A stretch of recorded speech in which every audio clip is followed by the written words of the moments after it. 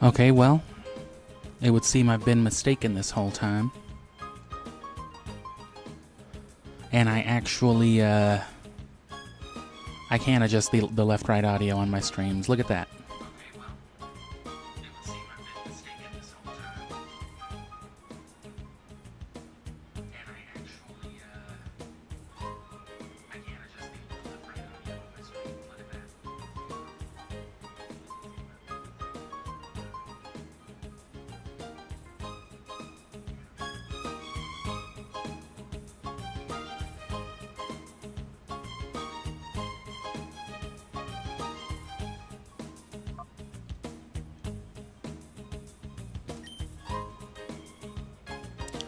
So yeah, now that I've got my volumes steady going, let me just check some stuff out, and there's not a lot left to purify.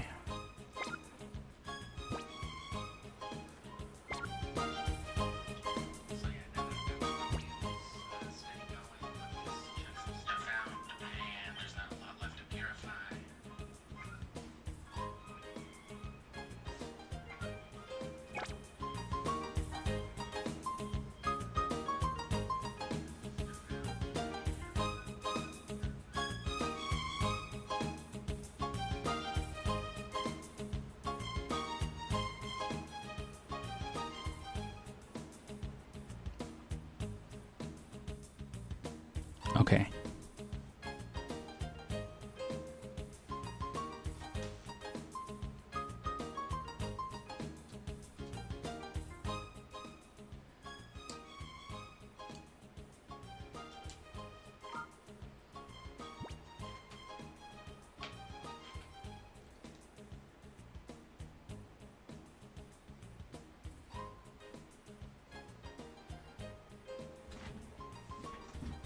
So yeah, that works for me. Wish I could have realized at the start of the summer that I could do that, but hey.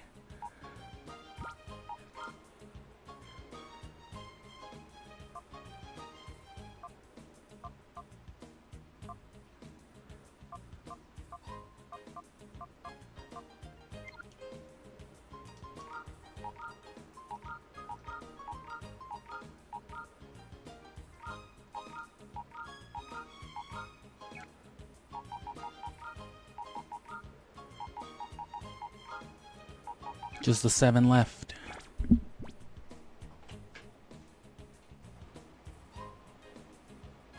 Just the party and Houndoom. Who's left? It says 8. Oh, and Fortress is in the daycare. Because that is expressly the fastest method for him. Oh. Did it again.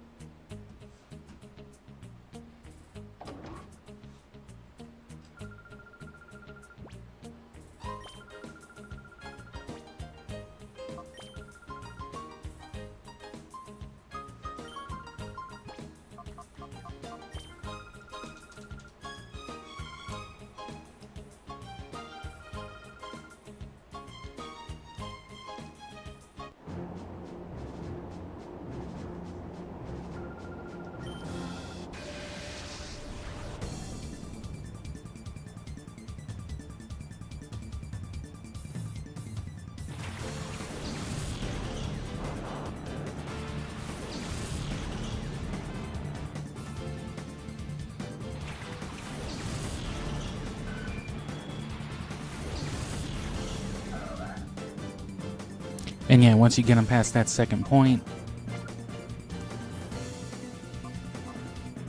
such as with Absol here, now we can see its nature. Sassy. So let's see what Sassy contributes to.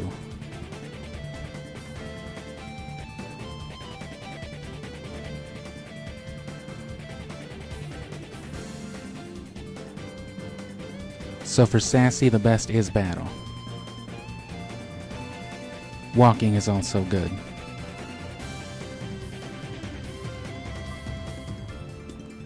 Battle doesn't seem to be great for what's-his-face for this guy. Which means the most likely things that'll work would be, you know, more along things like the daycare and the colognes.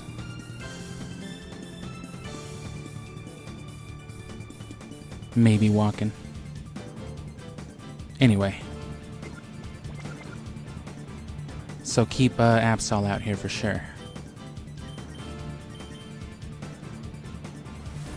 After a certain point, though, you know, colognes are so expensive and whatnot, it's still just faster to do this, especially at this point.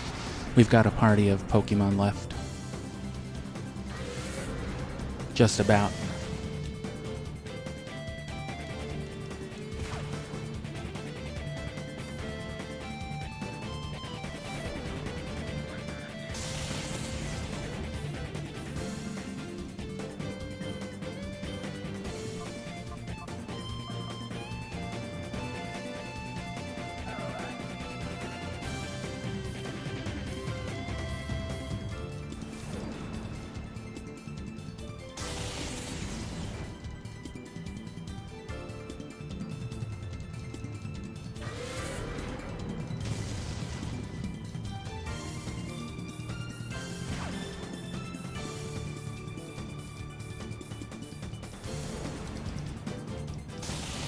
I still wish the GameCube titles would have had some communication integrated with them, though.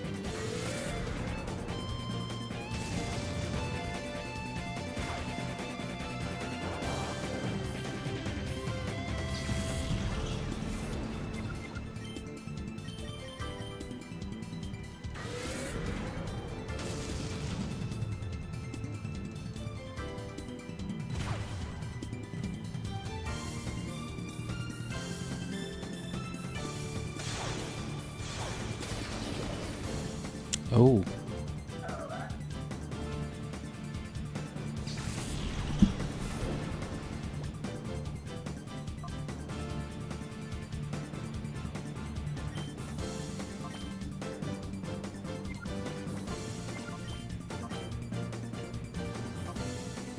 We already got theirs, so...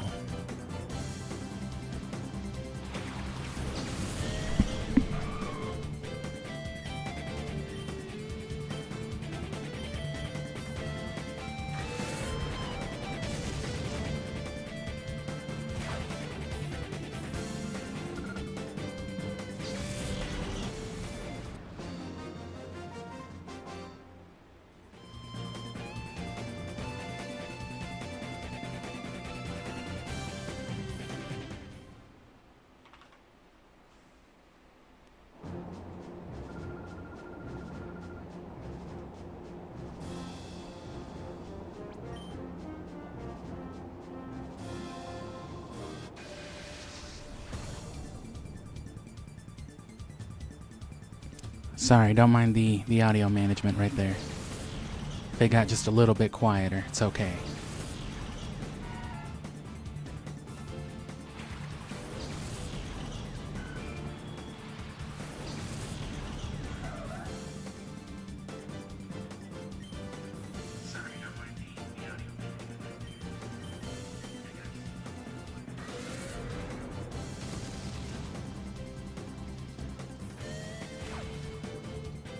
Oh, I was gonna switch out Skarmory too.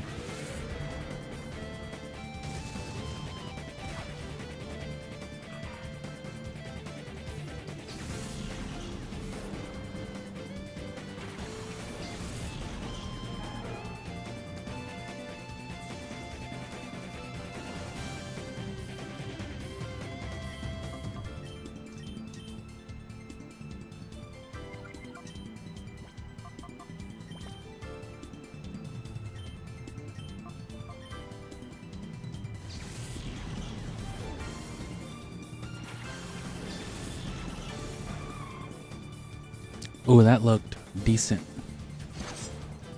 Oh, not as much. I thought it cleared it all the way to the end. Nah, he got a little bit right there.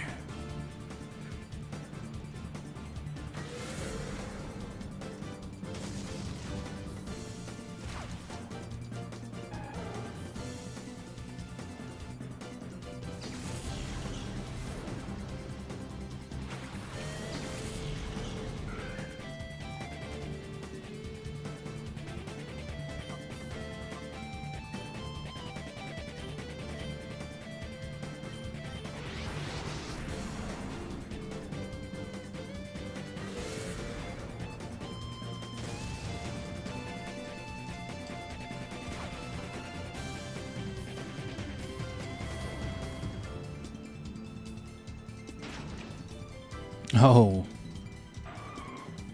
Well, that sucks because it takes me out of hyper mode and everything.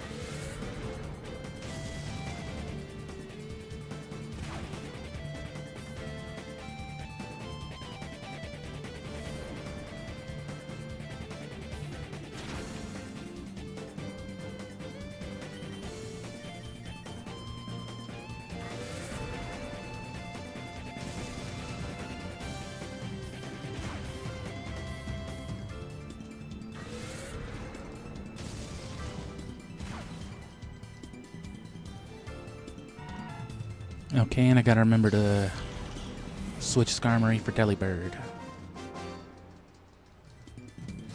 Actually, Delibird hasn't been that good either.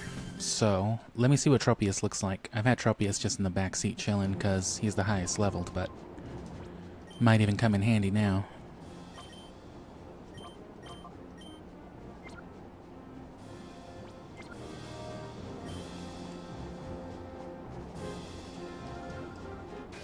Bessol.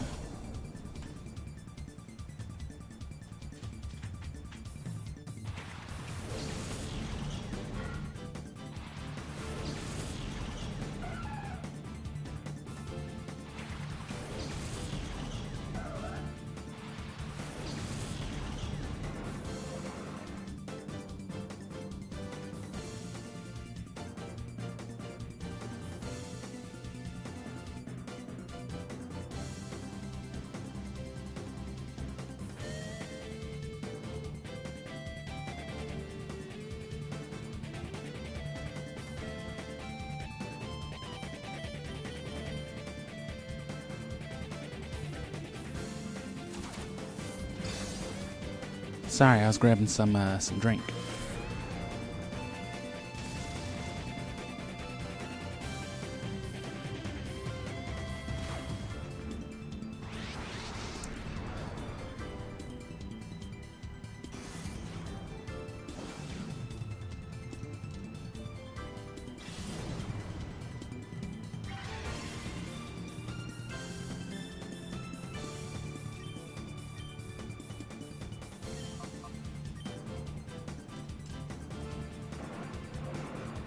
Oh, that's good, yeah.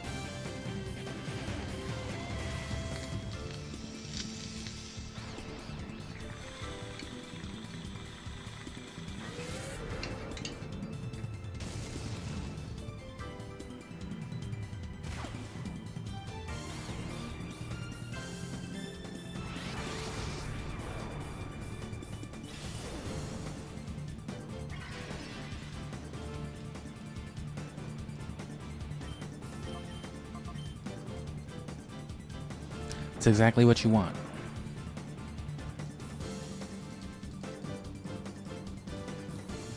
Absol's not feeling very hyper mode today.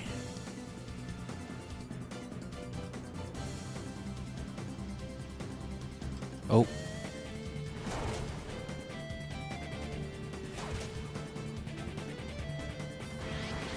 I'm dead though because of the leech seed.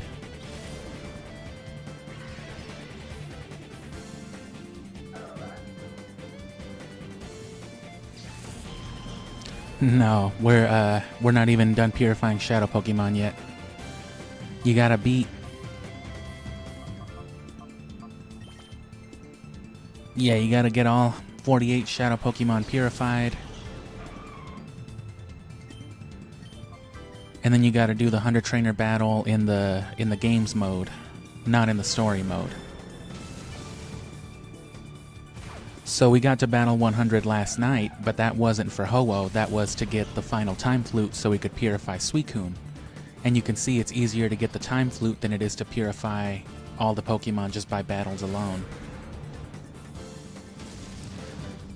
No, next weekend is when we should be getting Ho-Oh. Because I'll be streaming again...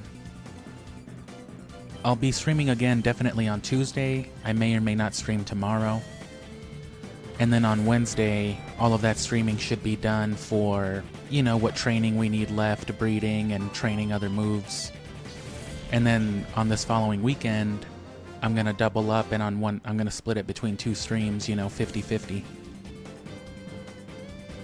Because those battles are much harder. It's not like this, you know, they match your highest level.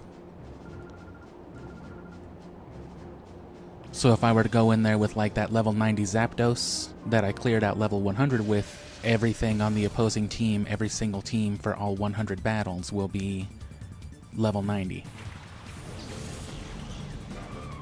The good news about that particular Colosseum though is that it doesn't restrict the use of stronger legendaries. So if you want to go in there with Groudon, Kyogre, Rayquaza, Mewtwo, you know, just to get the job done and get you your Ho-Oh, that's perfectly doable. But if you want to make a point of, you know, doing like a competitive team and using it for training too or whatever, you can do that as well.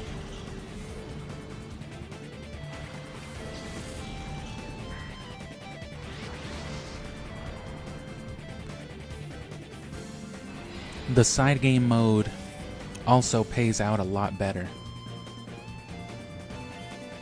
After all of Mount Battle here in the story mode, we didn't even have enough to get the good items like leftovers or the whatever it is, the stealth scope, the critical scope. But if you do the side game one, you'll have like 40 or 50,000 Poke coupons by the end of it.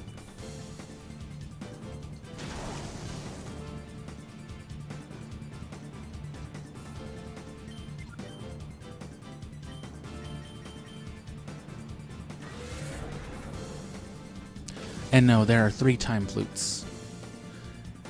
There are 2 on Mount Battle, and there's 1 in Pyrite Town, but only accessible through the Under.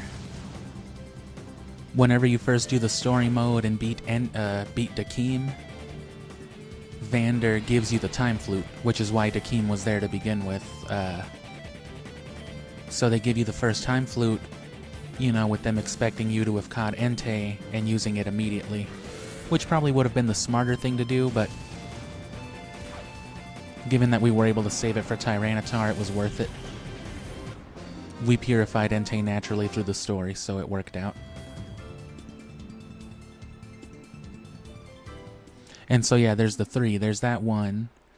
And then shortly after, I think like right after you beat What's-Her-Face Venus, you can find the U-Disc. And, you know, that takes the UFO and the Under up to the Windmill and Pyrite, and there's just a time flute chilling in there. And then the last one is the one we got last night. It's at the very, very last area of Mount Battle. Which means it's possible to miss it if you don't know it's there and you just run straight towards the battle. It's kind of off camera. It's just to the right, you know. It's easy to get, it's just right there, but If you just run straight towards the battle and don't get it, you'd have to, at the very least, do all of Area 10 again to get to that battle and get your time flute.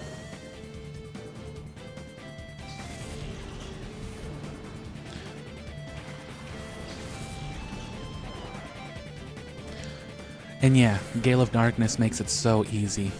What I think they did is they took off, because there's a bunch of different things that work towards diminishing the meter.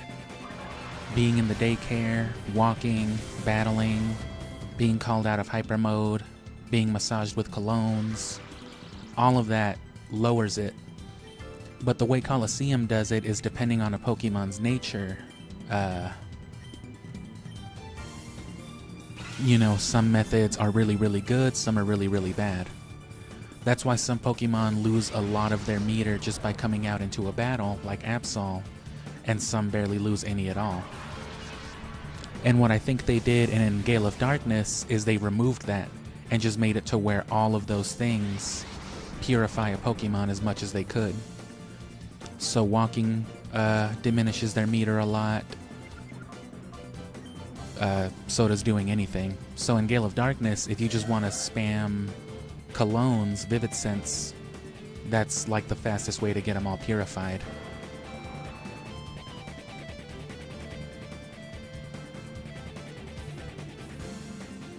And again, I did all this as a kid, but this was over the course of like, you know, a couple of years playing Fire Red for months at a time and then Emerald for months at a time. You know, this is something that I did over like a school year. You know, playing Colosseum, training Pokemon, and then doing the whole 100 battle challenge.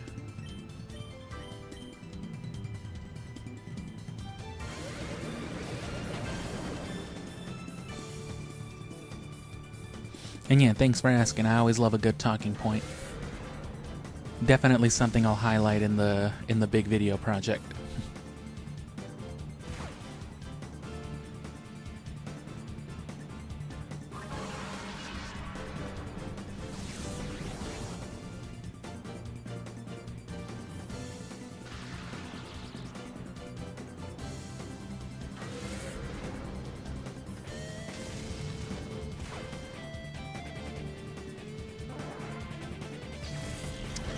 The good news is, you know, all of our efforts will also give us enough coupons to buy another flamethrower, another ice beam, whatever we need for the competitive builds.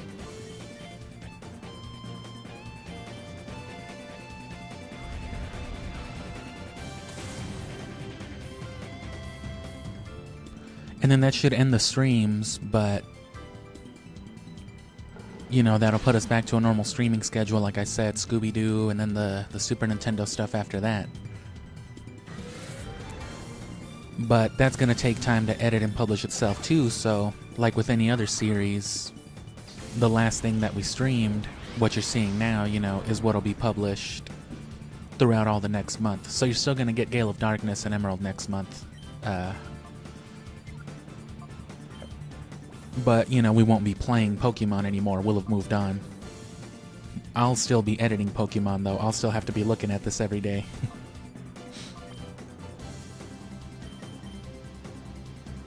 Oh, I forgot to call Tropius. Tell him happy birthday. Damn. I swear I was gonna, bro.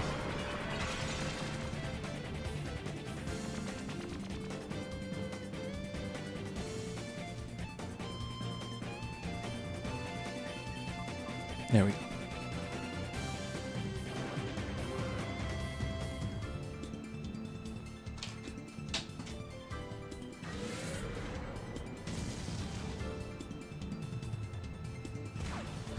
But anyway, I don't think anybody heard me fiddling around at the start of the stream, but I finally got some of the audio settings figured out with OBS. I've mentioned, not as much recently, but you know, around the start of the Pokemon project, I got some new audio cables. Really HD, really nice quality, but you know, without a mixer, I couldn't control the volume. And I didn't know how to edit it, but it turns out because I've got my interface set to left-right, you know, all I've got to do is toggle the audio balance, I never realized I could just do that in real time, so I finally get to use my nice HD cable without worrying about the audio, like, drowning out everything.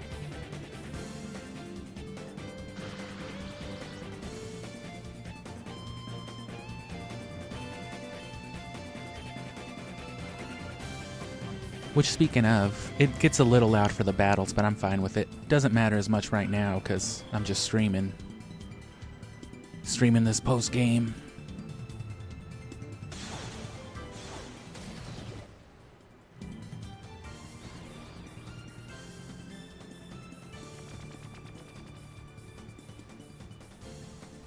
So yeah, the audio's bouncing around, sorry.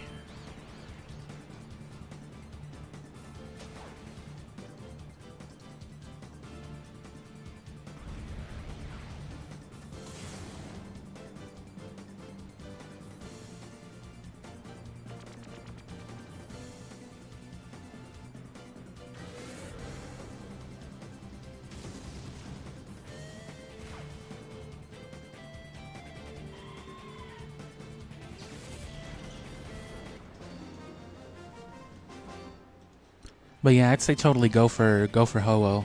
It's a nice challenge. It's one of the coolest things you can do in Gen 3. Plus, it's really the only, you know, legit way to get yourself a Ho-Oh. You can force spawn the events, but, you know, being event Pokemon, they're not really event Pokemon unless they were events, which, unless Pokemon or Nintendo decides to somehow, some way redistribute them for nostalgia, you know, you can't get them without some sort of game abuse at the very least.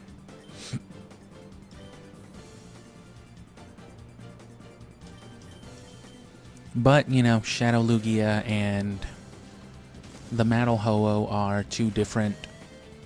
They're special, you know?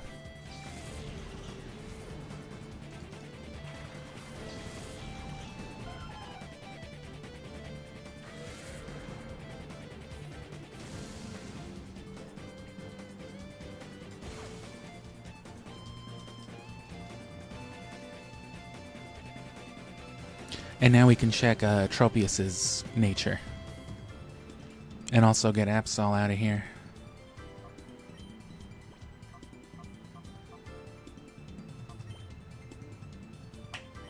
What was he? Oh, I still don't know.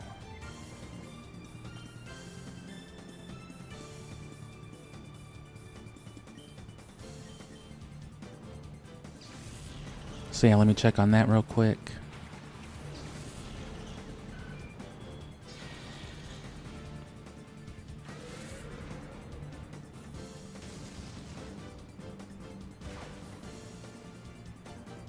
What did I just say he was?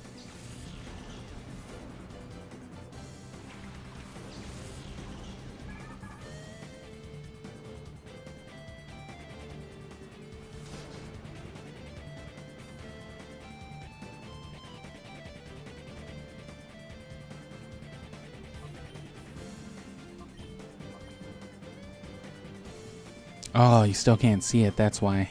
Damn.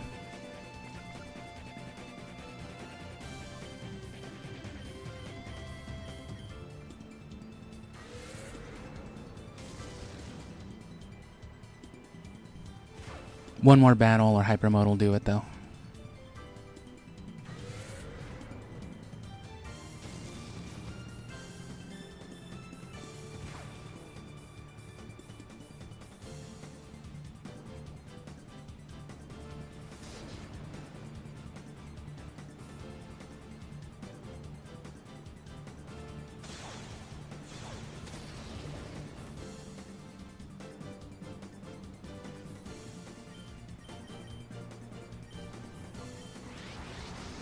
Cool.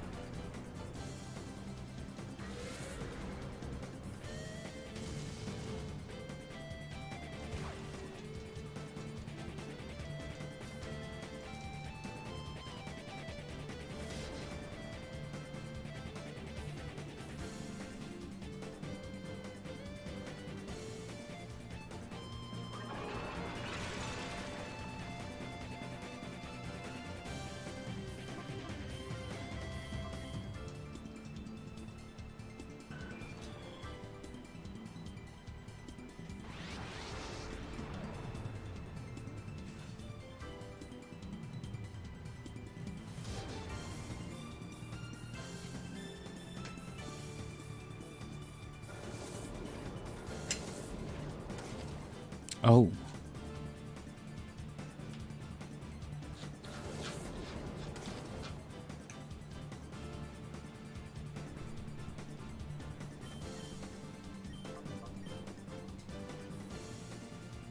I don't mind getting caught in a hyper mode loop. That makes it more problematic, though. Cool. Yeah, because you have to bypass confusion or attraction or paralysis, and then it checks to see if you go into hyper mode.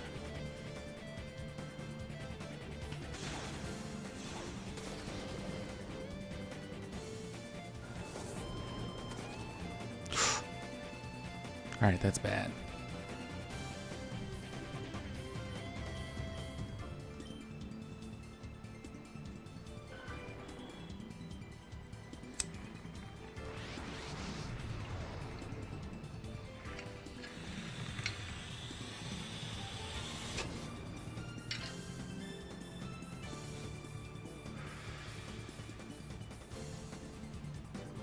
You don't want to die in hyper mode. And look at the difference. 3 damage for the actual attack. And then 10 from the residual damage. It's about 1/16. Obviously a little bit under, but...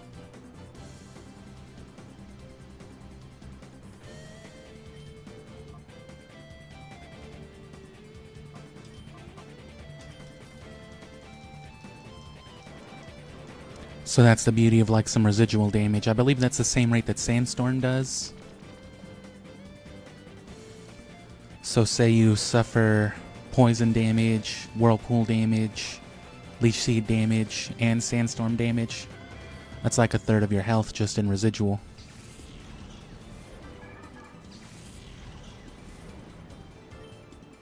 Plus in Gen 3, imagine making your opponent sit through all those animations.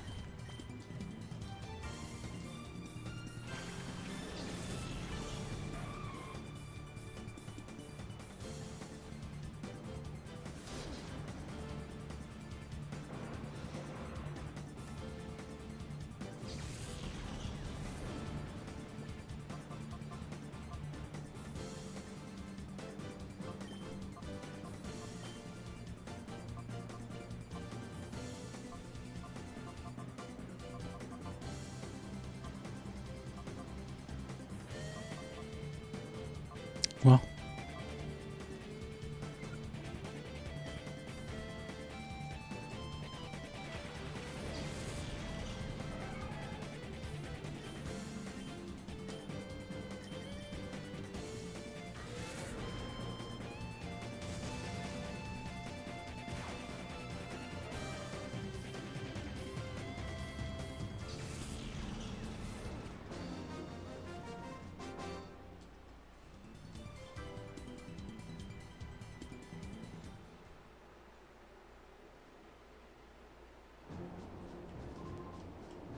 I love Pokemon. Alright.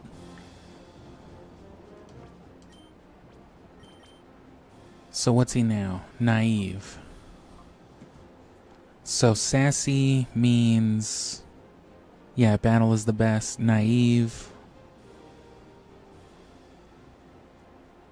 Where is it? Means walking is good. And that's the best it's gonna get. Battling is normal too, though.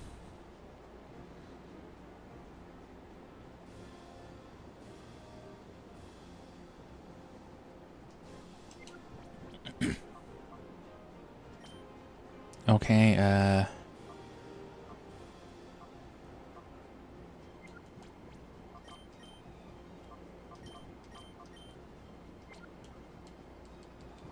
because as long as it's not bad or horrible, Vivid Scents are still the fastest if you have the money for them.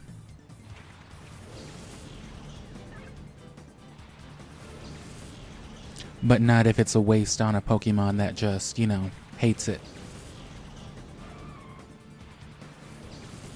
But Skarmory's almost there, and then Delibird's just got the one block left.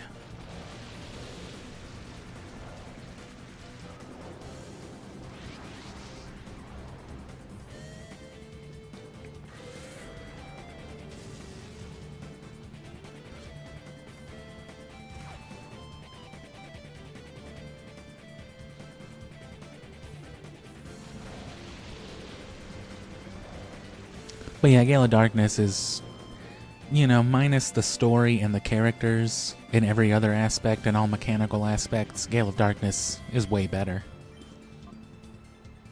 More practical, more streamlined.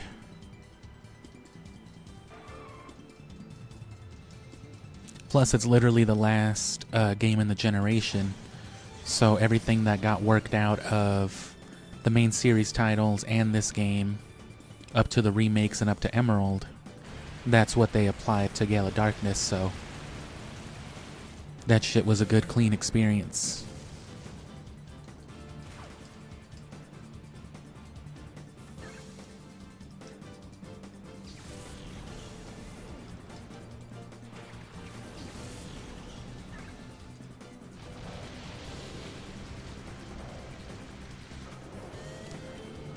And yeah, Leaf Green should be uploaded probably tomorrow. Well, probably Tuesday, most likely. Because final review and even just exporting can take a while sometimes, and then uploading, you know, if it goes against my schedule, it's not the best. But that's going to be way shorter than Fire Red. It's also going to be one part. And then Gale of Darkness is going to go back to being like... I'm almost done reviewing the whole thing, so it might be like as little as 3 parts.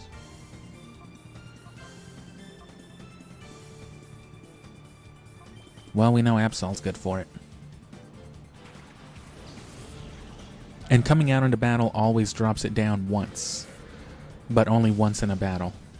So you can't just keep swapping out the same 2 Pokemon and get their gauge down. You can swap through all your Pokemon, which might actually be for the better. Because it seems, I feel like it's more likely to go into hyper mode if I'm switching out Pokemon.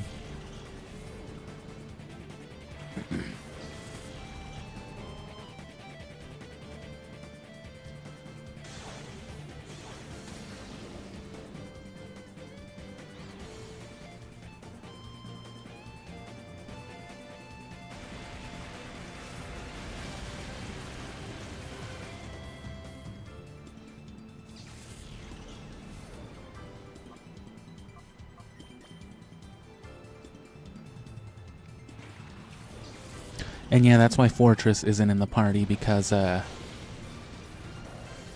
Fortress is his fastest method was in the daycare, so he's in the daycare right now. Just watching, you know, baby Looney Tunes, I guess.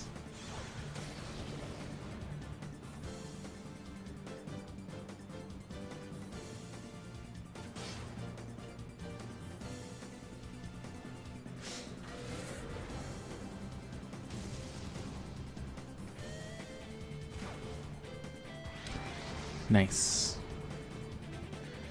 Can't wait to talk about some cartoons though, so definitely tune in for Scooby. I've also never streamed Scooby. The 3 Scooby games that are on the channel were all, you know, they were all pre-recorded.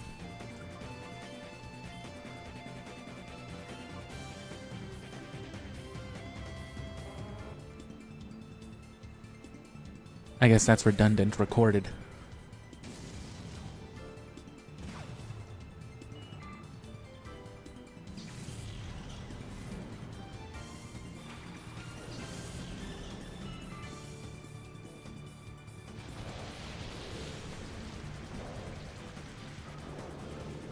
And then, like I said, we'll move on to the Super Nintendo stuff after Scooby, but, you know, the Super Nintendo Classic specifically, playing it like a comp piece. Wait, no, Absol's already been out.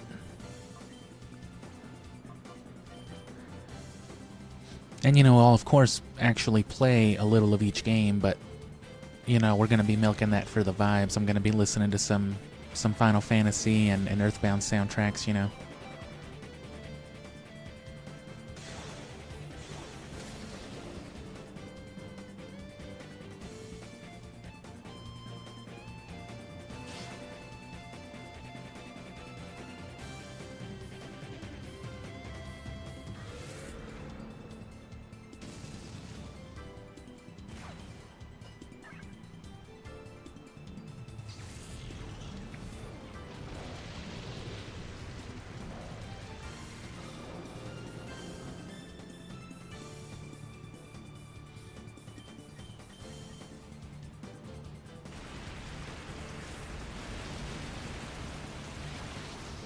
Oh.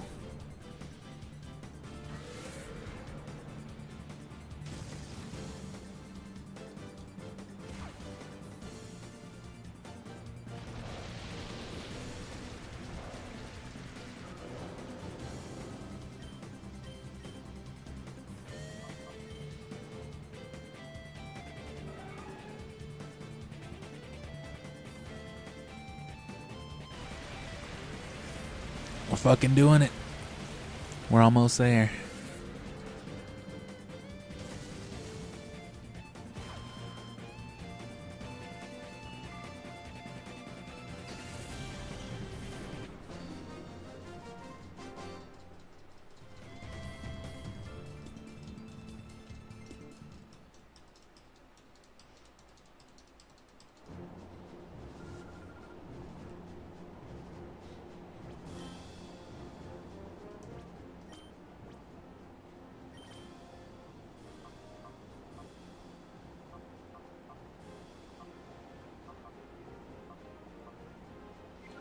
Yeah, Tropius got a lot in. That's cool.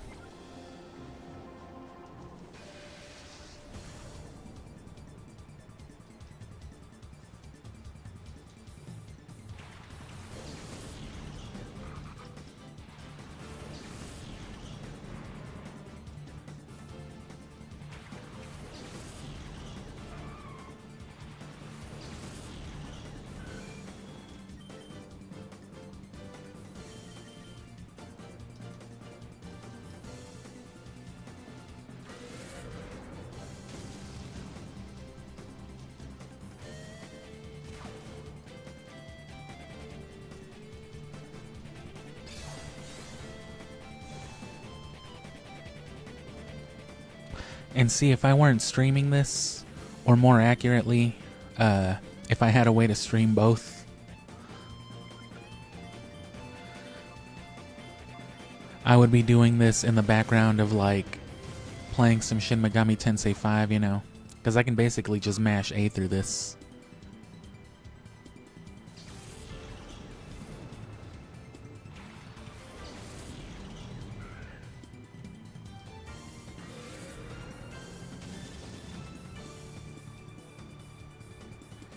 Shin Megami's real over the top with its counters and resistances and all that, so you always gotta be clicking around somewhere. No safeties, really. Nice. Which that is basically the way you would make a story-driven turn-based RPG harder.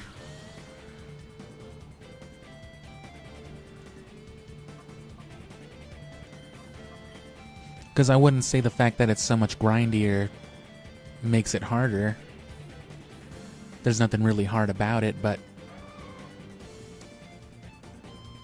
you know, you don't get anywhere near the results you do in a game like this. It takes so long to level up just once. And that's at any level, because everything scales, of course.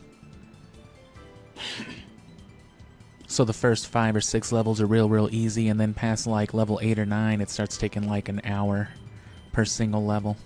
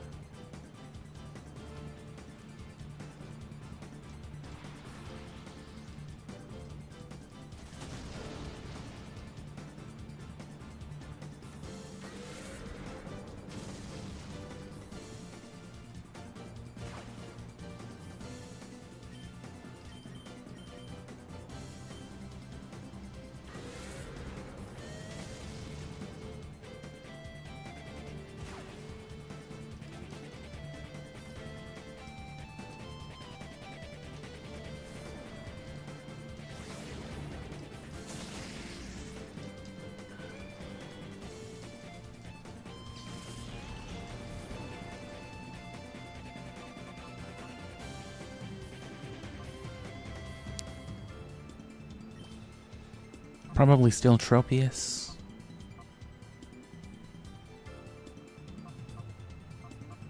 Yeah.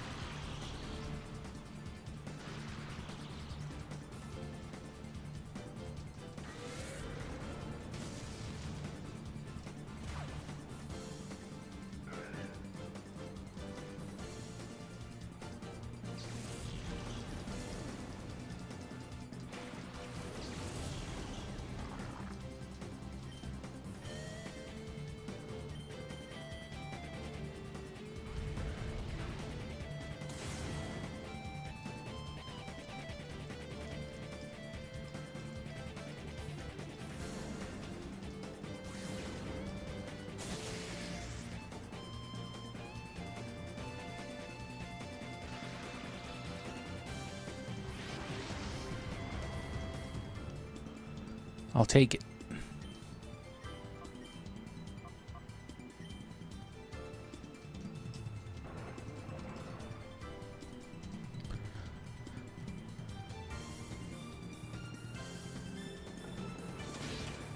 And I don't know if Colosseum winnings are fixed, but after the area leader, I'm going to go see if it will double up our money from the under Colosseum. Because either way, I need to run it one time for some more colognes.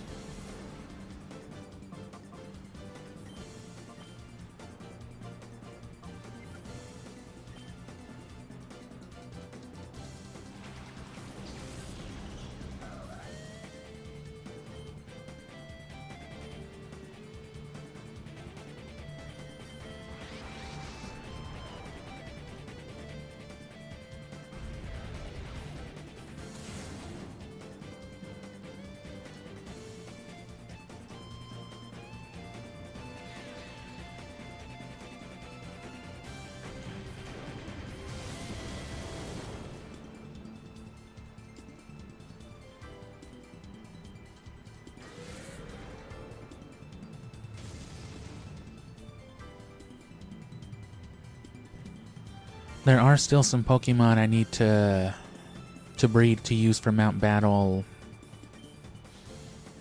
you know, like from a clean start.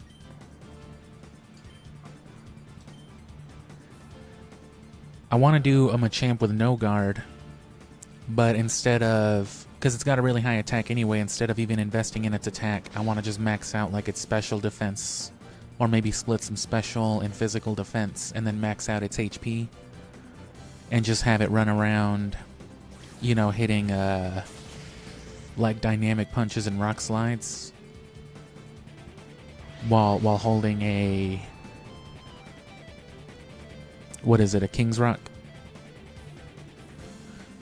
Which I'm not gonna spend my coupons on that either, because you can get one in both Fire Red and Leaf Green. Which I need to go ahead and complete the post game on Leaf Green as well, because I need to get that King's Rock more than anything.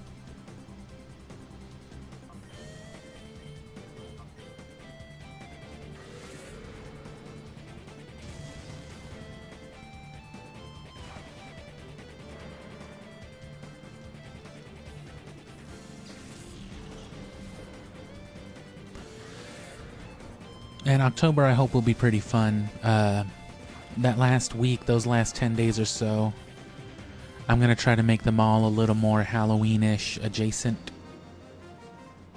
Which, as far as this channel goes, just means, you know, playing games on theme. But I might just play a whole bunch of random games in that last week or so. Kind of put series content on the back seat. And just play some Resident Evil, play some LSD.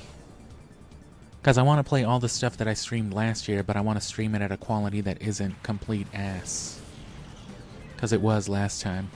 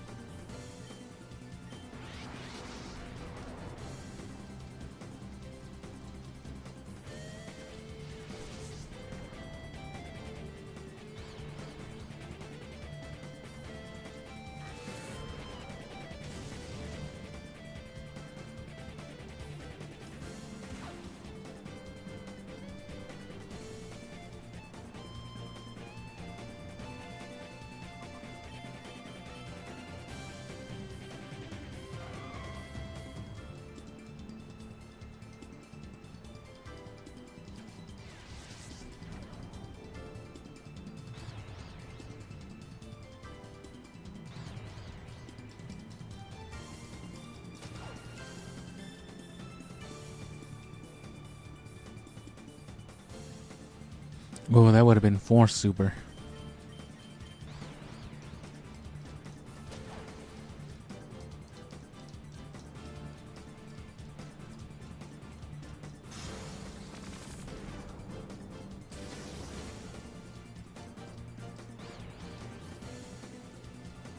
Yeah, it's another reason Zapdos is the best bird out of the 3. It doesn't have that god-awful 4 times weakness to rock. Imagine just hitting an Articuno with a rock bottom.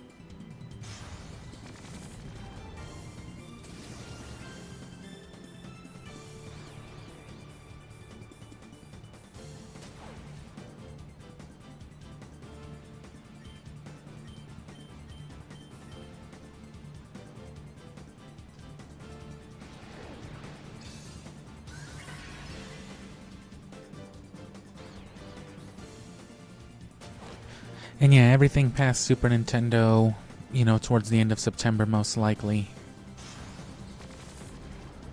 I probably won't get into that at all. Even building up to it, I probably just will you know, stream when I'm gonna stream. But again, November is when the Zelda streams will finally be, you know, finally be abridged, the GameCube games. And then I'll get to stream in Skyward Sword.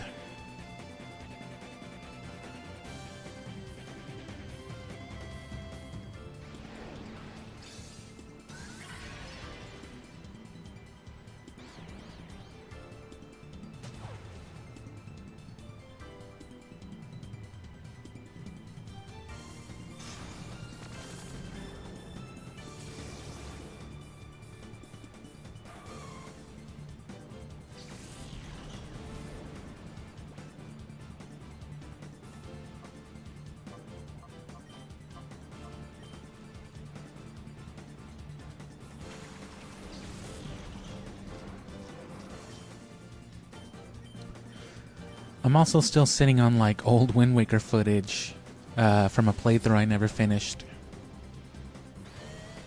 I think it was literally right after I did Majora's Mask, but I did the first couple dungeons, the first couple temples, and I was just like, I'm not really feeling this. Like literally all I did was Dragon Roost and Forest Haven. I think I got to the Tower of the Gods and then just never went on from there. And then, you know, back in April or whenever, I finally just streamed it. Much better off. Definitely worth waiting.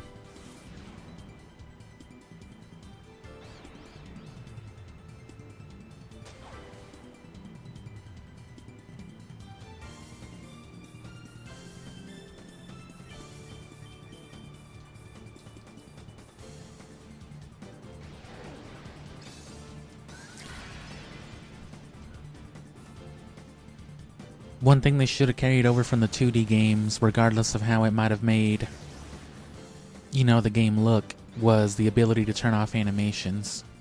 At least the actual battle ones. Like, take that off and just leave the damage, because those take long enough.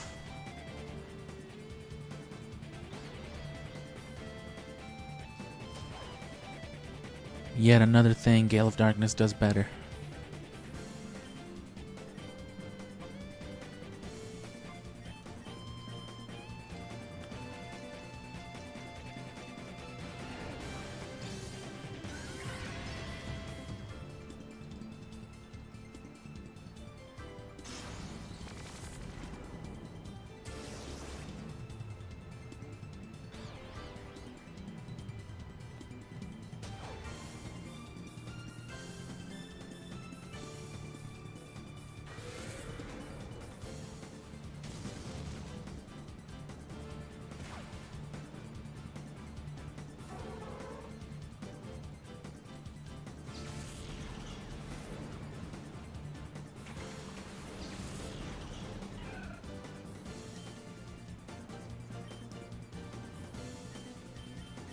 Yeah, of course, the problem with something like a King's Rock Machamp, like I was saying earlier, is that Machamp's not very fast, so...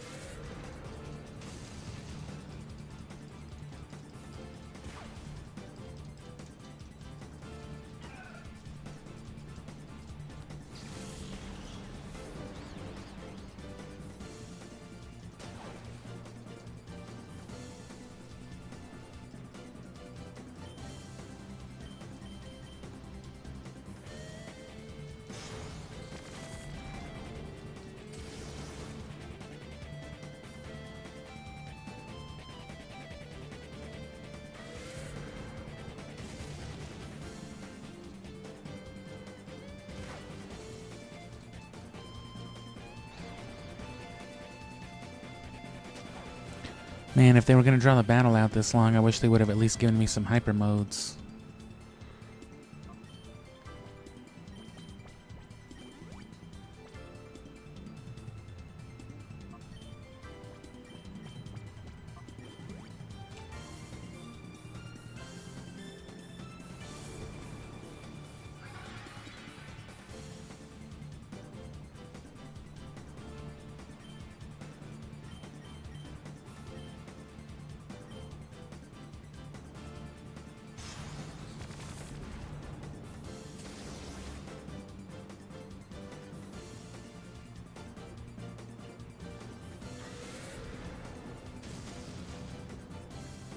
Yeah, we're nearing the end here.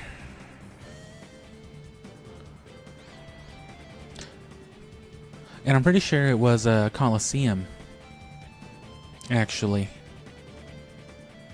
Because Gale of Darkness would have barely been at the start of like this month. Is when I was wrapping all that up, actually.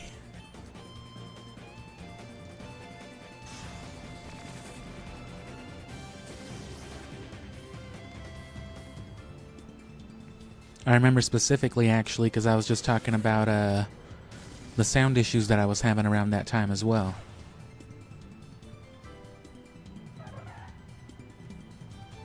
And how I finally figured OBS well enough to mitigate that some. Literally just before the stream started, so I'll get the hang of it when you know, more important streams come around.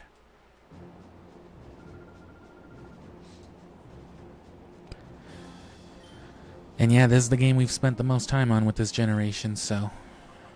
And I'd rather not lose this one, so I'm just gonna...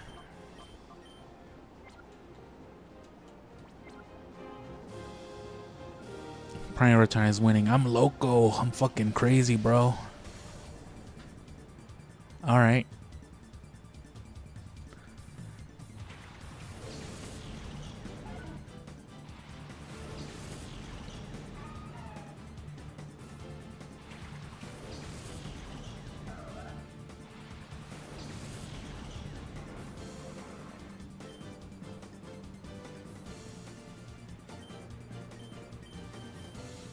And yeah, there's literally just a balance meter.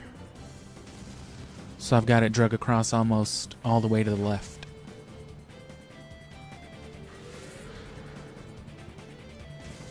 A mixer would still be better, of course, but who needs that when you got computer settings?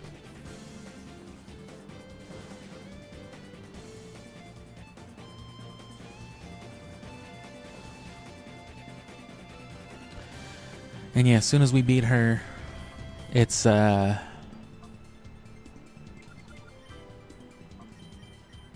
of fact,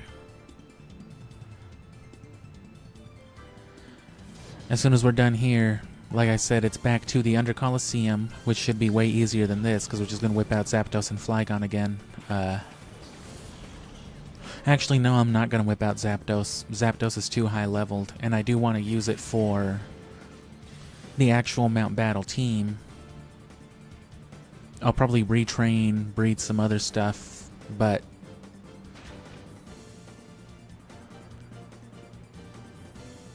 I don't know though, that's pretty high leveled. It might take less time to just catch another Zapdos.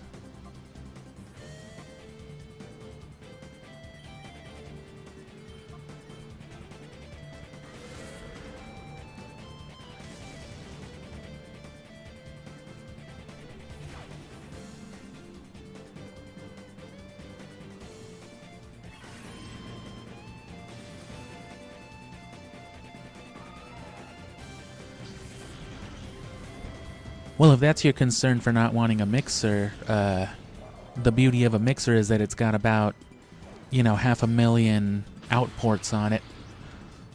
And there's just as many cables out there for one thing to another.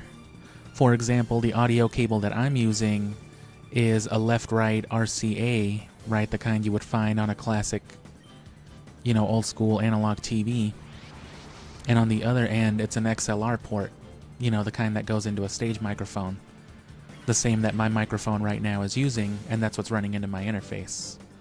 But, a mixer, you can take out any localized channel or the whole audio from both channels, however you've got it mixed, and plug it out of any one cable to any other one. I've got a handful of, which otherwise that's what I've been using. I've been rerouting it from my stereo before I got this cable to work, which means using an aux cable to take it out to another cable the size of a stereo jack, or like a guitar amp jack. So you'll have a bunch of cables and wires running around all over the place, but you'll have one device managing it all is the real benefit of having it all.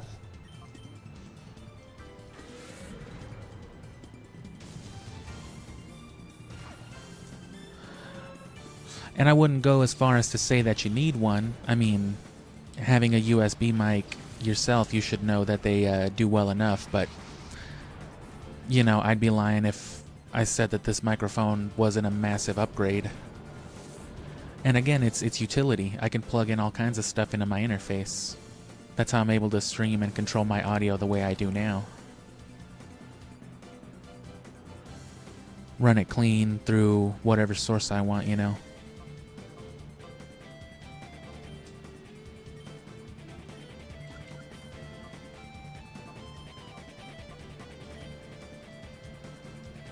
But, it's not necessary. For the first, year and a half, I just used a USB mic.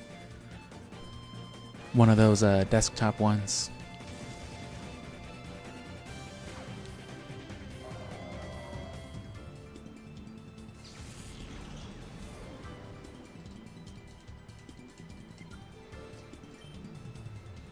Are we good?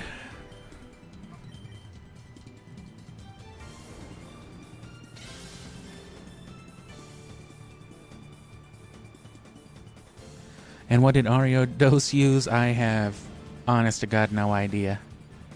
I'd be lying if I said I haven't just been mashing drinking screwdrivers for the last hour.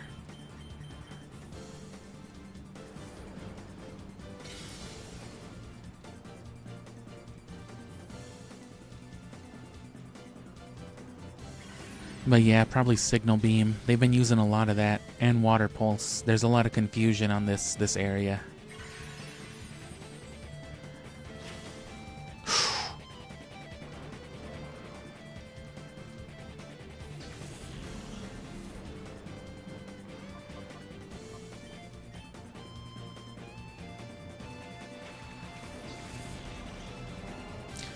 There's also a lot of, a lot of issues with the USB stuff as well because of the compression digital stuff they use. Since it's not carrying the real sound, it's like the digital compressed noise, compiled all in one. as opposed to the real sound being interfaced. You sometimes get issues with like fuzz at certain audio levels, and that was one of the things that started driving me crazy, especially as my standards went up and up and up after like a year of using that microphone. Especially as my voice got better, you know, as I got less microphone shy and I started speaking more loudly and, you know, being more willing to just talk like a jackass into my microphone, you know. I started getting so many more fuzzes and pops and all that, and it would just grind my ass, you know. Trying to record and edit dialogue and then just in the middle of a syllable because I spoke a little too loud or breathed a little too much air. Definitely don't have those issues anymore.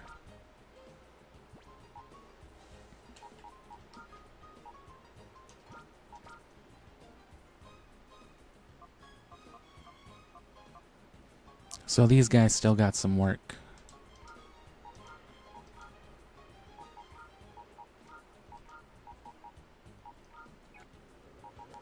He's pretty much done.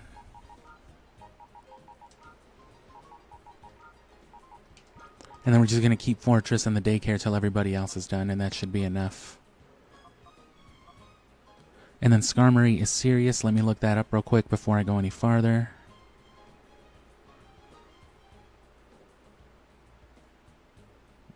Serious means...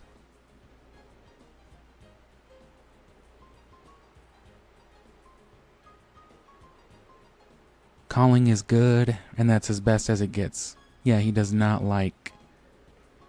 does not like battle. Or he does not like the colognes. Then we still don't know with Delibird. Heracross doesn't really matter anymore. It's pretty much done.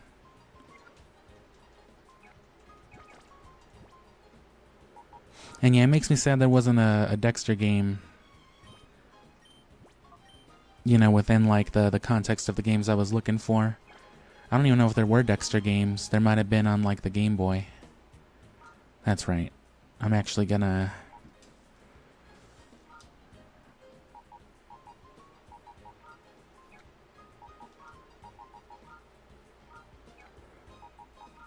$85? Yeah, screw it.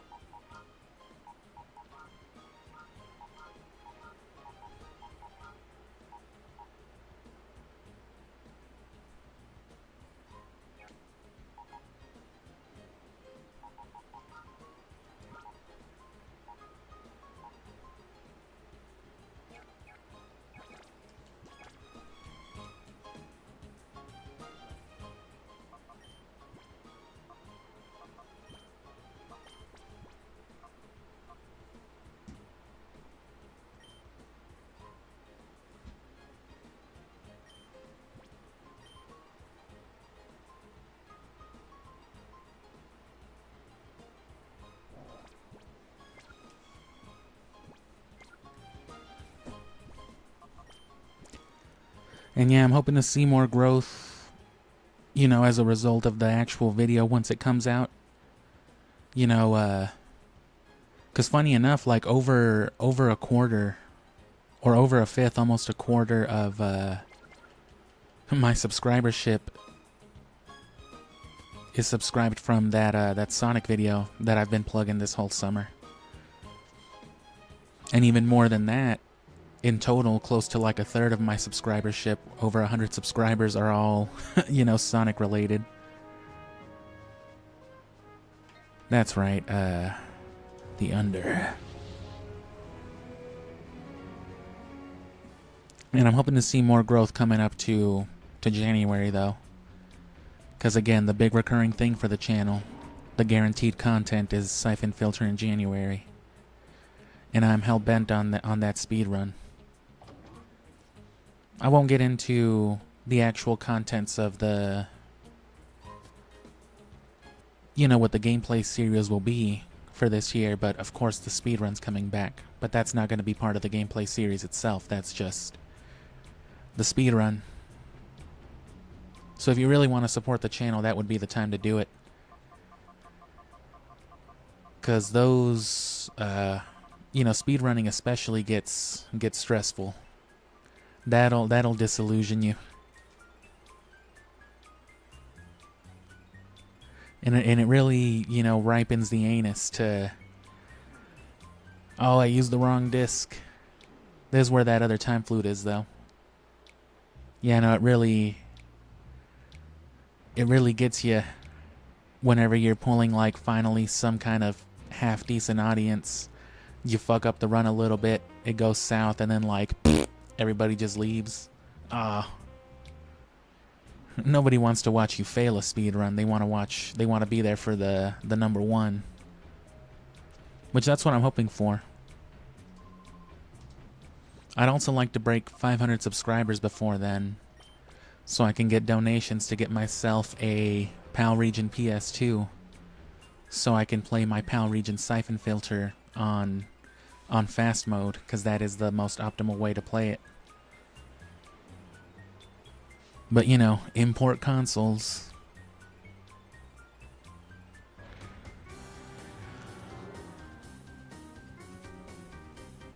And let's just hope this, the amulet coin affects this.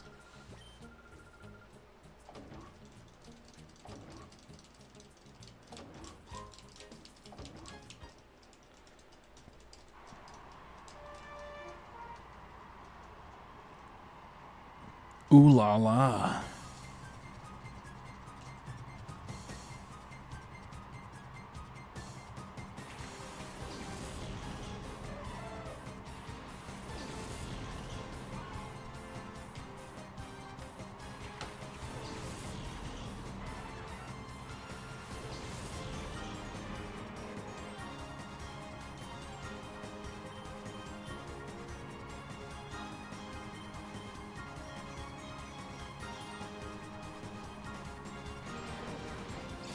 You call those things hands?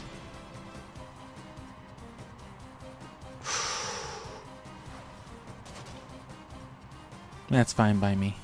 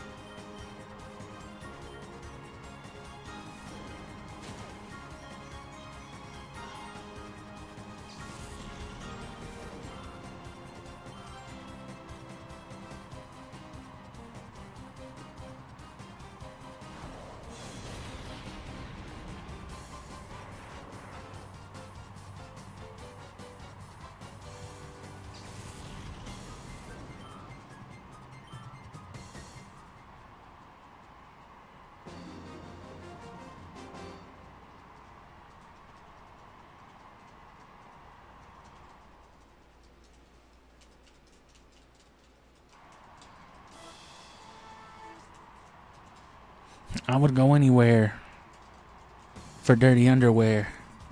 Ah, Gorble.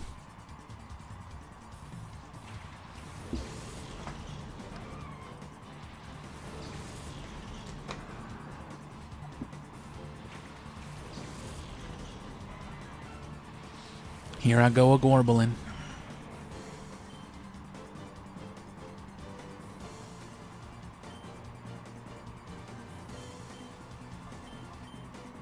Does the first thunder just always hit?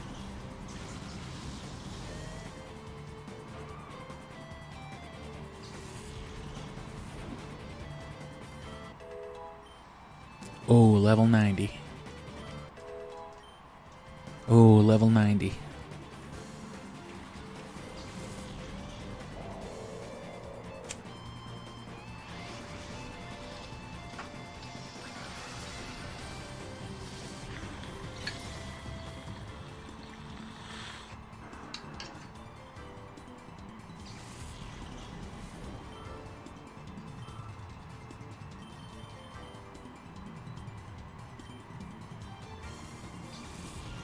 Nice.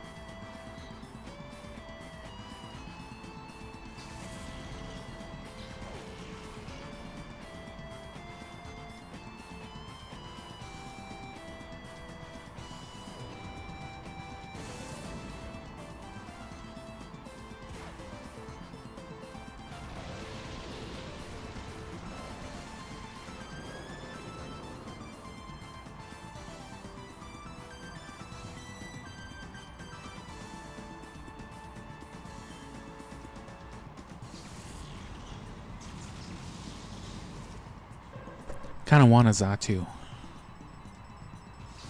Exatu.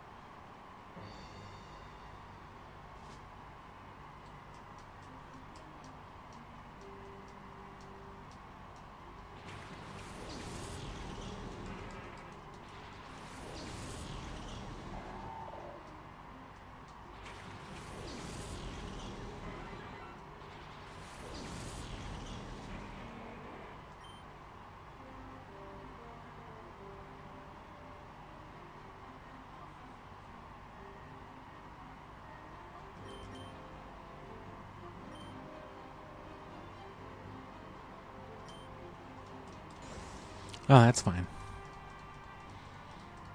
Guess I probably should have done it to Claydol, because I can Thunder Soul Rock.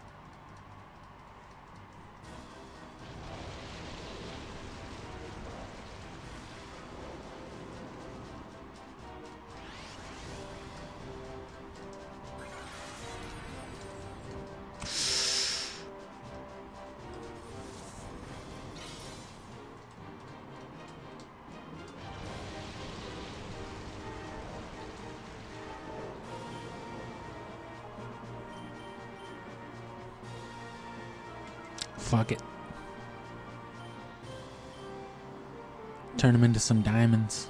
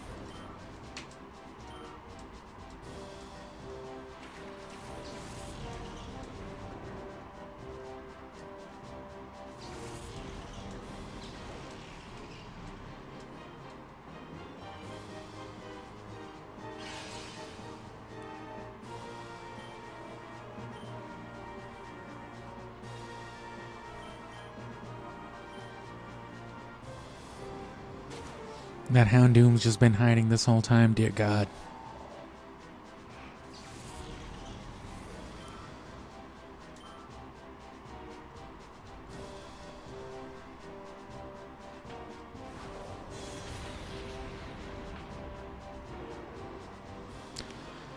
And I don't think so, but we'll see if the amulet coin doubles our money. My phone died as well.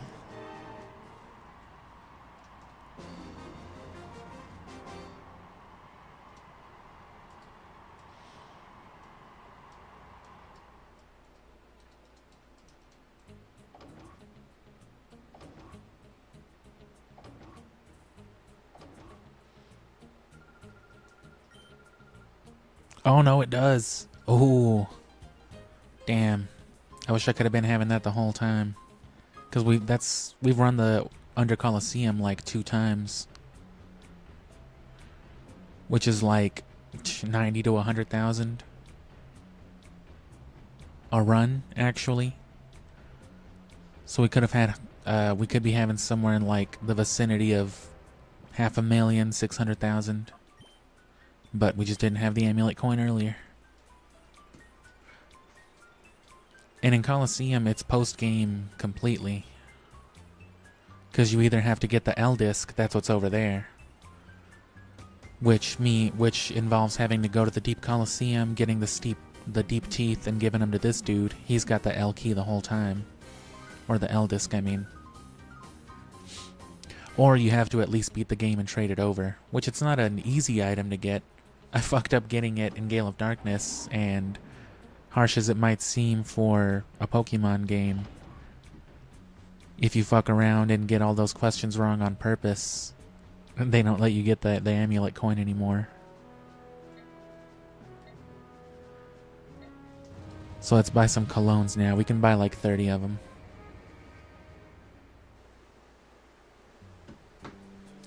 Damn, I wish I'd had this amulet coin for a while.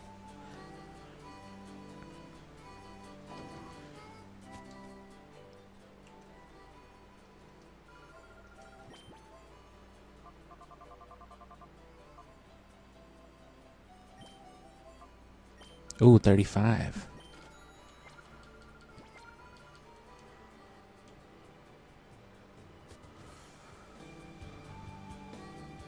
So let's get our steps in, have a look-see. Whoopsie-doo. Save the game, actually, as well.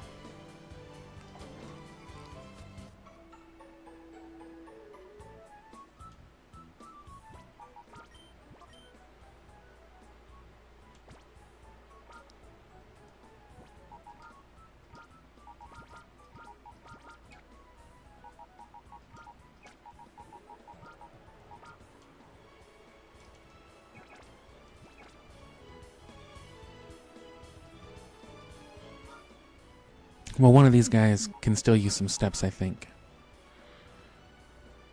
Almost fully open, and then yeah.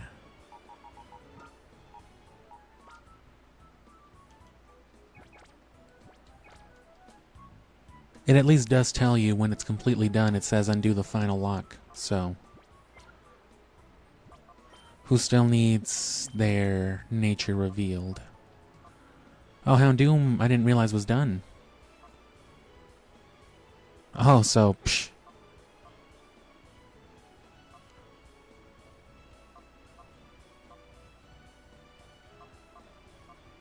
Just Ellie Bird.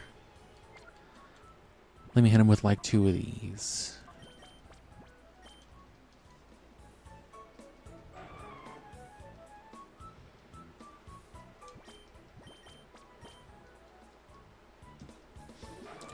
Remember to turn off Rumble in the settings.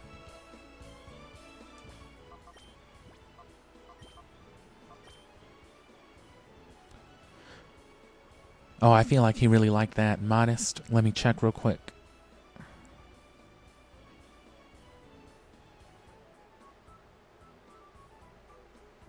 Daycare's great. Cologne is normal.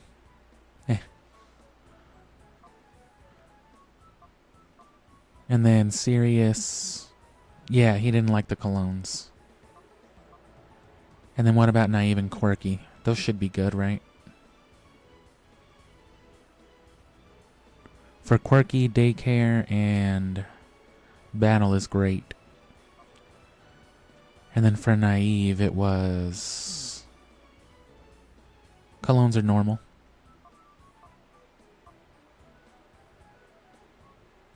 So, I'll just use them on everybody but Skarmory, because Skarmory, they'll be kind of a waste.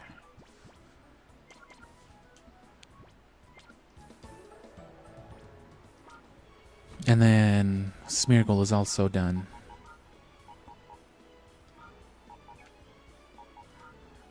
So that really just leaves Skarmory. He's the last one that's going to take a while. Probably less than 30 minutes, though.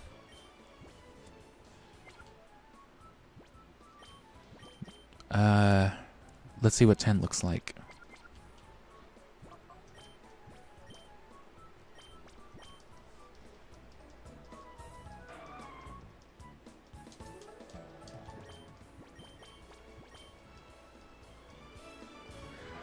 There's no benefit to hiding in the corner like this. I just don't want anybody to see me massaging my penguin, you know, with essential oils. Although this fucking receptionist lady's staring pretty hard. You want to fucking mind your business, ma'am? If that's okay, actually. What I do with my Pokemon is my business.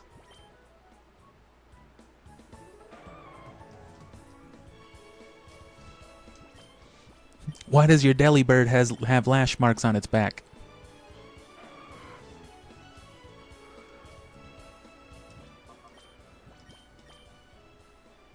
Oh yeah, that's good.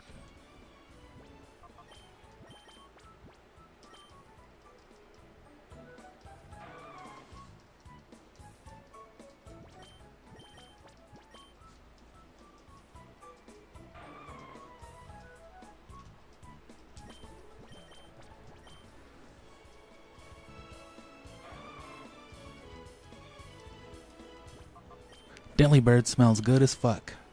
Thank you.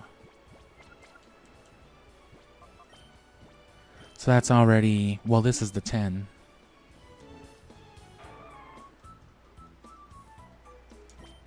But it was a good little bit more than I thought.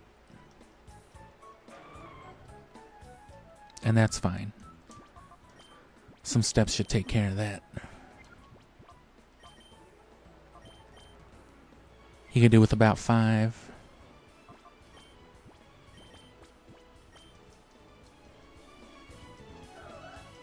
So yeah, if you're going to play this game, if you're going to do the Shadow Pokemon and all that, don't even waste time with the Deep Colosseum until you do that side quest. As soon as you get down there and you see that item, it's just in front of the UFO, you know. As soon as you get there, go and give that guy his steel teeth, get the L disc, and get the amulet coin. Because just running it through to fight the Deep King and get Shuckle will give you enough. Will give you like over 100,000.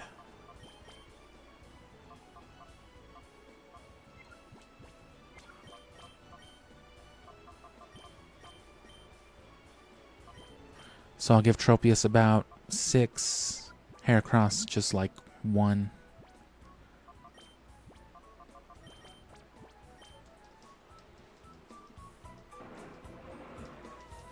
And then whatever's left, we'll use it on Skarmory anyway.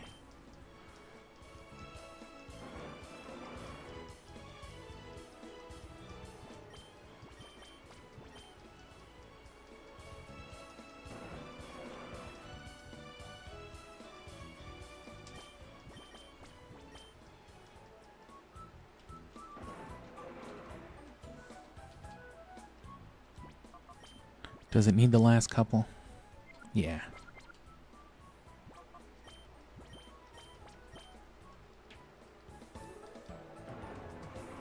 Actually, no, we won't use them on Skarmory.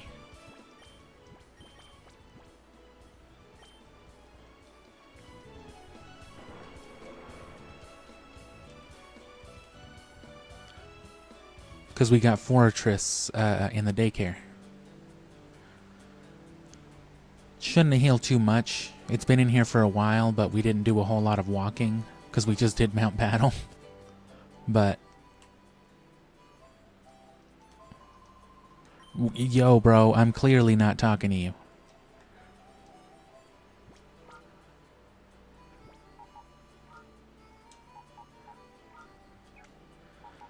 Back in my day looking ass character. Oh, you got me. Your darling Pokemon's been aggressively beating the other ones. We're not going to give them back unless you give us $2,000. Ugh. Damn, I just spent my whole paycheck on body oils. Ugh. Get out of here.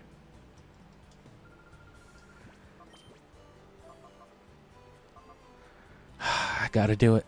I'm just kidding. Be horrible. Oh, that will do it, though. Couple max ethers. Does that mean he leveled up 20 times?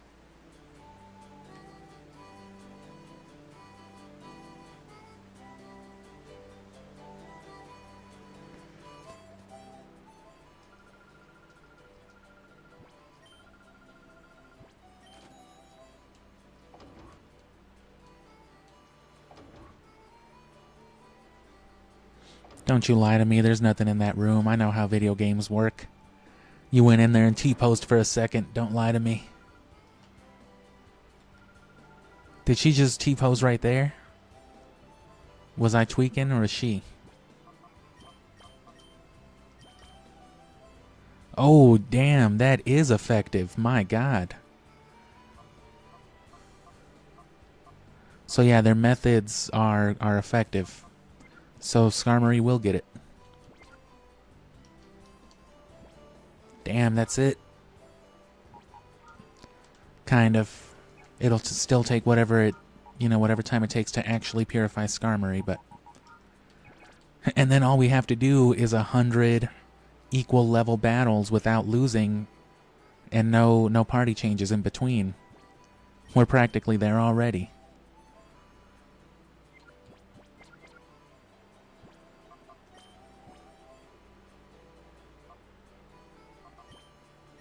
So I'll just give them all of them.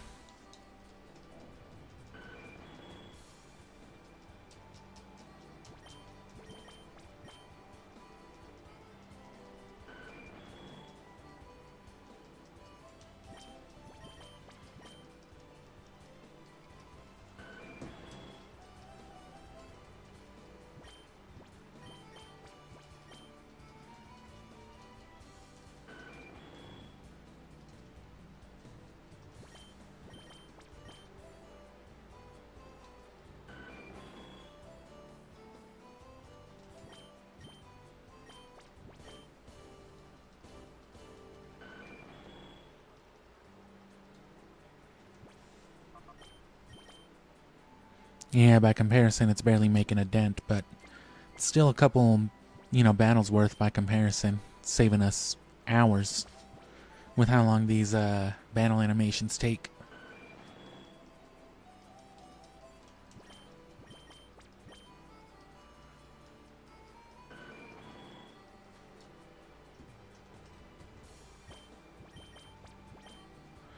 They're both just staring hard at me. That lady can't even see me through the wall, but she's just like, I know what you're doing on the other side of there.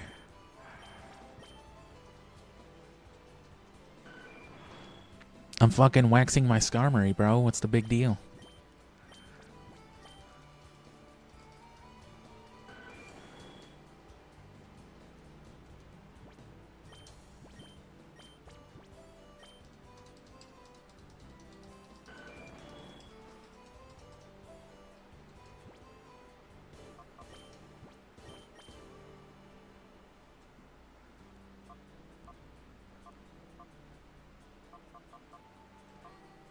Alright, cool.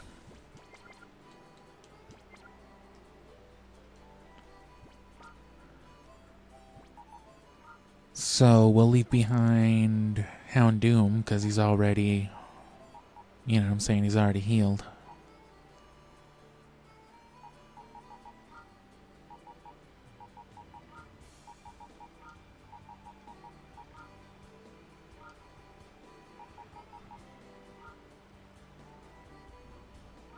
Oh, wait. Well, it doesn't matter, right? Because these guys are both ready. Heracross still needs it.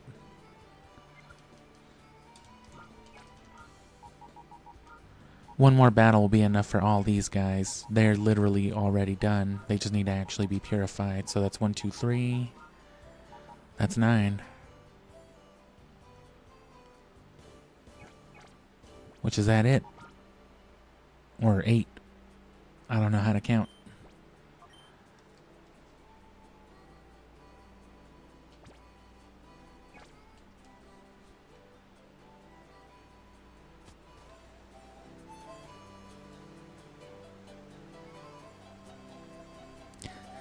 I'd say I could run the Ore Colosseum again.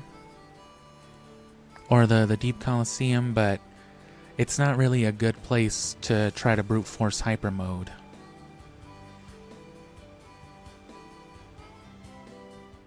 Either everything dies too fast, you know, if you're trying to get your money, or they kill you right away, so.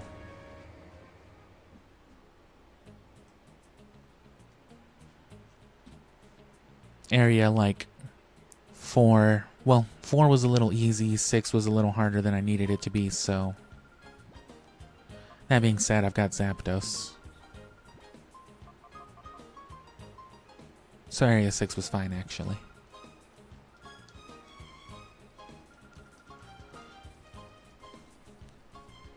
Hopefully it's only like 2 or 3 battles.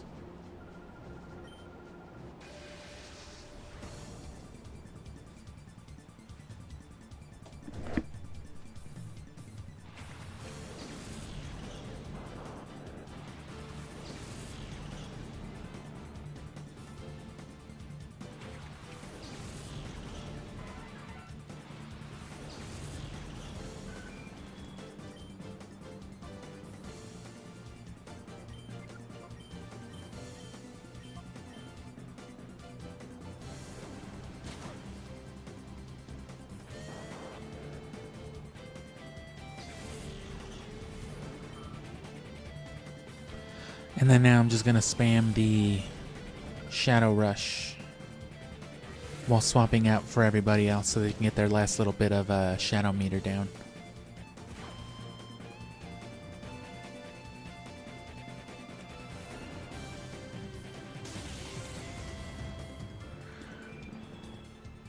Well, or not.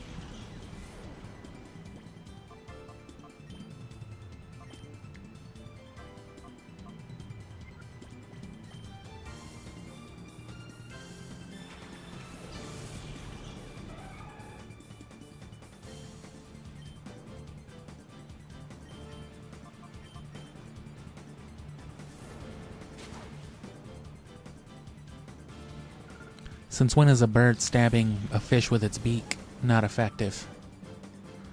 I think nature would beg to differ.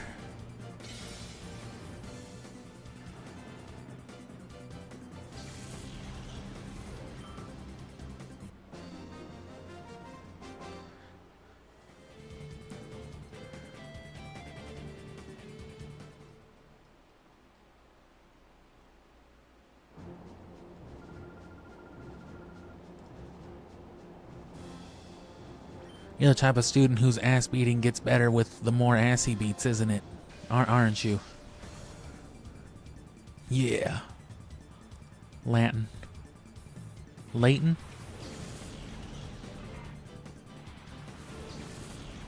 Never played a Professor Layton game.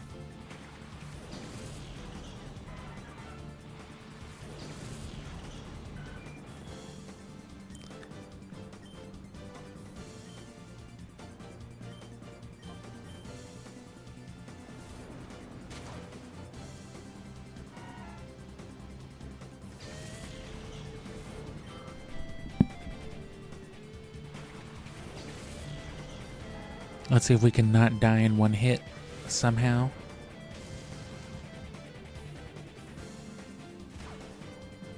Get some hyper modes finally. That's okay.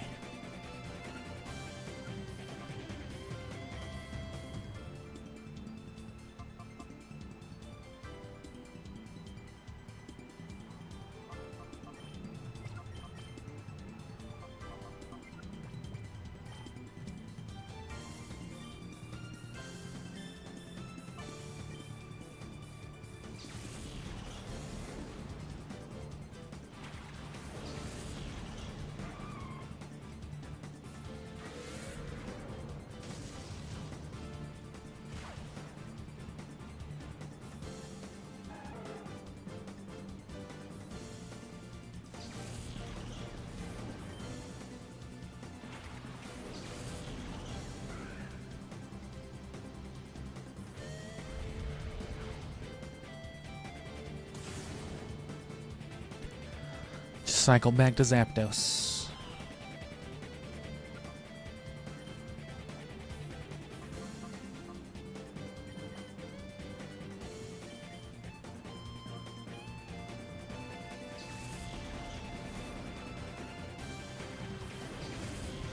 Come on, hyper mode. Nice. It heard me.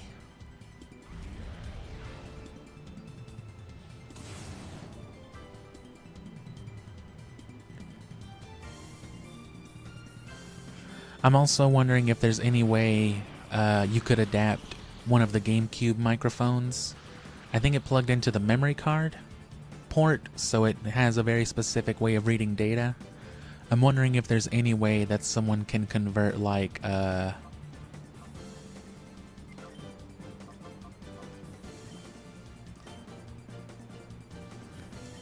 yeah, convert that memory card extension. Did I Shadow Rush instead of call? Or before I called? I think I did. But yeah, graph that extension into like an aux cord on the other side. Because I would love to be able to just output this exact same microphone into my GameCube. Play some Mario Party 7 with it. Now that's practical. They make all kinds of wacky stuff nowadays. I need to get my hands on a handful of USB powered... What are they? Wii sensor bars too.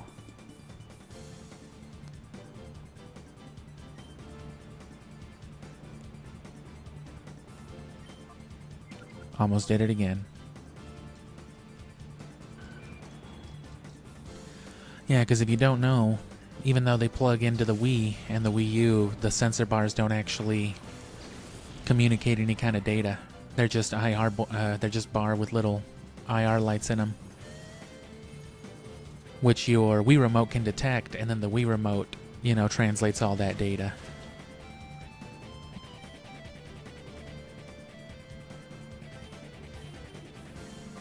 So I'm trying to buy a you know, one for each of my monitors, and then just run it into that monitor's USB and stick them onto the bottom with some command strips or something.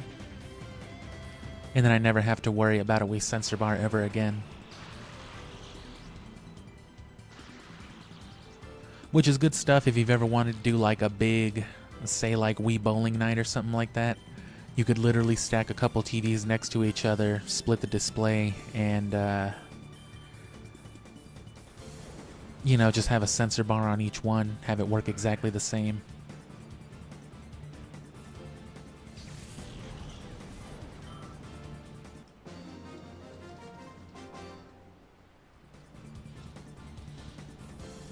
And it's actually surprising how many, you know, people's houses I've gone to where they have more than one TV in the living room, like full-size big TVs. So, you know, a signal splitter's not too expensive.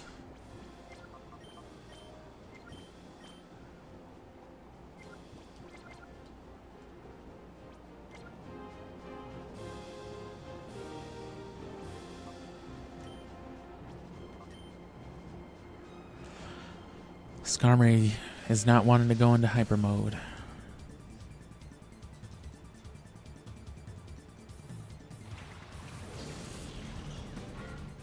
But it's only been about 10 minutes. Like I said, it could probably take like 20 or 30.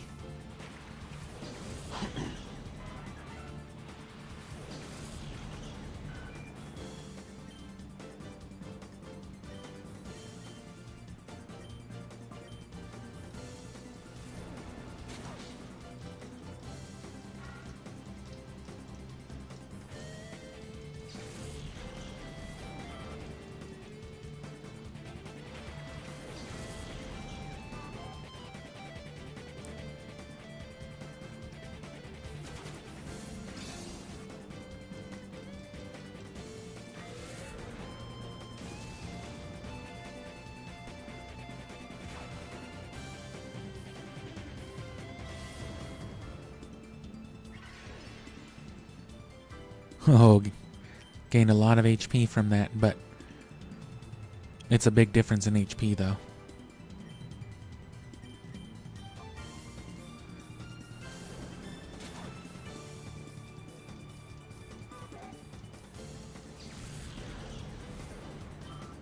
So a move like Leech Seed is especially good against a Pokemon like Blissey, because it'll do 1/16th, but you know, 1/16th for a Blissey, say at level 100, that's still like 80 HP, you know?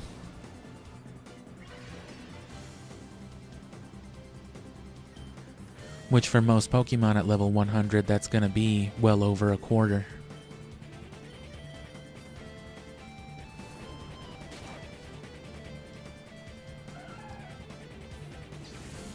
I mean, hell, even a Snorlax at level 100, I don't think can break...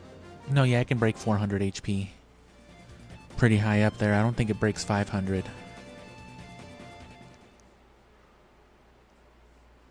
I think Slacking can get up there. I don't know if it breaks 400 also. Wouldn't be surprised given its ridiculous base stat total. But a lot of that goes into, you know, obviously attack and surprisingly speed. Slacking is very fast, not even just for like such a tanky Pokemon, just like in general. It's like, wow, that's a horrible speed stat that thing's got. But what can you say though? It's oh wait. It's got the lightning rod. But yeah, what can you say? It's base 670. It's up there literally with like Groudon and Kyogre.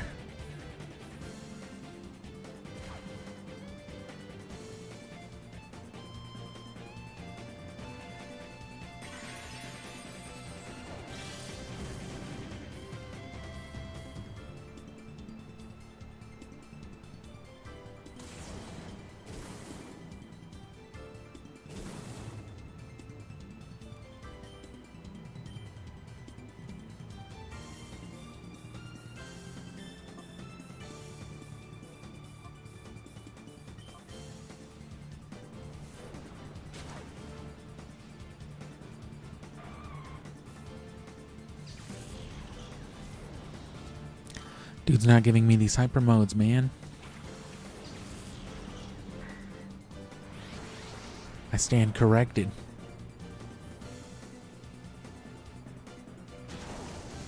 You just gotta act like you don't want it.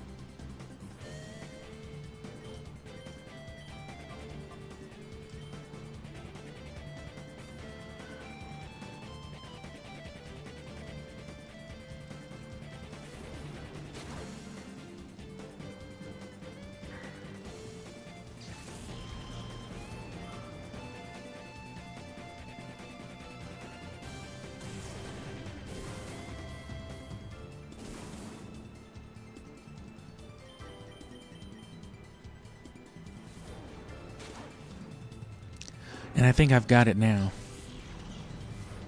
It's not worth doing the deep Colosseum, but now with the... Well, you know what?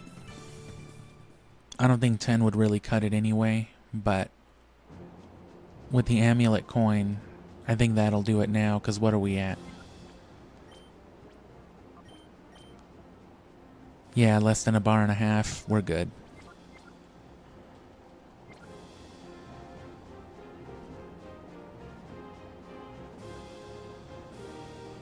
Gotta get the steps in. Because I accidentally said no to being teleported, damn. So yeah, I'm gonna hit the... What is it? The Fennec Colosseum, because that one is super short, super easy. And it still pays out like 8 or 10, like half what the one does. So it'll be like a really, really fast, really easy deep Colosseum with the amulet coin.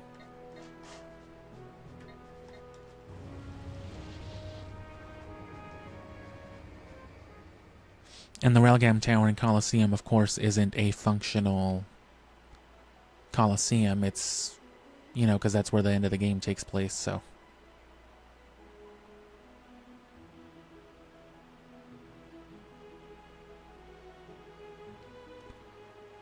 You want to run through all these anyway. You may as well through the story. As soon as you get to them, I would recommend doing all the Colosseums 5 times.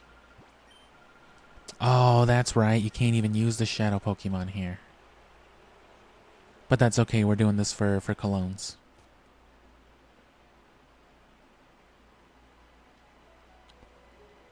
Don't you think it's a little unfair to use shadow Pokemon? You're right. Let me just go in there with my level 90 Zapdos. What was I thinking?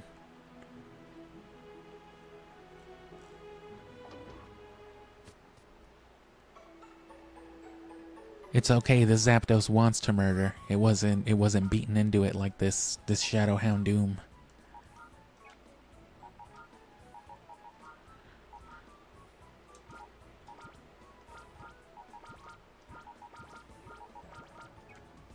I always forget that's just easier.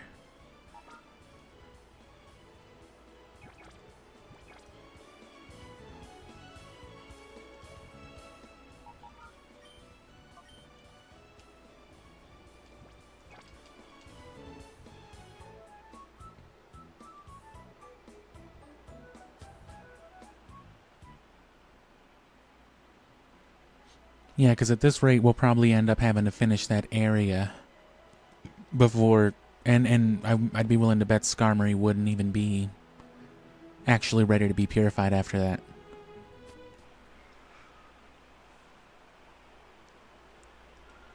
We'd probably still need to run a few more battles, or... You know, I'd want to run one of these for some Colognes anyway. This should do most of the job, though, with that. I'm assuming every battle actually has its own payout. Every trainer pays out a certain amount. And then it just, you know, adds to the total that you get. I'd have to test it, you know, by swapping in and out someone with the amulet coin, but, you know, I just want money right now.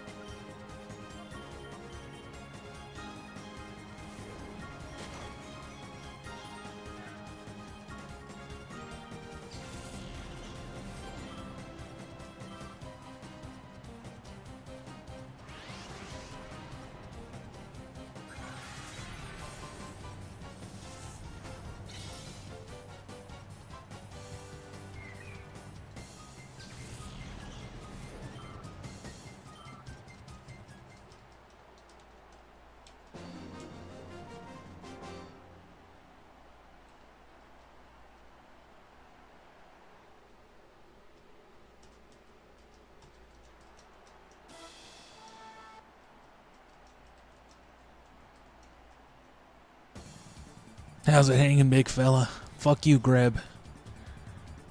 You're not affiliated with me.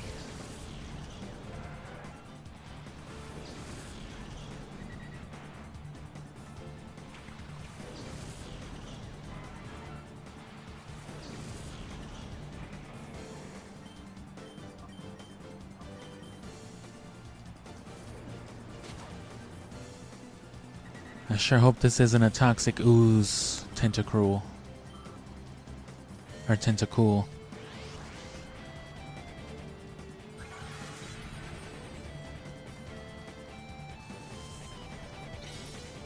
It was not. Damn.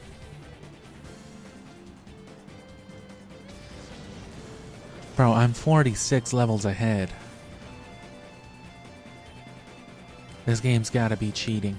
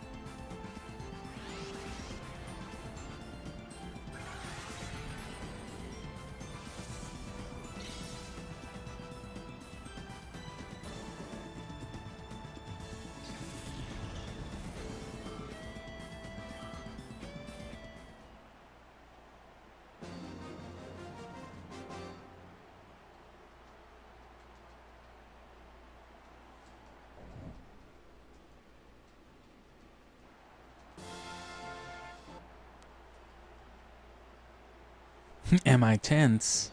Nah, I'm a little sleepy. I've been trying to purify shadow Pokemon all day, bro. I'm just here for some quick cash. Oh, God.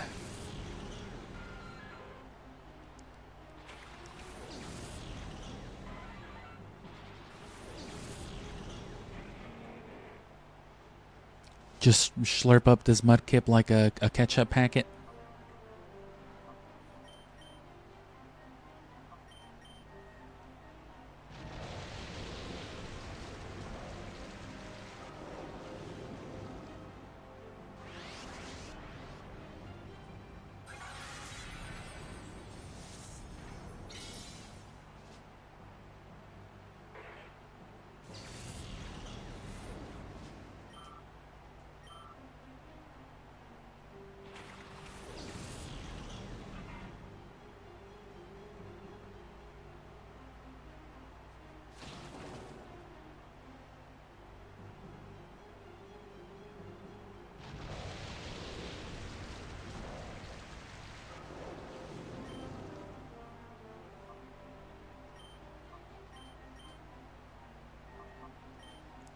It's gotta still kill.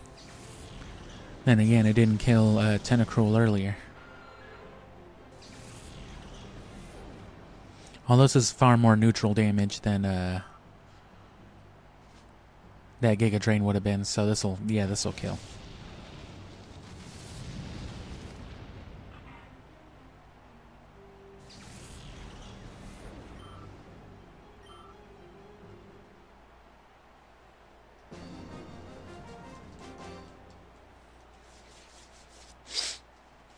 Rune.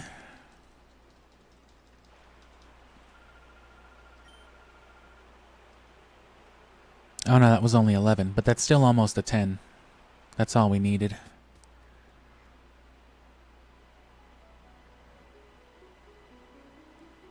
I was just hoping for more like a dozen.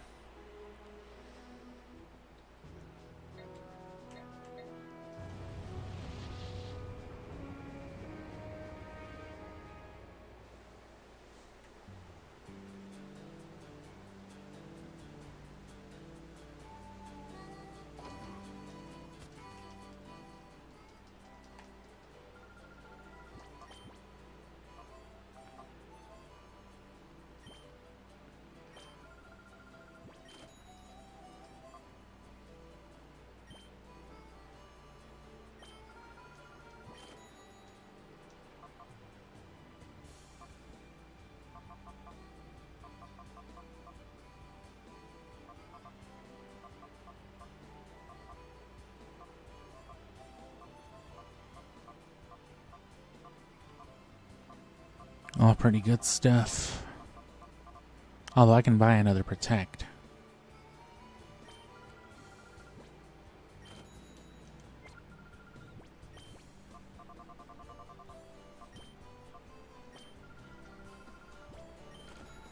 There's my dozen or so.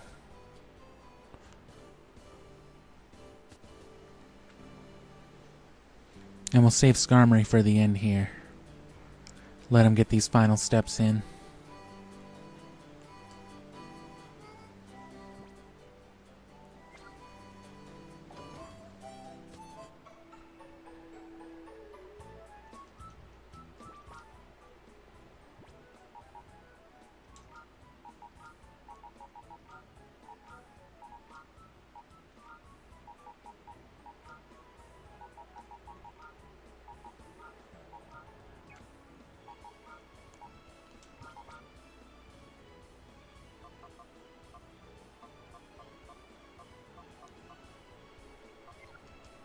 And then, yeah, Heracross and What's-His-Face need a few steps, so that's fine.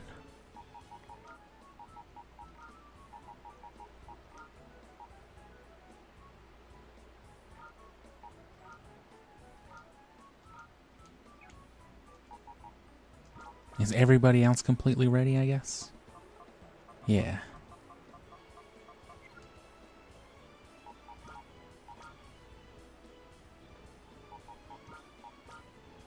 Oops.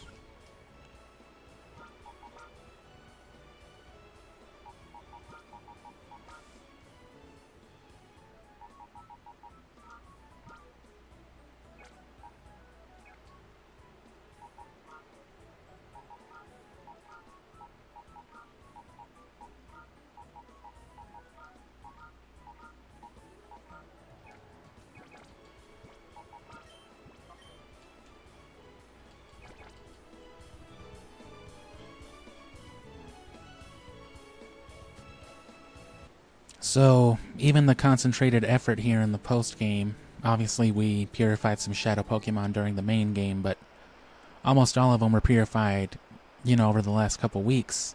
It's been like a dozen hours, all this stuff collectively, so it still takes a while at its fastest.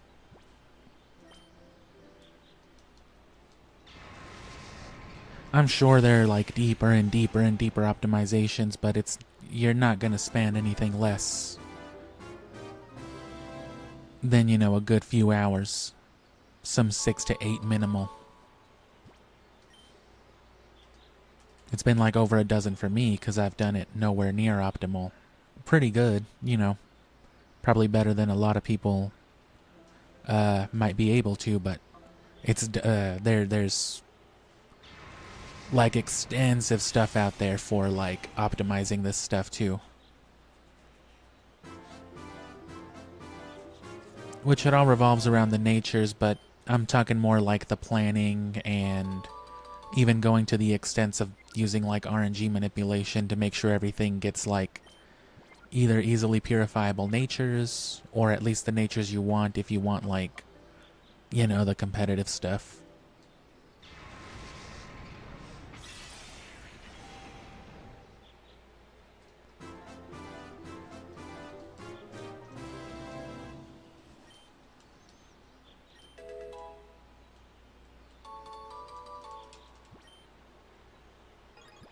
Is Absol okay? Looks like it.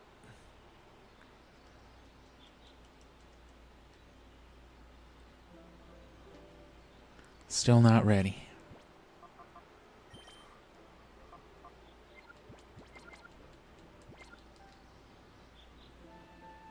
So that's 3, that should only leave 5. So not even a whole party left, just the other 2 guys.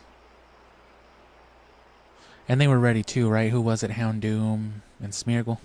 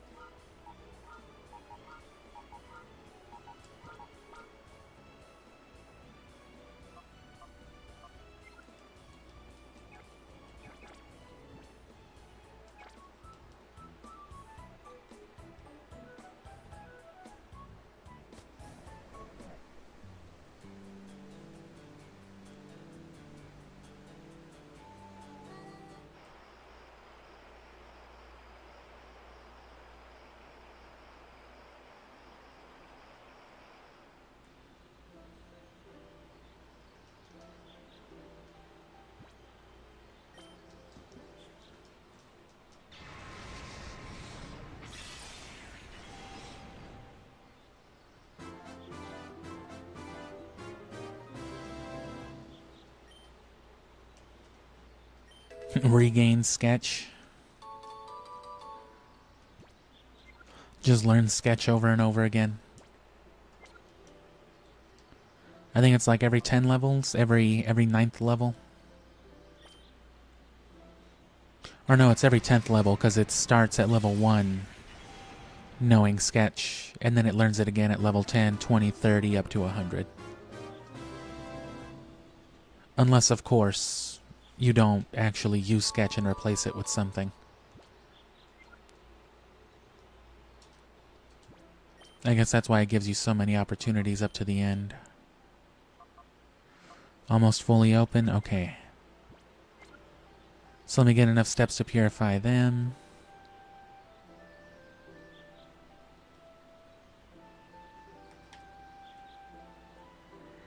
And then we'll rub down Skarmory from there.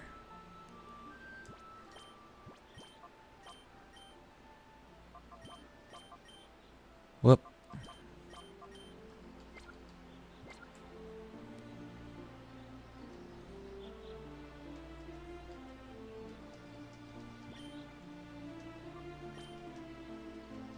Delibird's like, nope.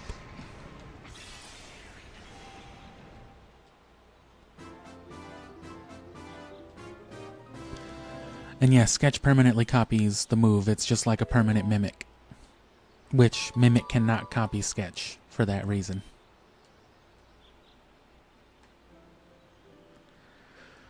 But yeah, that means if you have access to a move, then you technically have legal access to it in, you know, in battles through Smeargle. Which is good for some of the exclusive moves.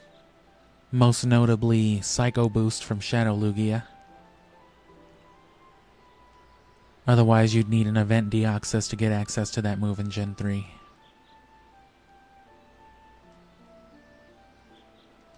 I don't believe Sketch or Mimic work on Transform, though.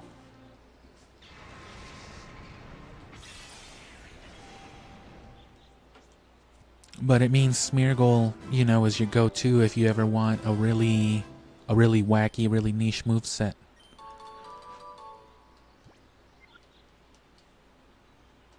Smeargle's your guy, so that just leaves Skarmory. Even the walking didn't do a whole lot to it, so...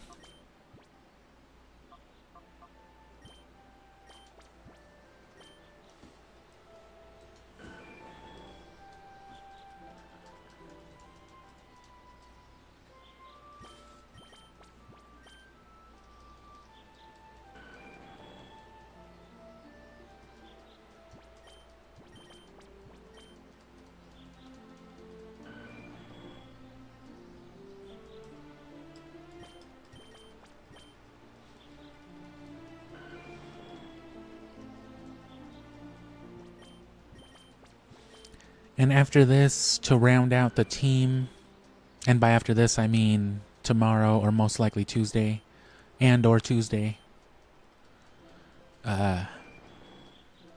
Tomorrow's up in the air, you know, but I'm going to try to RNG for at least one thing, something easy, but something that could be competitively viable. I might do it on Ruby, because it's possible to get shinies on that one. You know, with it having a dry battery, I can figure that stuff out really easy. Otherwise, you know, I'm gonna just try it out as an alternative to breeding. I imagine it couldn't save too much more time, but the results are probably better. If you're gonna spend a few hours, you know, 2 to 6 hours breeding something competitive in Gen 3, you may as well spend 2 or 6 hours trying to reset for it.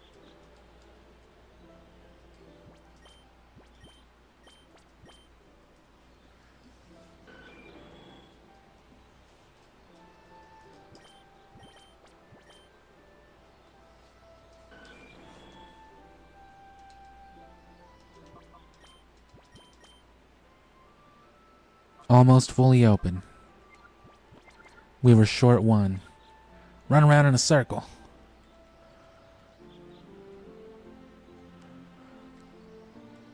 Run around again in a circle.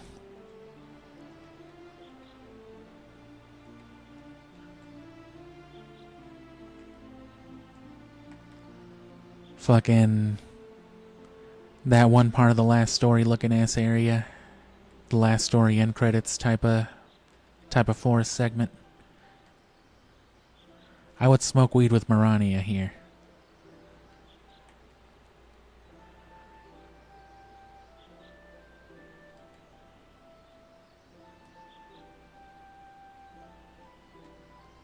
Wow.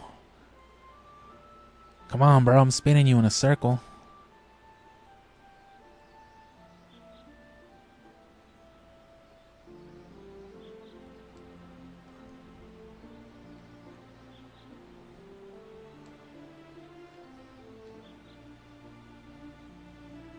Cartoon Network looking ass. Movements.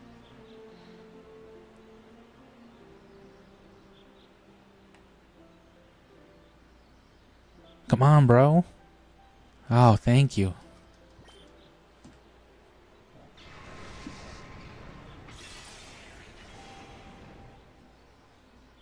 All right, you got me.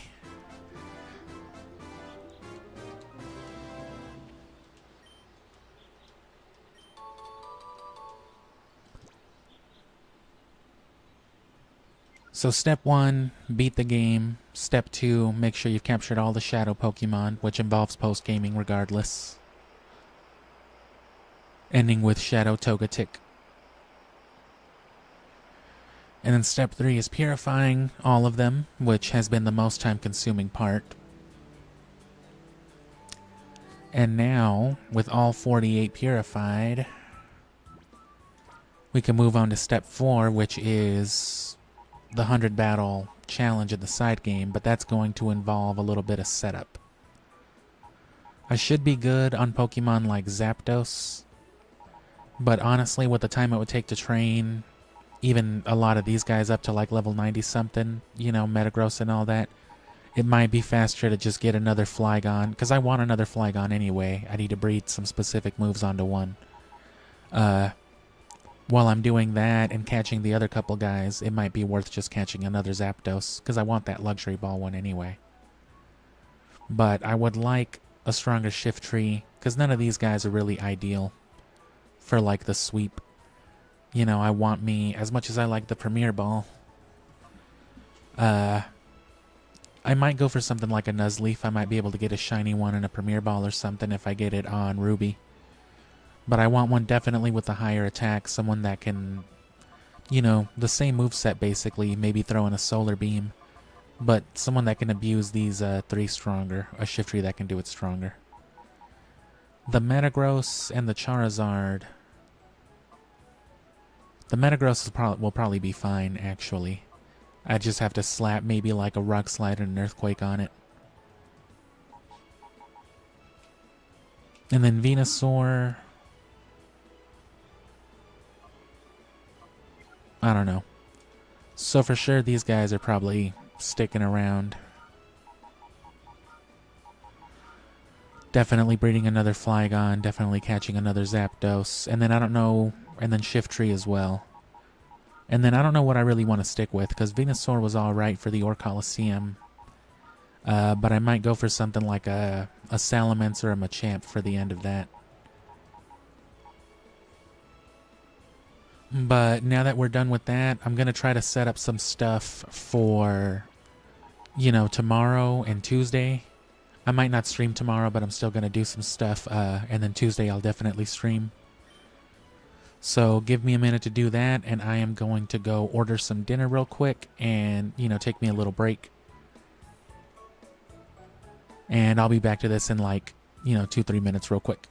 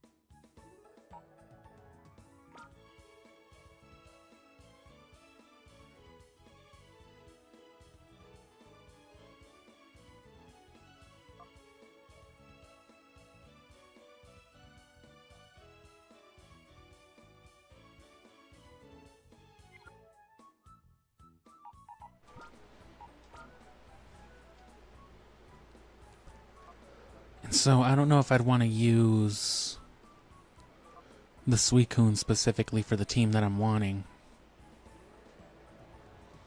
Because I want to stick with these guys. I want to stick kind of with the same strategy that I've had. Kind of just going back between Sunny Day and Rain Dance. But I want more of like capitalizing on it.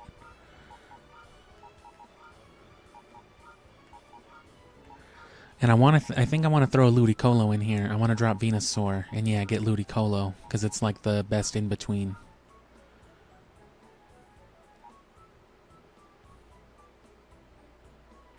And I guess I would keep, you know, him on the water side. And I'm thinking maybe like Lapras. Maybe instead of Metagross then. Because Lapras can learn Thunder.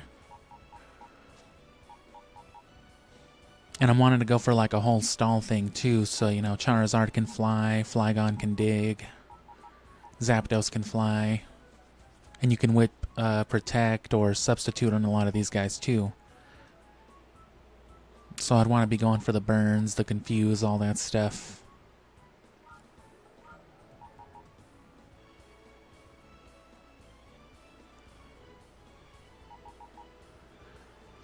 But in general, I think this would probably be better. And then yeah, I want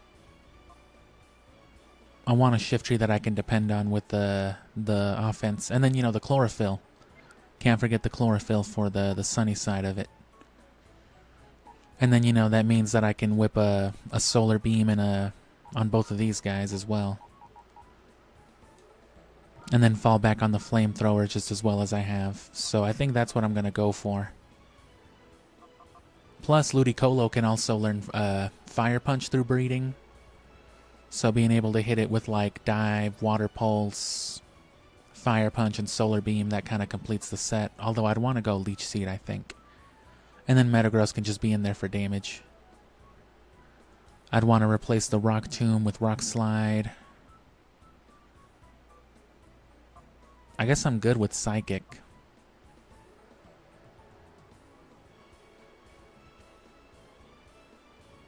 And Meteor Mash is alright with the, you know, even with the lower accuracy. I feel like if I slap Earthquake, Rock Slide, and then maybe some Bright Powder on here, that accuracy offset from the Bright Powder might make the, you know, the Meteor Mash not so bad. And it'll help out with Rock Slide as well, because it's only got about 70 accuracy, I think, also.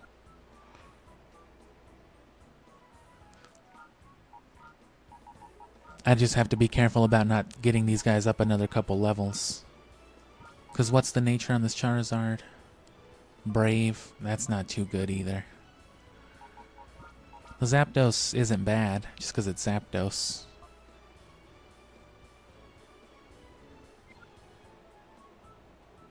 But yeah, Thunder Spam. And I guess just Solar Beam and Fire Spam is what I want to go for. Because that's most of the coverage you need. Anything that a Thunder or a Solar Beam can't kill, you know, an Earthquake or Rock Slide or something similar from these guys should do. But these guys are too high leveled already.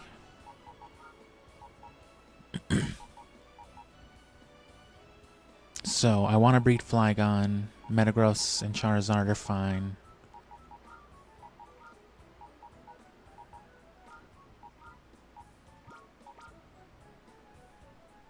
And then Shift Tree, let me really quick look up some... Well, I can look all that up later, the egg moves and whatnot. Because Shift Tree is one of those Pokemon that you want to prolong the evolution so that they can learn moves. While I'm at it, let me get these items off of them. I need to get them onto Emerald. So Amulet Coin.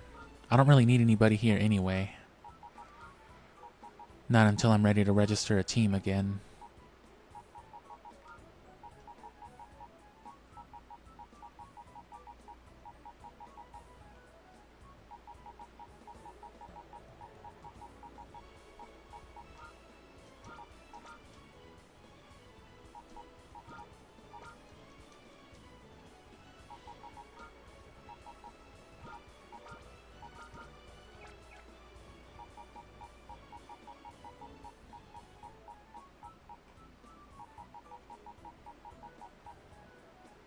And here's the Shadow Metagross. Here's the one in the Luxury Ball.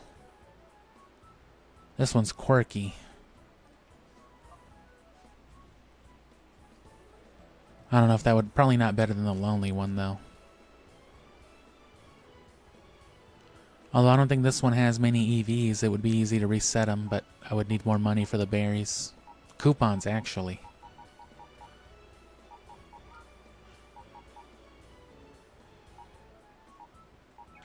And that's all the items, too. I think I do actually want to breed a Charmander as well, because you know what? I need Outrage on one.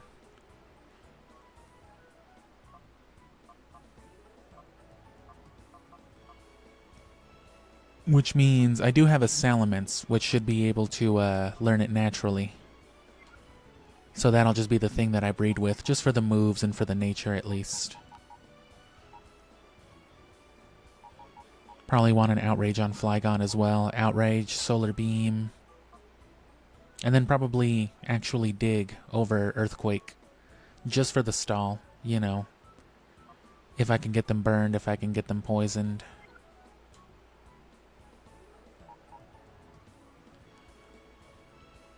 Except actually, probably not. Probably still go for the Earthquake. So I think we're good.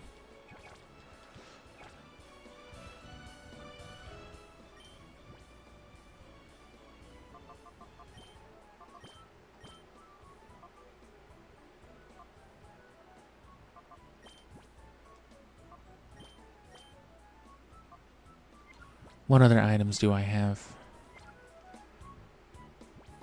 The rare candies and such, you know, I'll use them eventually when something gets moved back over here. The white herb is good. I've got other macho braces. The spell tag is alright.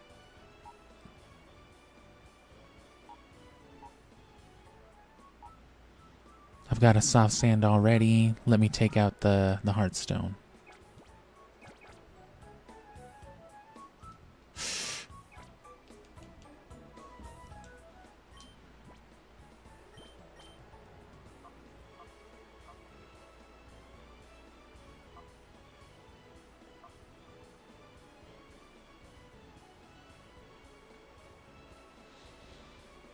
Yeah, I'm going to want the Lucky Egg on Gale of Darkness, so it's worth moving it over now.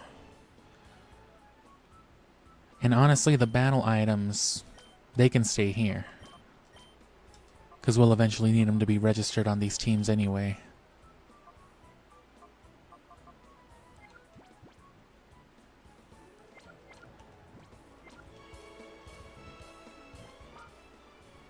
And I don't know if there's anything else that I need to take. I guess Suicune to take him with the rest of them.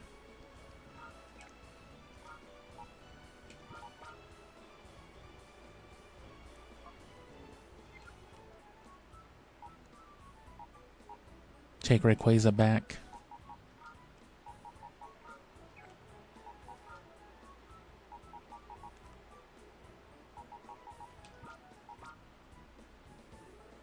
Could leave high-level Metagross here.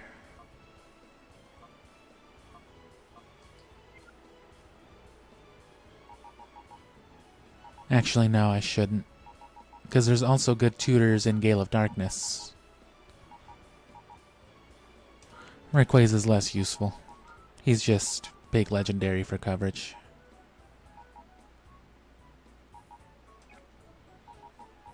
Yeah, I don't need anybody else from here, from there. Sudowoodo's cool, but I don't need him.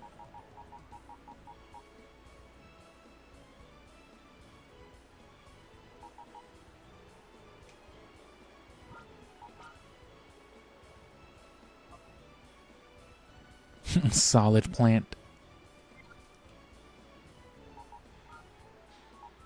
That's a pretty solid plant. You're smoking on, brother.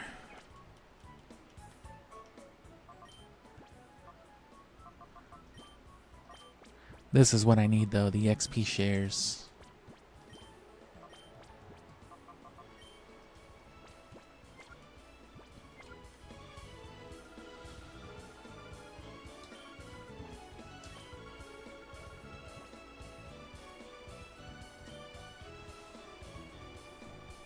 Alright, and if you'll give me another little bit.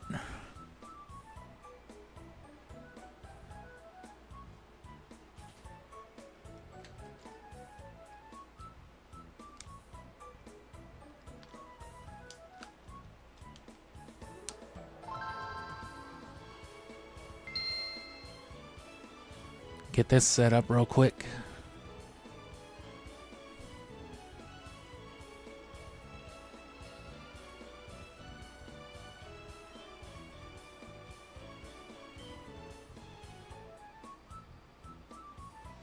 Trade with Ruby, actually.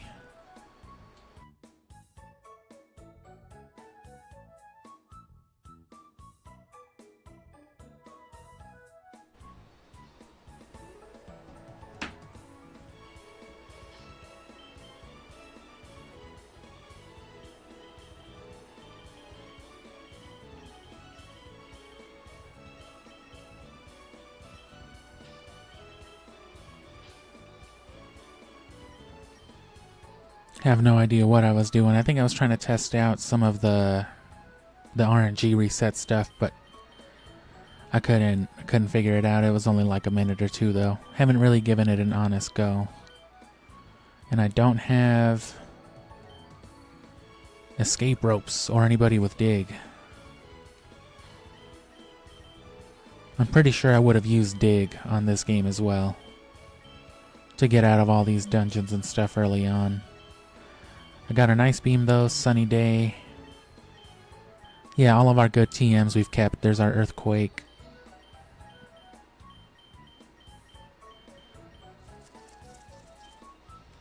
Yeah, no, didn't save the digs.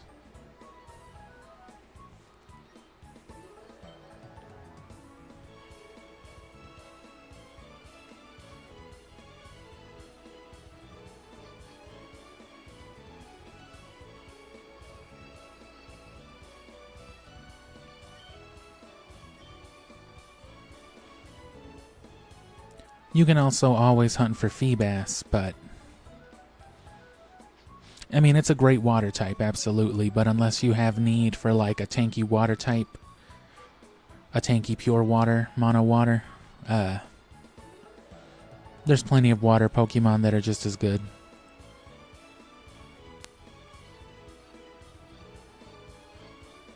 But it's definitely critical for any kind of tank team or like a pure water team in Gen 3.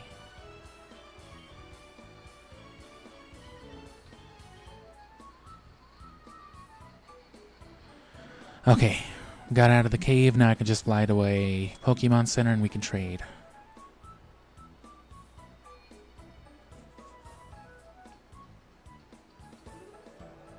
Let me just empty out my party, make sure I'm not trading over anything useful, any items.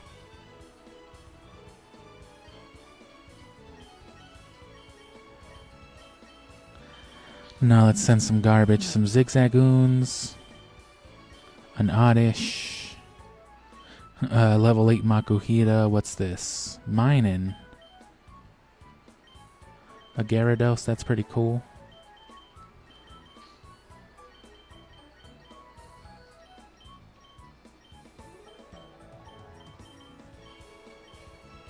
Fucking Mudkip. I already have a Lotad too, so that's pretty good.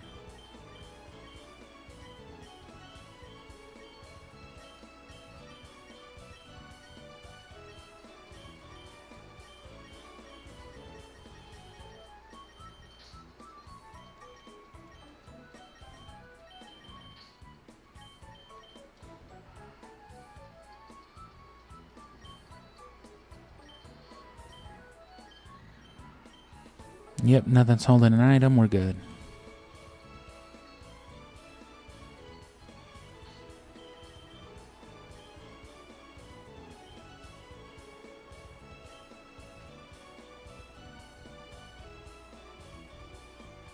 And just so we can really quick switch off to it when we need to.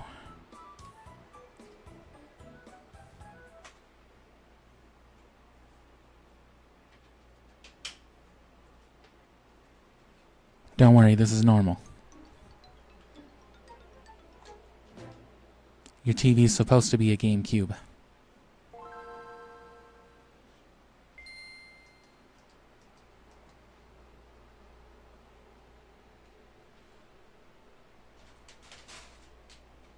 Yeah, let me get Ruby set up. You're not able to see anything on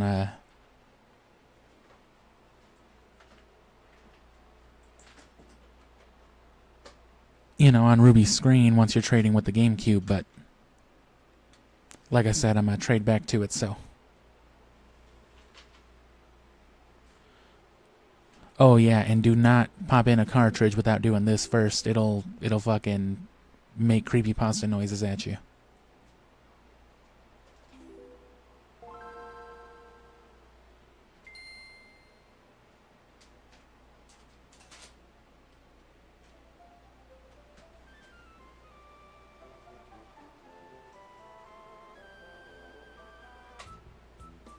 Okay.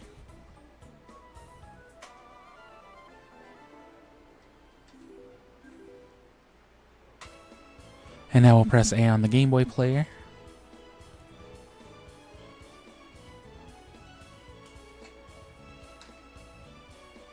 And if you don't know, this is what's happening on the Game Boy while you're doing this, until eventually. Don't you love analog video effects?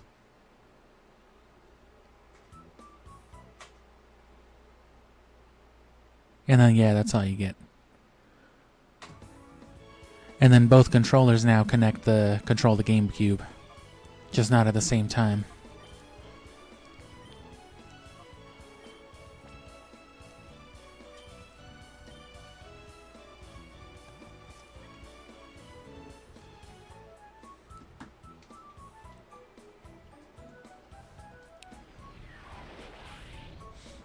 I love doing this too. I mean, it's tedious for Pokemon, but I love connecting the Game Boy and GameCube cables. It was fun for the Chao Garden.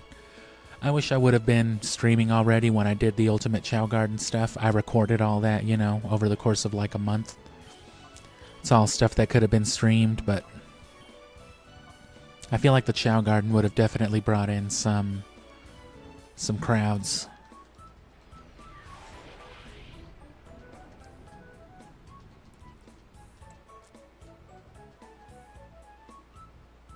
Although I feel like a lot of people are also real picky and sensitive with Chao content. So like the second I would have tried to drown one of my Chao in the river, they would have been like, whoa, not watching this shit.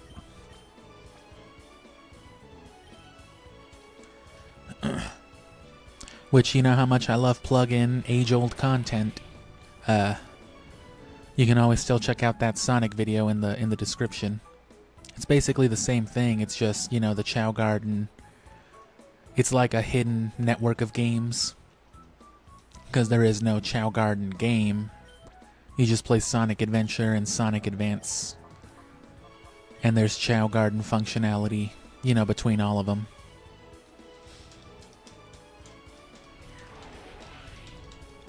Which kind of makes it cooler, but also sort of a pain in the ass. Phantasy Star's in there somewhere too. Which, one of these days I'll play Phantasy Star Online. Only because it has exclusive Chao content.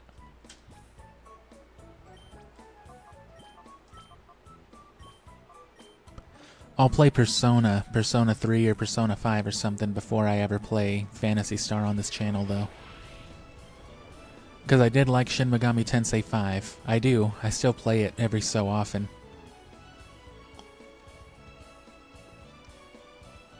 When I get tired of looking at Pokemon, I'll play some Shin Megami.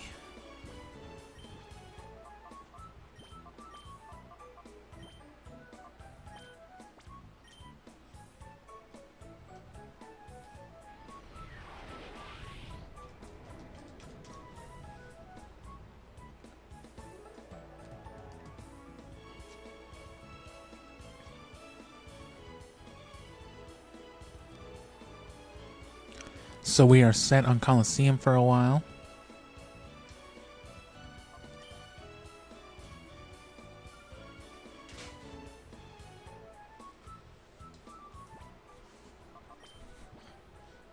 This is our team now. Zigzag, Oddish, Makuhita, Minun, Zigzag, Oddish.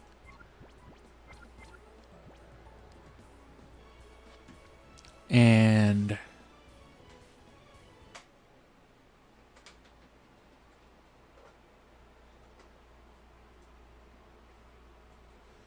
Back to this.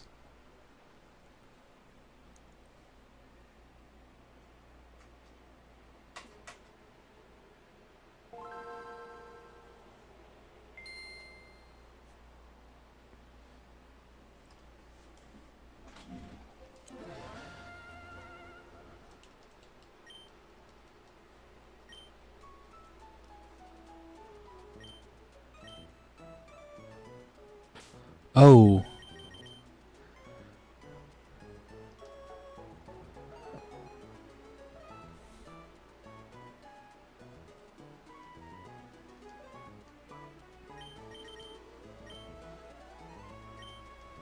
That sounded a little weird. That sounded like not enough noises there, buddy.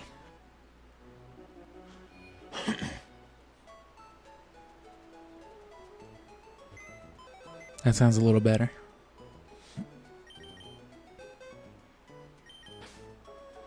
And then here's our guys.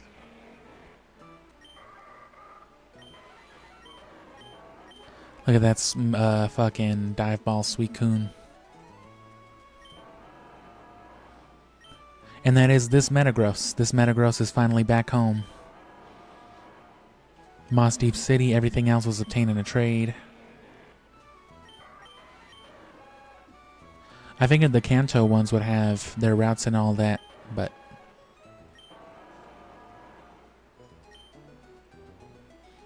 So yeah, that's this Metagross. Because all these guys are from different games. Colosseum, Gale of Darkness, Fire Red, Colosseum, Fire Red, and then Ruby. Nothing notable from Sapphire, or Leaf Green, or Emerald.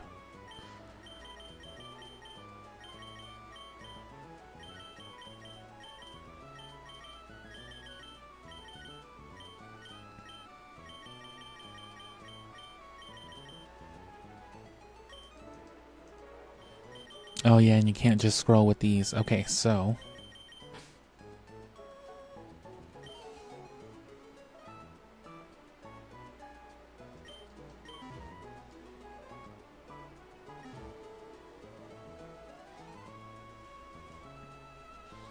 You'd still want to do your breeding on Emerald, but... Oh, I'm going to be doing that a lot because I'm used to playing Gale of Darkness, the X and Y. Let me see.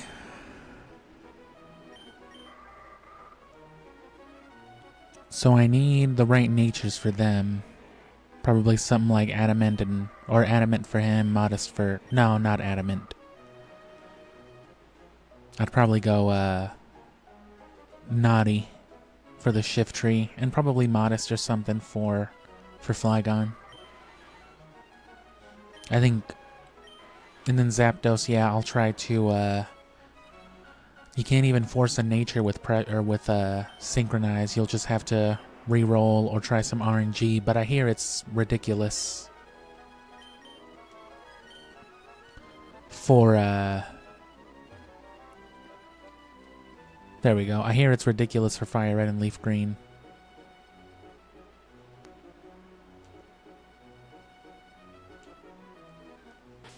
There I go again.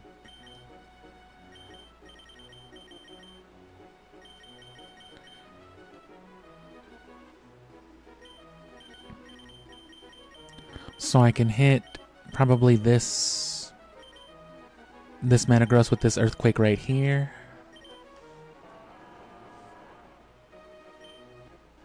And...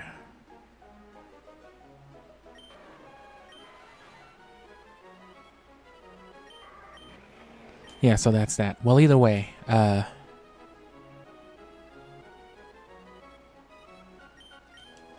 so there's that. Now it's moving them to... Oh, you gotta save inside of center.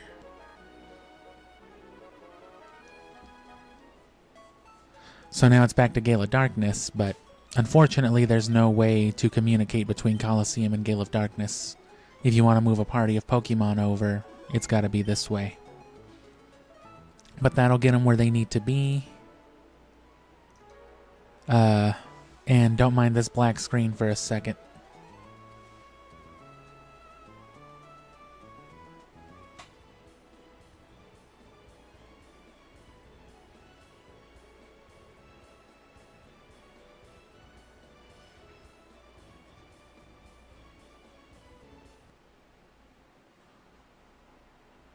Just getting my...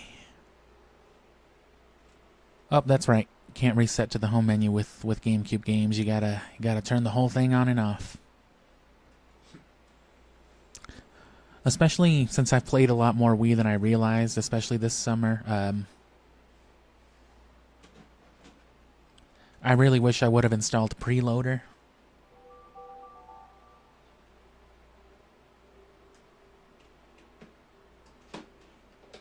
Onto my Nintendo Wii. Because what it does, you know, on launch, it'll just bypass to whatever you want it to. So for like Nintendo, which is the software that I use for, you know, playing my discs off of a backup on my Wii, and being able to save off USB and use USB, or, you know, Bluetooth controllers. Well, not Bluetooth, but it depends on the console. It works on the...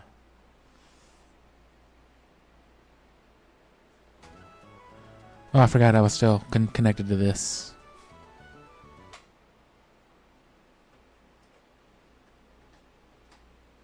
You know, on the Wii U, it'll work with, like, the Bluetooth controllers and all that, but... Load up Gale of Darkness. But, you know, loading up the Wii means needing the Wii remote and either a Wii sensor bar or, you know, a classic controller plugged in, which is the way that I go.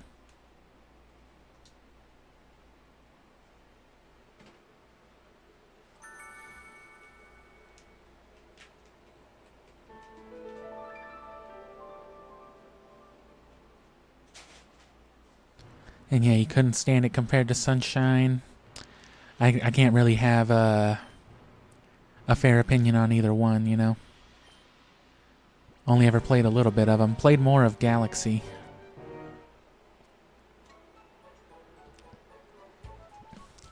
Same ass place. Who do we have here, though? Oh, well, there's Entei. There's one of the Laprases. These are also the guys from Ruby Sapphire. And then there's our Umbreon from Colosseum. Damn, he missed out on all these good levels. Met in a distant land. He's from the Ore region, bro.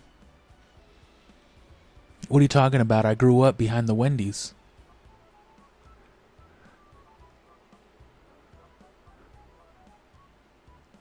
Met in a distant land. It's fucking Mount Battle, bro. What are you talking about? So there's Entei, Raikou somewhere.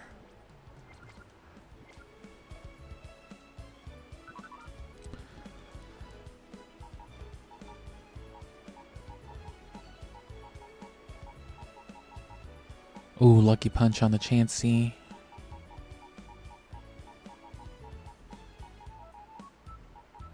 Metal Coat for sure. No one has a King's Rock though.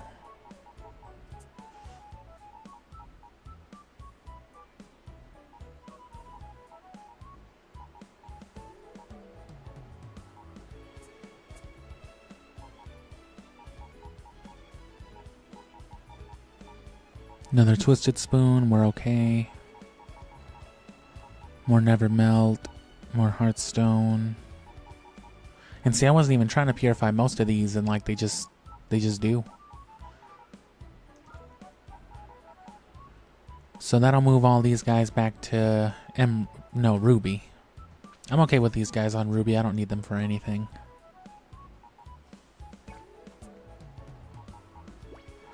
Although, if I can keep them here and send off some garbage.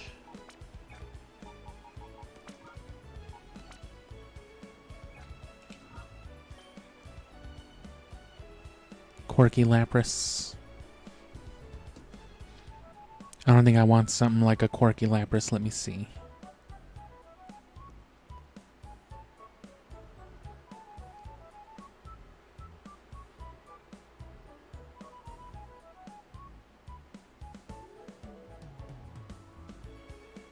Oh, it's one of the neutral natures. Not a bad one for like an HP build.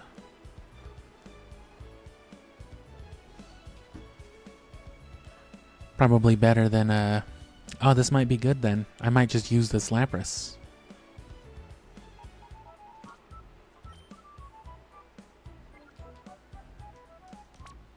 compared to Shadow Lapras. Still can't see its nature, nothing.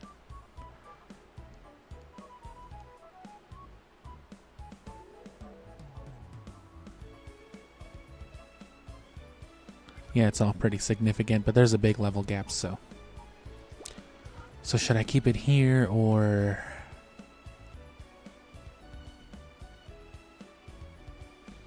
Yeah, I don't think I need it for anything else. I think it's best off right here. Well, I'll need it in Colosseum eventually.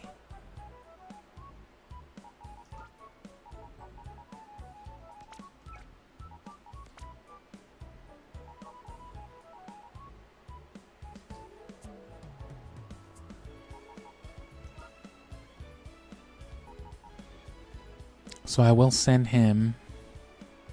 He'll want to stay there. Well, no, never mind. I'm tripping. I need him in Emerald. And I don't plan on trading with Ruby again, so...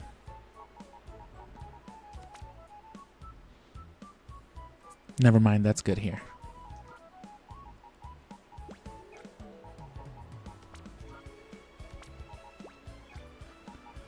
I don't mind keeping Entei here.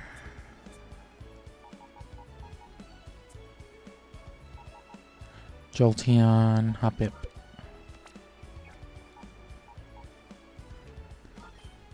Did I use my Thunderbolt on this? I did.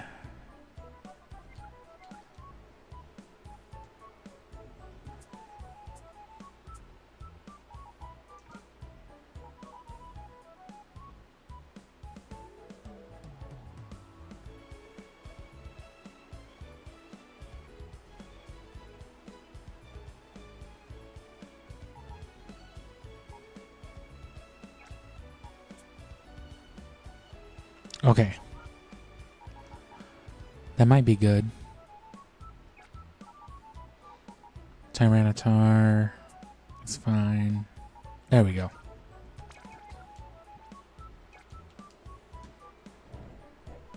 So yeah, I'll just get these guys traded over, have them set up right here, and...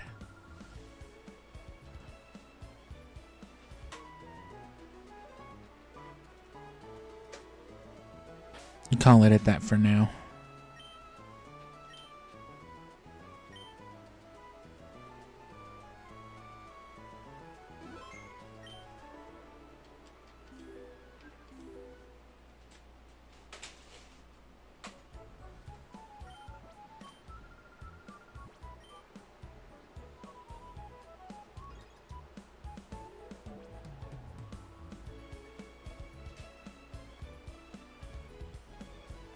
And this is more so than anything for the items, but this is just a better place to have them for trading things in and out.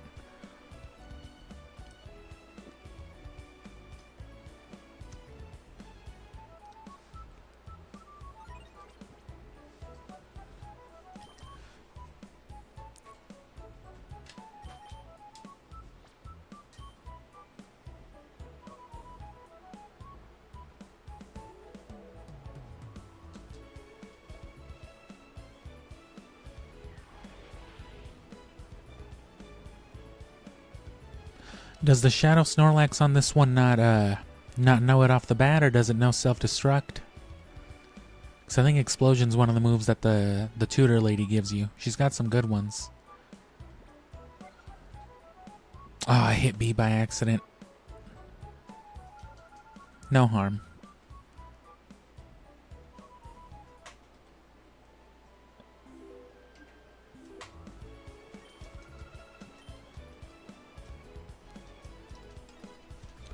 There's also Explosion in Kanto, an Explosion tutor. On one island where Moltres is, that's a good place to get that move. I'm debating whether or not I want to throw Explosion on anybody as well.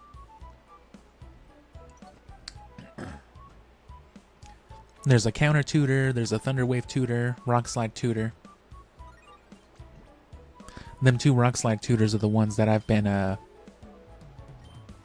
really hoping for. I was going to do Machamp for the flinch stuff, especially with no guard and dynamic punch, but since it's so slow, I don't think it'll really work. I could, however, throw a rock slide on Shift Tree if it allows for it. That would be a good one with the chlorophyll. Rock slide and King's Rock would make a good scary combo.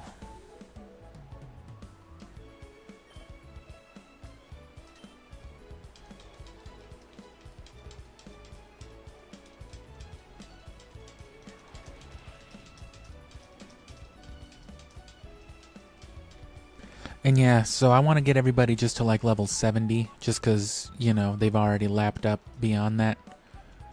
So just catch up all the new Pokemon that I'm going to get up to level 70, and then they'll be good for the Ore Colosseum as well.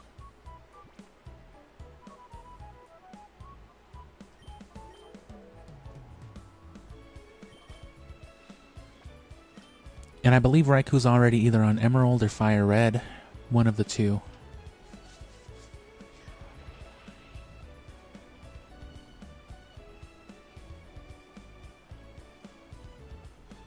Another reason to get some more Shadow Pokemon cleared up on here.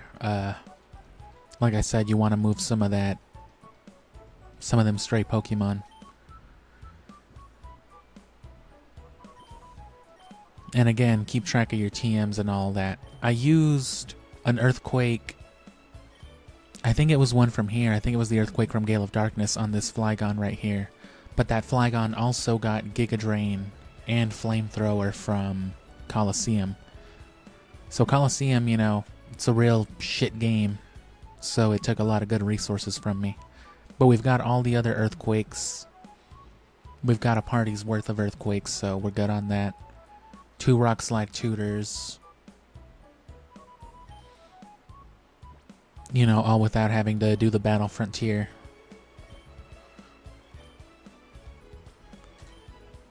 And that's really it. You know, everything else is just kind of general use, Ice Beam, Flamethrower, and stuff.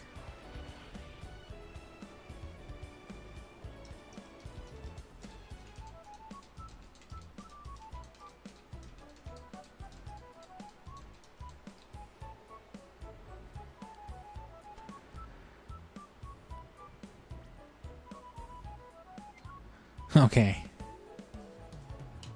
And now that all this stuff is here, I'm going to set up a simulator battle just for the vibes, and I'm going to check out my Emerald real quick, because Flygon at least needs to go on there. Flygon and Charizard. Because I need to get Outrage on both of them. Which, you know, we're going to have to breed for that. Where the hell am I going? What in the world? That's right. There's also Bingo. Bingo's a good pastime if you ever just want something to do to like waste a little time. It legitimately is a fun enough little variation, and it gets you battle points. I'd say it's a better place to farm battle points than Mount Battle. It's more fun at least. Especially in the story. The story Mount Battles don't offer you a lot.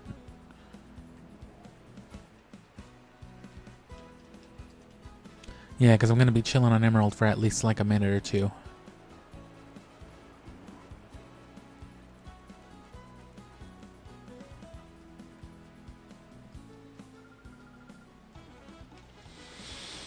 Oh yeah, you gotta talk to Gloria.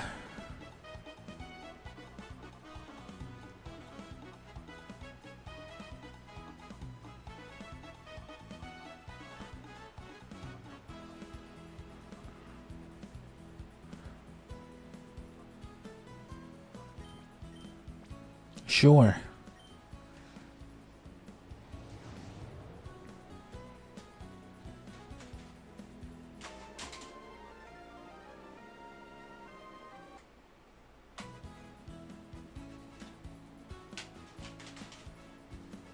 There we go. A double battle with unlimited turns. Defeat the opponent to clear. Please don't thrash about. I think I know what it wants me to do.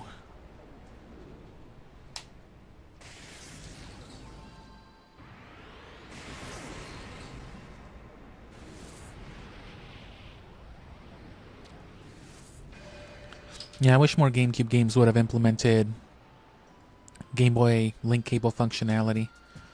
They did good stuff with it. And even just among like Pokemon fans, there's already a lot of people who don't like that aspect of it. A lot of people who argue that it's not fair or that it made it kind of like pay to play. And that extended into like the culture of multi-game, multi-console networks in general, I think. Oh, this is where Sunflora and Feraligatr are too. And Articuno. So there's already some good stuff here we can trade back into Gale of Darkness as well. So, like I said, slowly working on moving that up. And here's our Salamence. Does it know Outrage? Doesn't even know Dragon Claw. We've got our Sceptile there too, though, and like that's it. We don't have any other Pokemon on here. So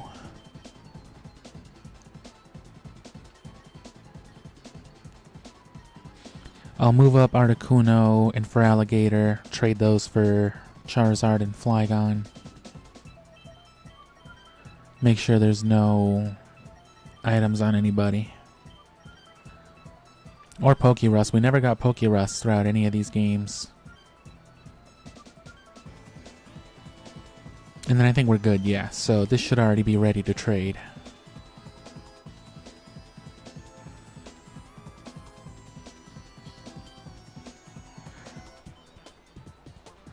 And then we can work on that stuff, like I said, maybe tomorrow, but definitely we'll follow up on Thursday, or Tuesday.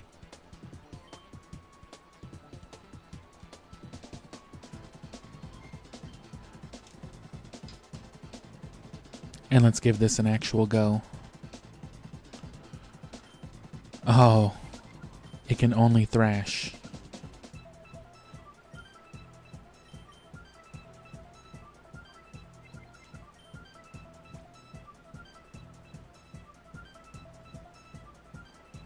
I know what to do.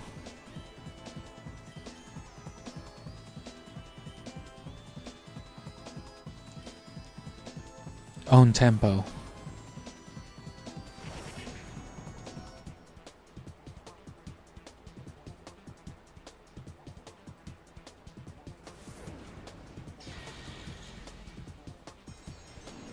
And oof, yeah, that sounds rough. I would never play one of those GBA ports, honestly.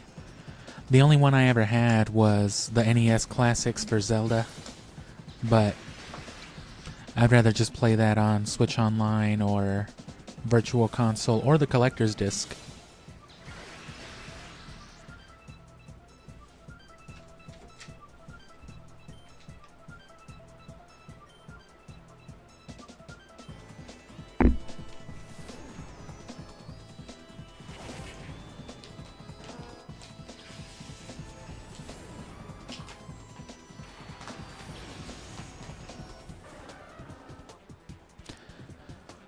And yeah, that's a good game plan, but if you're going to do all that, if you're going to train at Mountain Battle, especially if you're doing substantial training,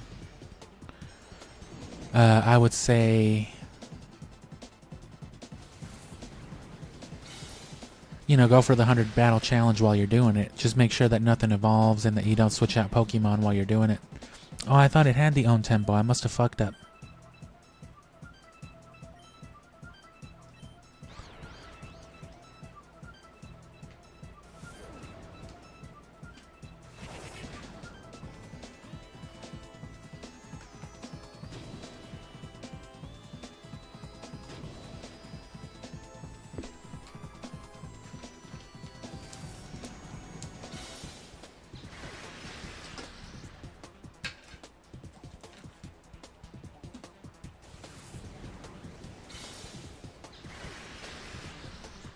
Okay, well, I didn't know how to do this one.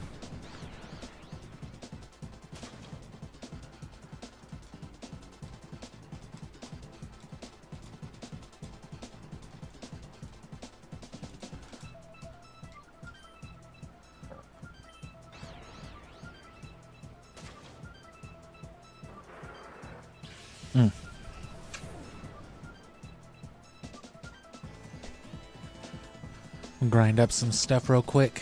Catch some panoramic of these Slowpokes. Slowking's a great Pokemon as well.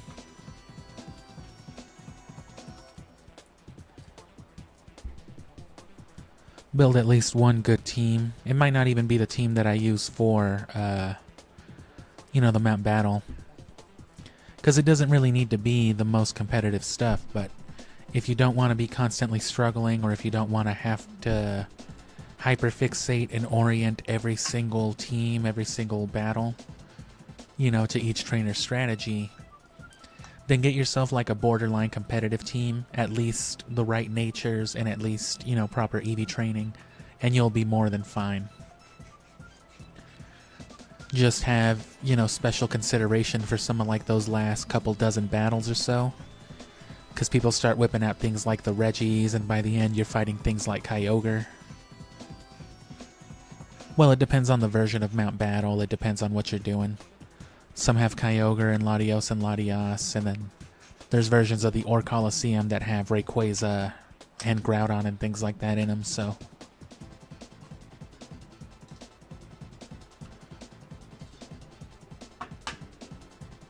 Look at that dweeb. Skip hopping around.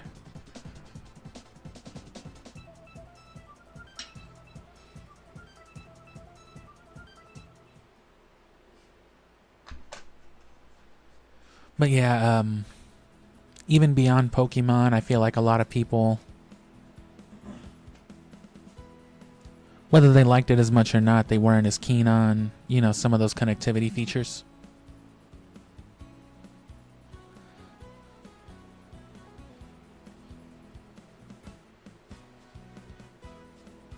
Sorry, spilled stuff on myself, and especially by today's standards, they seem a little cumbersome, all the cables and the slow data transfer times, but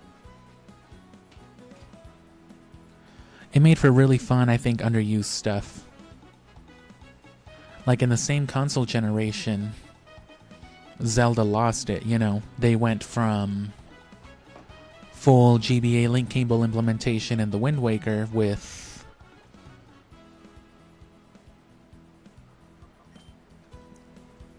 the Tingle Tuner, and then in Twilight Princess they just didn't even try to pretend like they gave a fuck about that.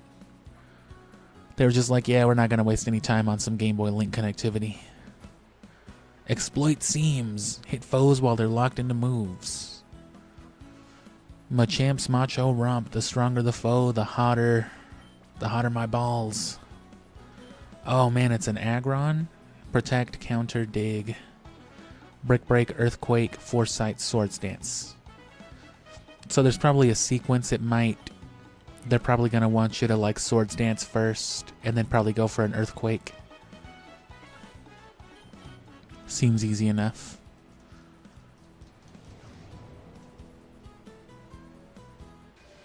But that stuff was really cool. You know, Wind Waker had the Tingle Tuner. Obviously there's all the stuff with Pokemon between themselves with their own link cable, as well as the Game Boy stuff. Sonic had the Chao Garden, you know, the transfer stuff with the GBA. I don't believe the tiny Chao Garden could connect to any other one. It wasn't that in-depth.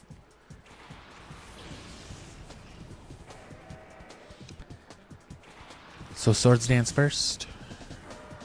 Or what does it want you to do first? Yeah, and then Earthquake will be the safest option.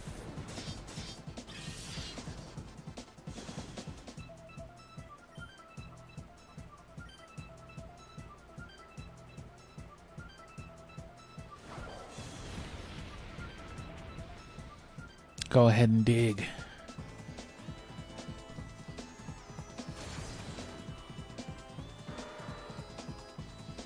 Oh no. So double Swords Dance. I'm gonna just keep Swords Dancing till he does something, and I'll see how many turns it takes. That's clearly the way to do this one. Not a whole lot else you can do. Jorg.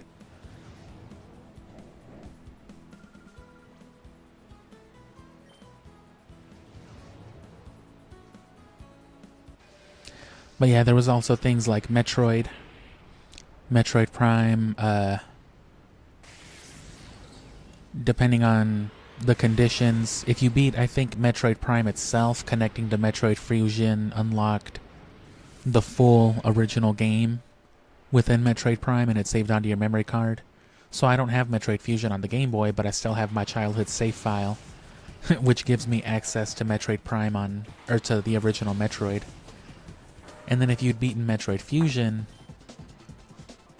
it would let you transfer over the Fusion suit to Metroid Prime, so it would be like an alternate skin that you got to play the game with.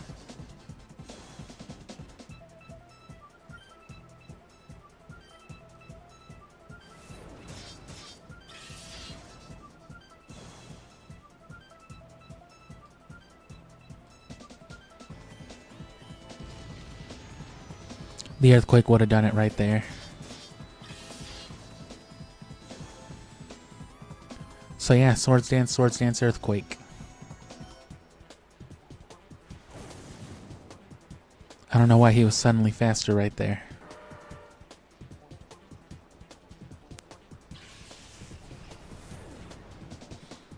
And yeah, I like the idea of streaming 4 swords, but only if I could do it on 4 Game Boy players with a live feed to each, each screen. I'd want to have like the widescreen, main one like this on the TV, and then the 3 across the bottom, But that would take multiple capture cards and all this other stuff, and a much better PC.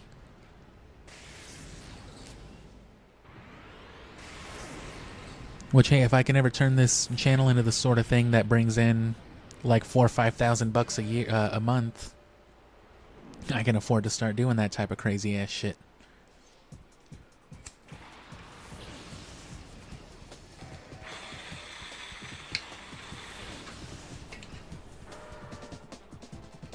You asked for it, so here it is. It's a video of me shooting myself in the foot. Yeah.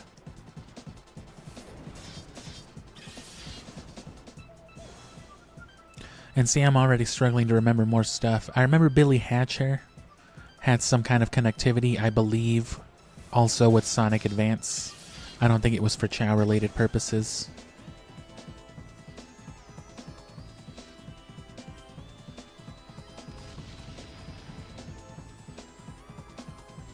And yeah, double damage earthquake. It's like hitting another Swords Dance. Yeah, Billy Hatcher had some. I have Wario World, and I know it has the little symbol on it. I forget what the connectivity is, though. I think it's with WarioWare. It just unlocks like some weird little game in there, I think. It unlocks like some bonus game levels, I think, in Wario World, but it's specific Wario title. Because I think my friend had Wario Land, and we tried to connect it, and it didn't work. It had to be like Wario World or something. Or, yeah, Game & Wario, whatever it was called on the Game Boy.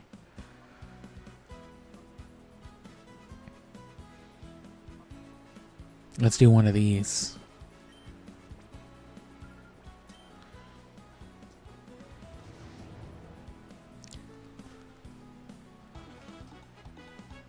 A 2-turn limit double battle. Those I think are actually a lot easier because with only 2 turns to do something, it really, it can only be like one thing or another.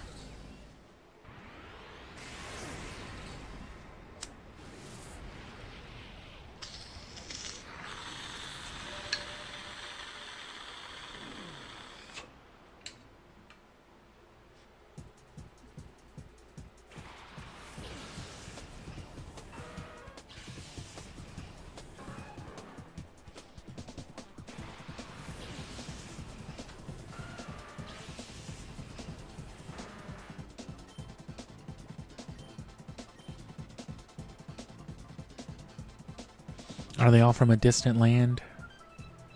Obtained from Sully's dad? This is my Flareon?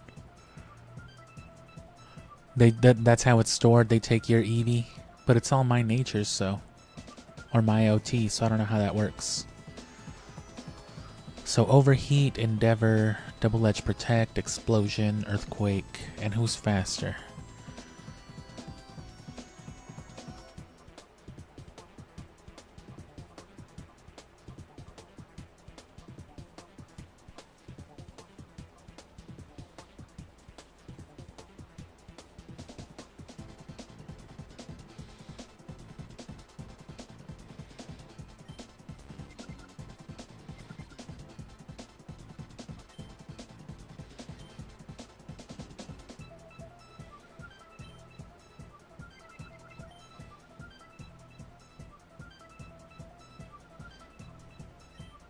Fuck it.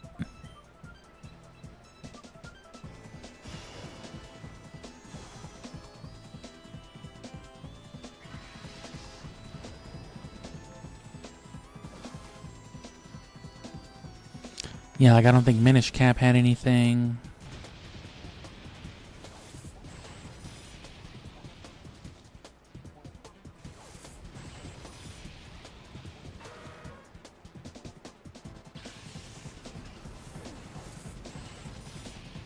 Yeah, and if there's anything else, I mean, you know, like I said, the Sonic Advance games for the Chao Garden. It would have been a lot cooler to see more functionality, just in general, with that stuff.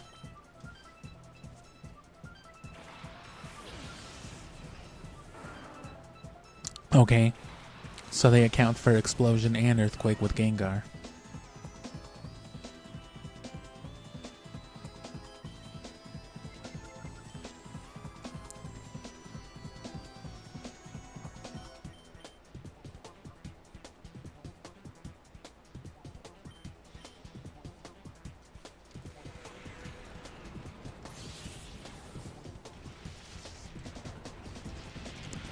Doesn't affect my physical attack, so that's fine. Oh, duh.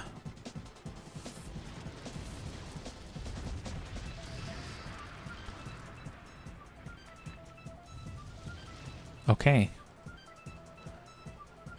So do they want you to go Eruption? I mean, it's called Volcanic something.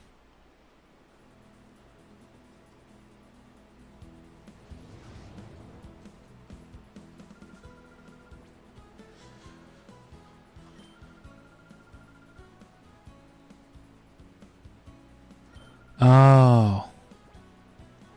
So Explosion, Flamethrower your own, Flareon preemptively, and then hit an Eruption.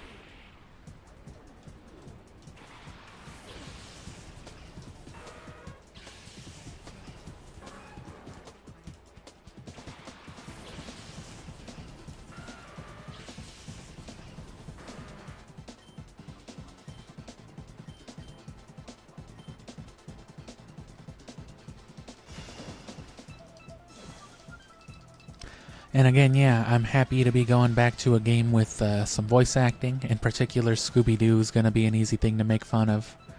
Whole lot of zoinks and jinkies and rut-rows. Gotta love that stuff. And it just makes for better viewing, I think. The overall content, you know, as far as footage goes, is mostly the same. But, you know, as far as, you know, us sitting here right here in the now, it's funny to make fun of somebody saying some dumbass shit.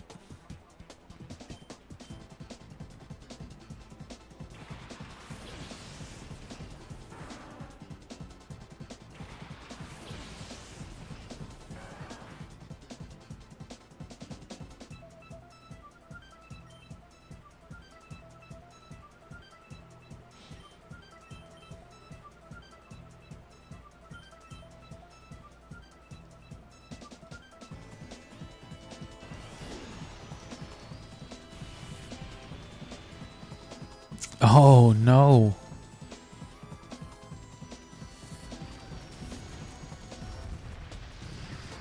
Oh.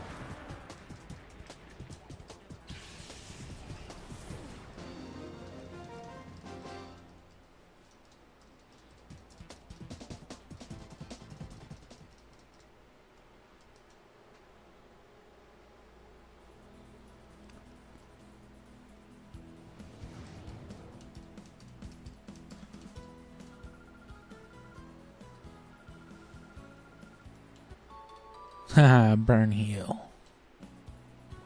Okay, so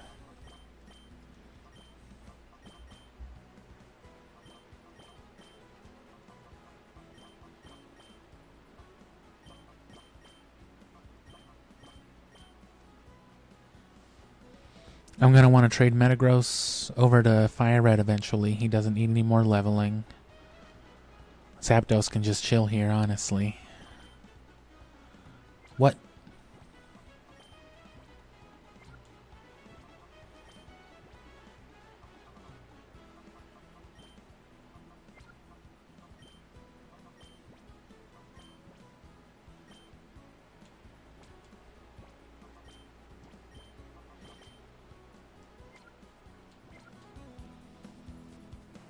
So like I said, I really just gotta trade these two. There's also bingo, but eh.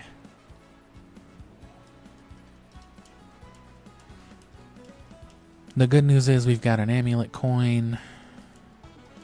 We're not going to need it for emerald. It's just going to be breeding. And then in ruby, I guess in ruby is where we're going to try to get that shift tree. I suppose I could try to go for it right now. I could at least try to set it up, but it's a lot of nonsense with them timers. I also don't know how my computer will handle streaming that at the same time that I'm running a software like that.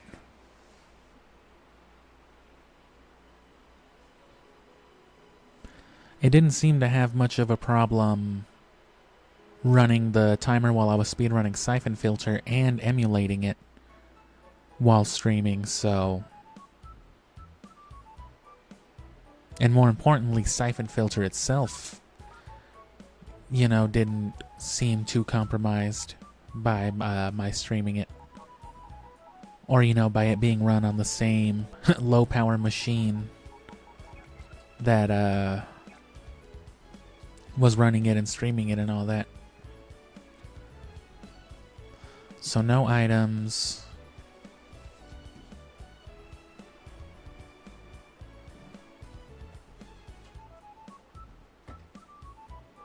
And I'm going to leave Ruby in the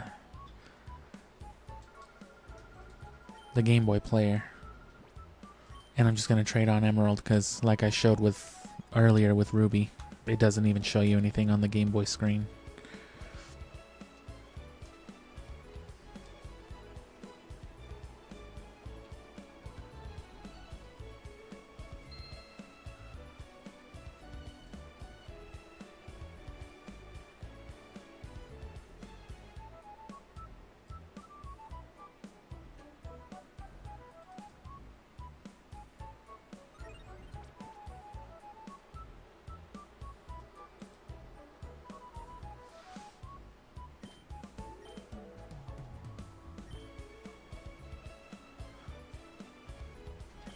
Hell yeah.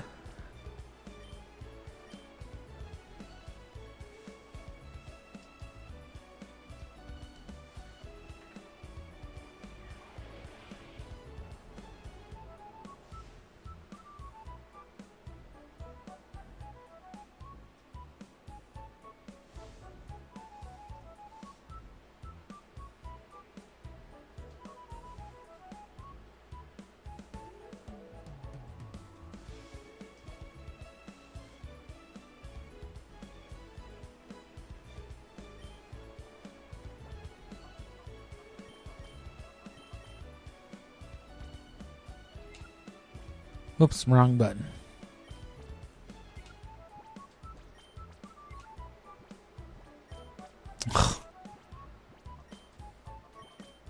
I thought it would back out of the menu too.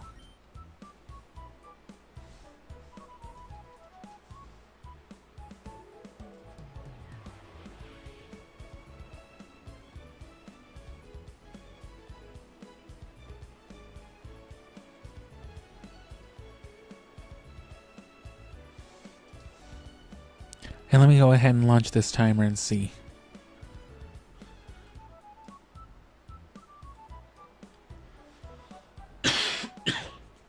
May as well check out the likeliness or unlikeliness of some of this stuff.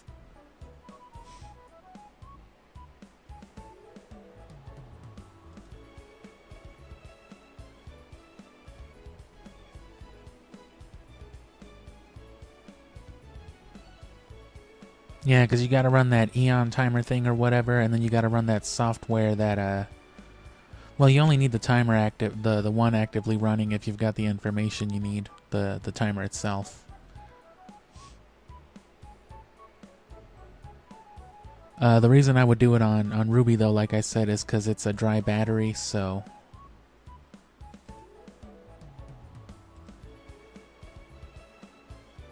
That means that I could do like my shinies, but that's the only reason why. And I've never really cared too much about shinies. They're cool. I would like some more, but And yeah, I can't find it, and I'm not going to look for it now, so that's fine.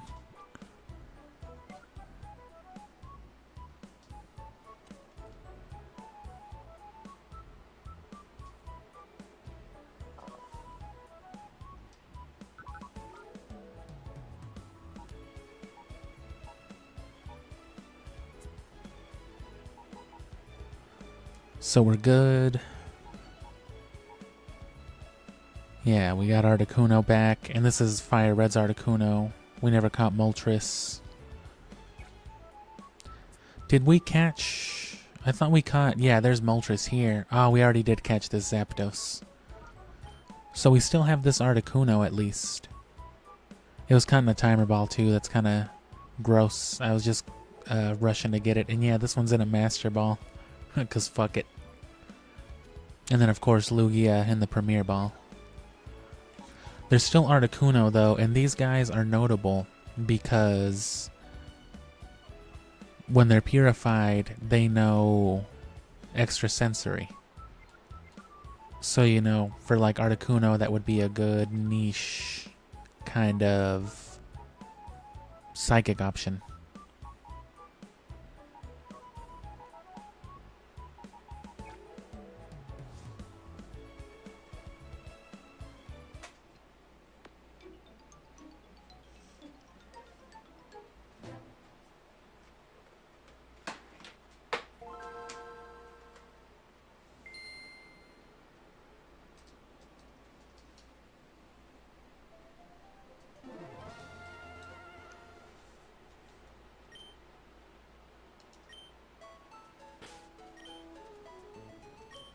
So yeah, all our Gale of Darkness garbage.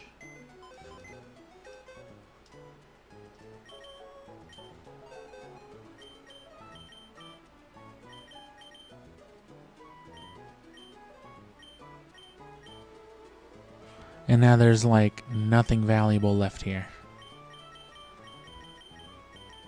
Everything seems to have been effectively moved out.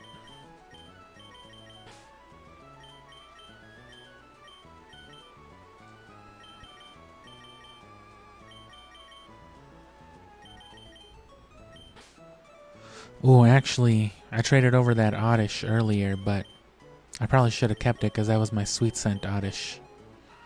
Not that it's hard to catch another Oddish with Sweet Scent.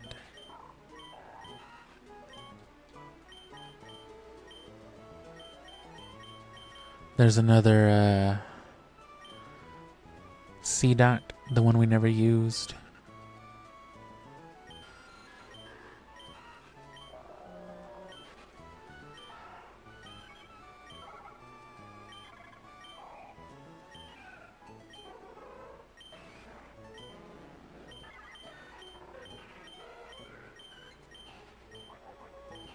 Curse on him.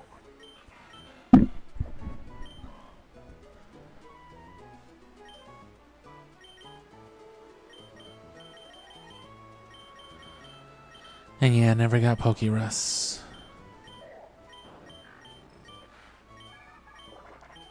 But that's what you would want for something like just a random encounter, like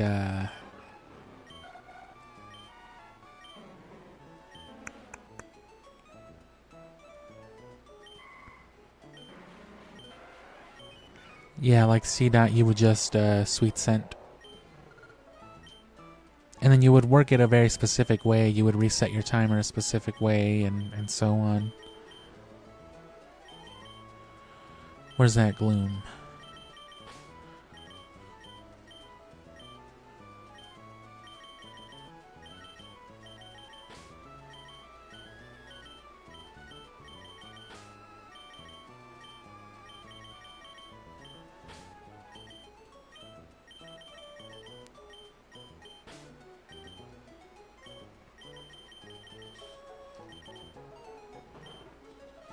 And yeah, that's the Shadow Houndour. Shadow Ladybug. You can't see that it's the Earth ribbon, but those are the ribbons that they are. They're definitely not Hall of Fame ribbons.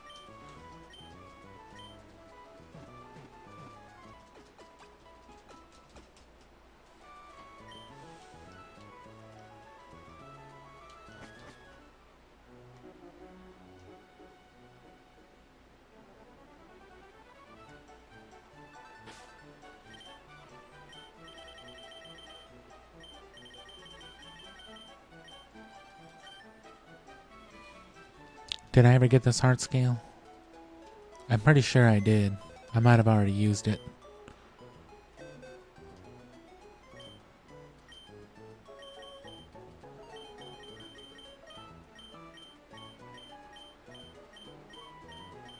Got some vitamins though. Definitely save some time by trading. 4 rare candies. And then like another 8 or 9 in fire red. That's another thing we've got all over the place too, is about 30 levels worth of rare candies. And there was a lot we missed in leaf green. There was a couple I missed in leaf green. And like most of them in sapphire and emerald. Or no, in sapphire. I try to remember in emerald. So I don't have the heart scale already.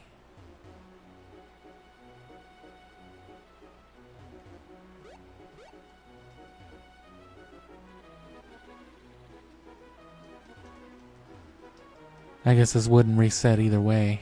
And yeah, I definitely got it. So just catch another oddish with sweet scent would be all. But the idea then would just be, you know, stand on a patch of grass. Or rather, you'd save, right, once you've got everything set up. And then you'd reset, which on a Game Boy player means, you know, doing this. So you'd chill on here, and then at the same time that you'd start your timer, you would hit the A button. So at this point, your timer's running, say it's like 45 seconds. It's usually not that generous. It's usually like 2 or 3 minutes. But what you would do as fast as possible, just, you know, mash through this. And see, I'm going to be doing that a lot from all the GameCube. Then, you know, you'd go use whatever, you know, thing. And I forget if on this one, if you hover over the option, because in Hoenn and Kanto it works different, or rather in Ruby Sapphire and then in the remakes and in Emerald. In one of them, you would hold it on the option, because as soon as you press it, it does the animation and it's an encounter.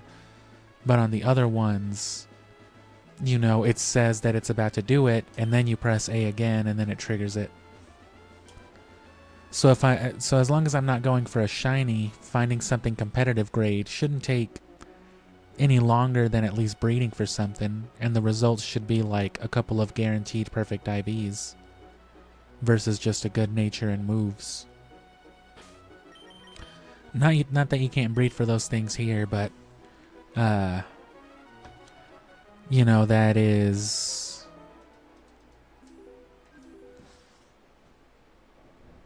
It's less efficient if you want like peak competitive, but we're not too worried about that. I'm just worried about tying down like a good IV or a good nature or two real quick.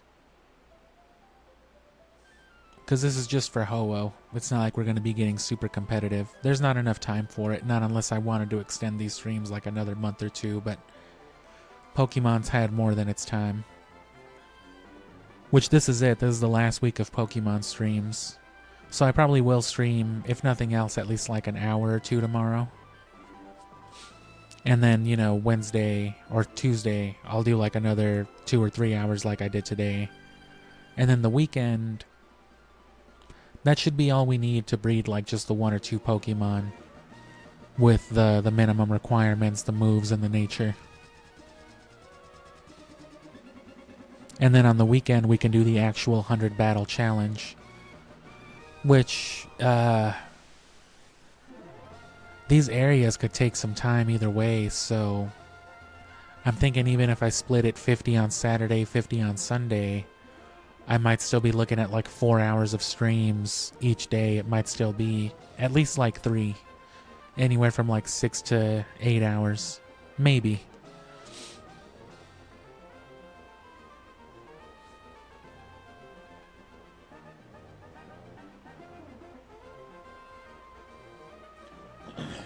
And yeah, that's how you would run the timer. And what the timer is actually tracking is something called frame advances. Obviously, games like Ruby, Sapphire, and Emerald have a battery for the internal clock. But, you know, every game can track time, quote unquote. So the reason Fire Red knows you've played 120 hours, or, you know, why it thinks you've played that long, if you fast forwarded or did something, it's not because,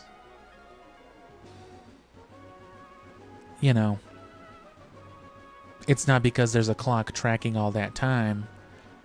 It's because these games, I think they run at like 60 FPS on the Game Boy screen. So every 60 frames, it can literally, you know, track it second by second. So it's tracking frames. So these timers, you know, they relate how many frames from the game loading up to an encounter under whatever conditions, you know, and that all gets into like how these seeds and stuff work.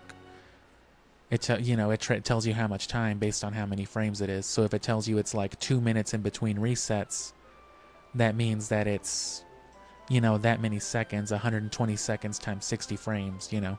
You're waiting for like 72,000 frames to pass on, 70,000 or more. With the idea being that on like frame 72,000, you spawn a shiny Charmander with this and that. It's the exact same thing that you're doing basically when you soft reset, you know, for like a shiny, but that's a lot more. You're just doing that blind is the only difference. And I'm actually just going to switch to the Wii again real quick.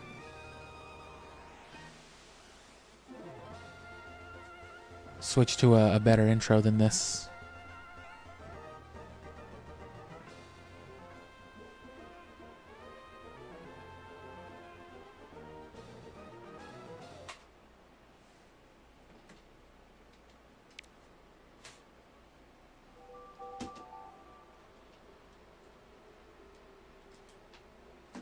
There we go.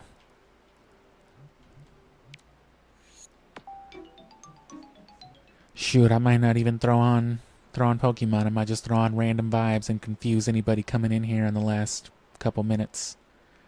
What the hell is this? Oh, you know what?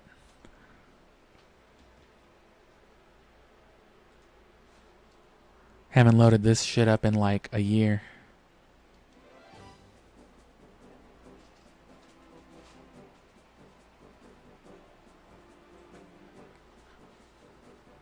Oh, a 20-minute playable demo.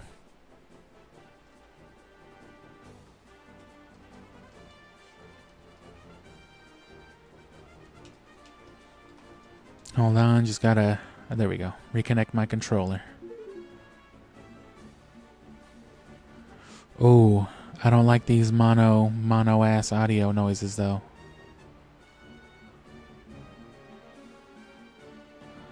Let's throw on this guy. This ain't Pokemon. Yeah, I just got tired of looking at all them Pokemon noises, though, but...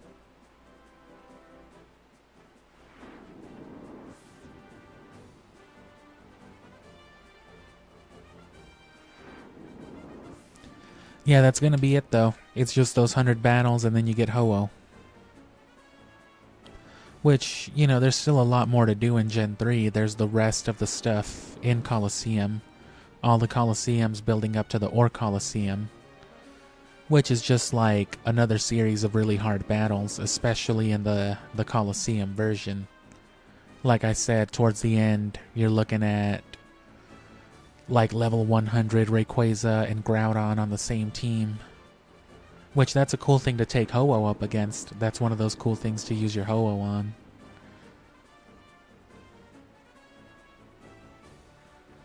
And then there's, of course, the Battle Frontier and all that stuff, but as far as the RNG stuff goes, that's about the bulk of it. So if you already understand how Pokemon, like, spawns and all that work, it's the same thing. There's nothing more to it than that. It's just you're using game data. You're using this other software after you've calculated a bunch of stuff to determine your game data, you know, the appropriate values to figure out how and when this stuff spawns. Some people think it's cheating, but so long as you're not actually cheating for it to enable any of that, you're not doing anything that you're not doing with soft resets for shinies and whatnot. You're just exploiting the spawns.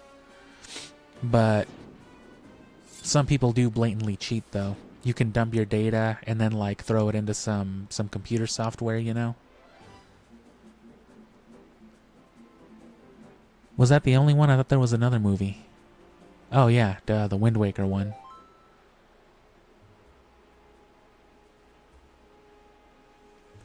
And I believe this is what plays on the Wind Waker if you just let the credits run.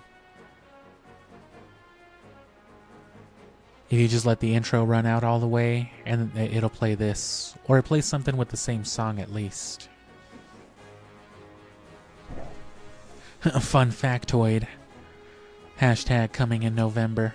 The stream's already out. If you watch me play like Ocarina or Majora's or something, and you want to see me do the same with these, you can do the streams already, but, you know, I'll abridge them proper by November. I swear to God, the Majora's Mask video is coming eventually, too.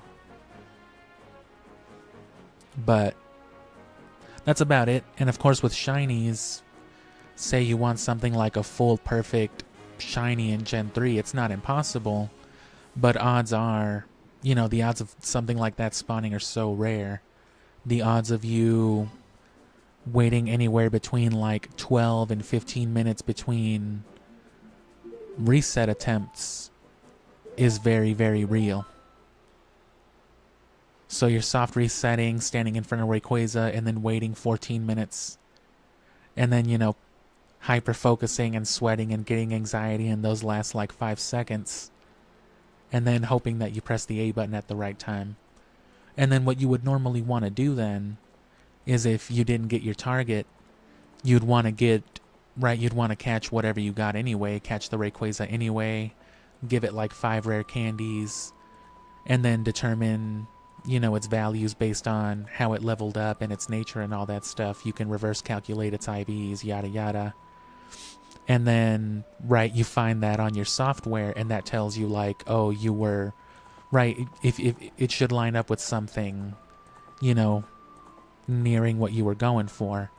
So if you can determine which one it is, you can determine that you were like half a second too late. You weren't completely calibrated, but that's how you would calibrate it. So you type in that new information, you relay it to your timer, and then you wait another 14 or 15 minutes and try again. And even if you don't hit your thing, you keep hoping that you at least get consistent results. If you get it wrong, you want to keep getting it wrong in the right way, so that you know you're on the right track. So it's just like, okay, I'm definitely closing in on this shiny luxury ball Rayquaza with the perfect nature and everything. Which, as grueling as that might sound, consider the fact that there are people out there who have spent anywhere between 6 months to a year or more soft resetting the good old-fashioned way for just a shiny Rayquaza, for example. The benefit of this is that you have a controlled, you know, mark. I'll run this one more time and switch to Majora's, because Majora's actually has 2 alternate ones if you didn't know. While we're at all these little fun facts and whatnot. But as you can see, the RNG stuff has not been a focus of what we were doing at all. It's too much of a labor, it's too time consuming. It's always something I can revisit. Right, we're gonna move away from Pokemon for a good while, because, you know, I miss looking at shit like this, but we'll always have these files to build up on now. So if I ever want to tackle, you know, Gen 3 again, say somewhere in the next year, I've got 7 complete save files that I can fall back on. I'm actually going to have to return some of these games to my friend, but I'm not going to need most of them. As I've said, everything is going to get migrated to XD and to Emerald. That's the place you want them anyway. I guess unless you have Pokemon Box, which I do not.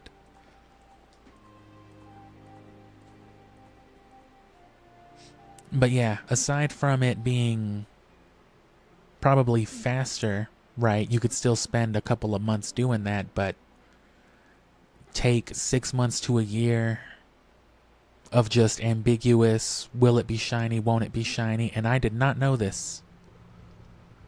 I have never seen this before. Well, obviously I've seen it in game, but I did not know there was another little scene here. I'm gonna give it one more go because this is new to me. That was neat. If you didn't know that there was another, alternate little scene after the ocarina intro, there you go.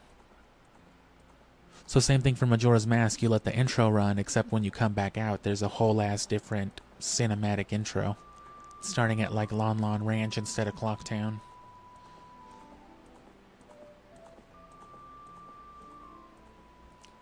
But again, I keep getting cut off by this Zelda imagery.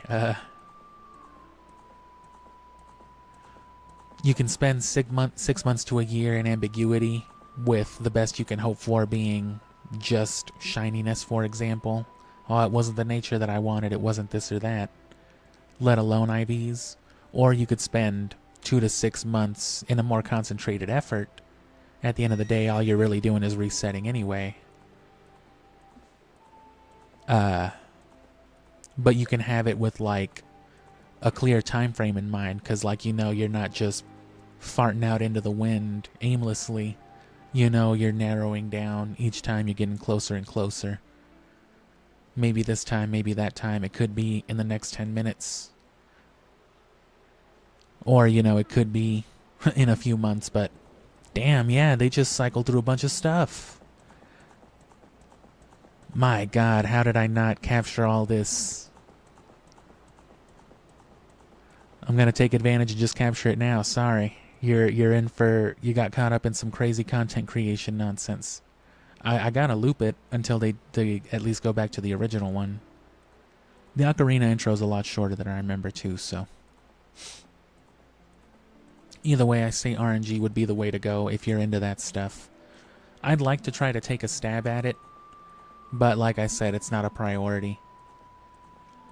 My original goal was, if by this point, this like last week of August or so, if I could have already gotten Ho-Oh, my plan was to go after Regirock in Pokemon Ruby, because that's one of my favorite shinies from the generation. But I was, even then, I was just going to go for shininess. I don't care about the square or star shiny stuff. I don't really care about the IVs on it. And if I do, I'll just, if I want a competitive Regirock for Gen 3, I'll RNG for, stats, and then just have the shiny one as a big old chocolate chip cookie monster.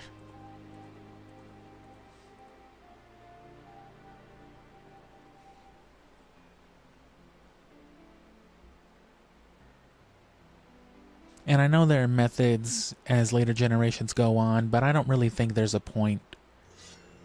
Okay, yeah, there we go. I don't think there's really a point, as much of a point, at least, in doing it with the later generations.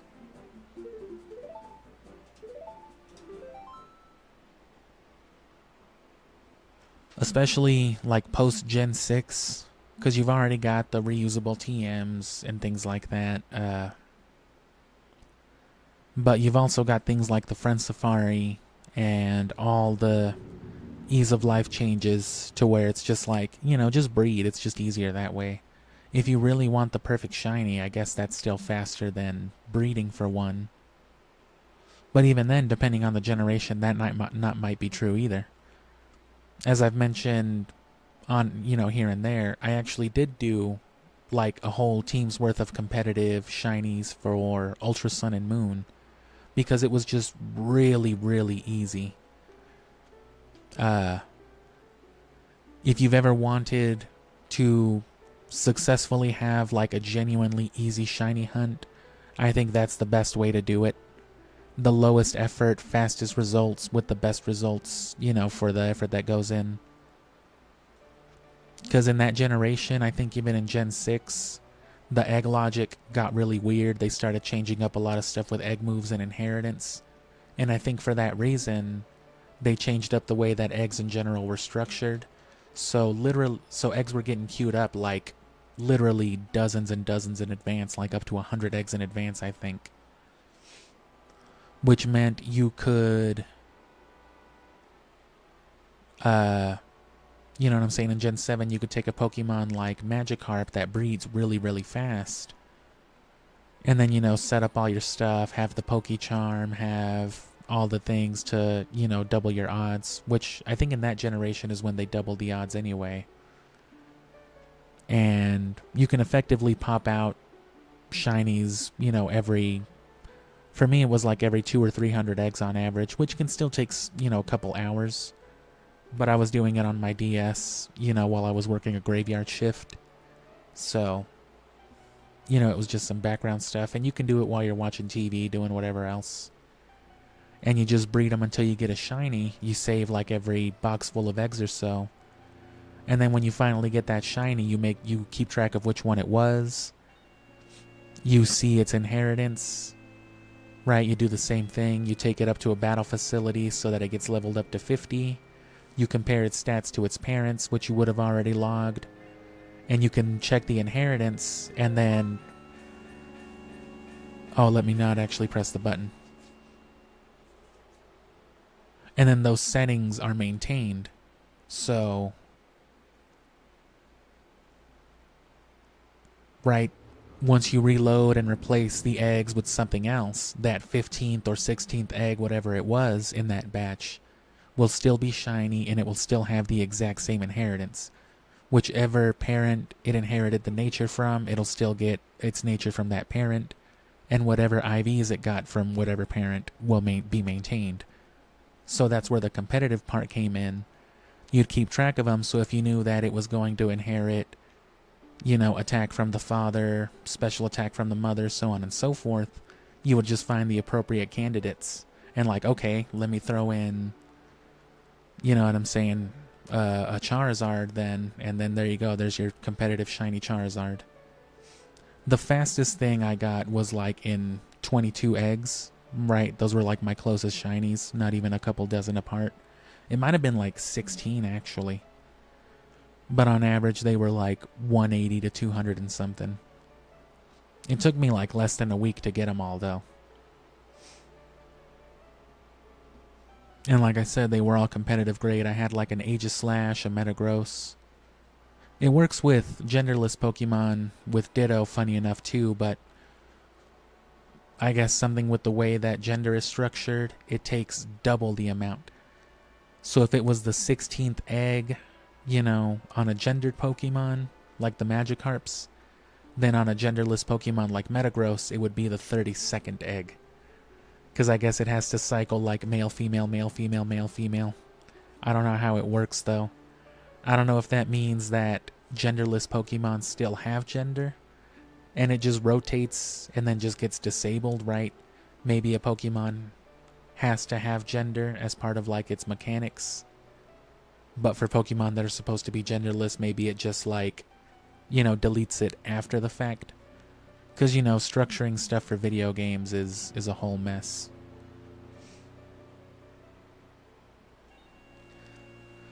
But anyway, thanks for sticking around and hearing me ramble about all that. We'll see if there's anything else for Majora's Mask. I think I've already checked. I don't think there is. And then I'll just run out like one more intro for the classic stuff, and we'll call it at that. But, you know, if you like hearing me talk all that nonsense, all that highly specific factoid junk, feel free to, you know, check out some of the more topical videos.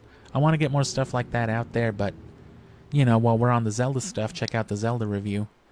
That's me just getting pretty sophisticated with Ocarina of Time for like 20 minutes. And as for Pokemon, I'll definitely get detailed with the mechanics, but when it comes time for like the big video, I'm not going to focus on the RNG end of stuff because it's not anything we did. But, you know, breeding will be a concentrated effort over the next few days, just for the couple of Pokemon we need. And again, normally it could take a long, long time if you want peak competitive grade Pokemon. Especially in this generation, or, you know, in the third generation. But I'm just going for some egg moves and beneficial natures. That's more than enough. It's not exact, but IVs, you know, they range from 1 to 31. And as far as the final product goes, like a fully leveled Pokemon at 100, IVs make a difference about proportionate to their value. So each IV, more or less, translates to an actual stat point, which means that a bottom tier IV, a 0 or a 1, with a 30 and a 31 IV at level 100 can make up to like a 30-point difference. But in most cases, you're spawning stuff somewhere within the vicinity of like 10 to 15, probably on the lower end of that. But, you know, getting things with IVs lower than like 12 or 10 is just as rare as getting things with IVs higher than 20. You gotta be really unlucky to get just like a whole ass shit tier Pokemon. On average, you will get Pokemon that are, you know, average. Which is why for something like the Mount Battle Challenge or the Colosseum, it's enough to just have good natures and good moves. Flygon's got a lot of utility, but he's admittedly not the strongest dragon type, so Outrage I feel is necessary. But again, with the type of team that I'm setting up around these guys, it's going to be nothing but like Thunder and Solar Beam abuse.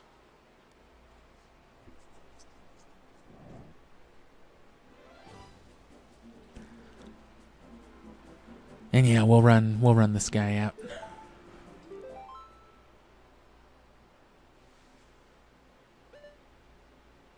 Nah. Yeah.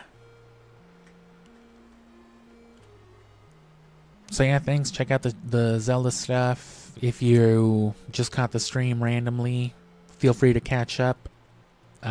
Everything up to Fire Red is abridged. Leaf Green will be dropping either tomorrow or Tuesday before the streams.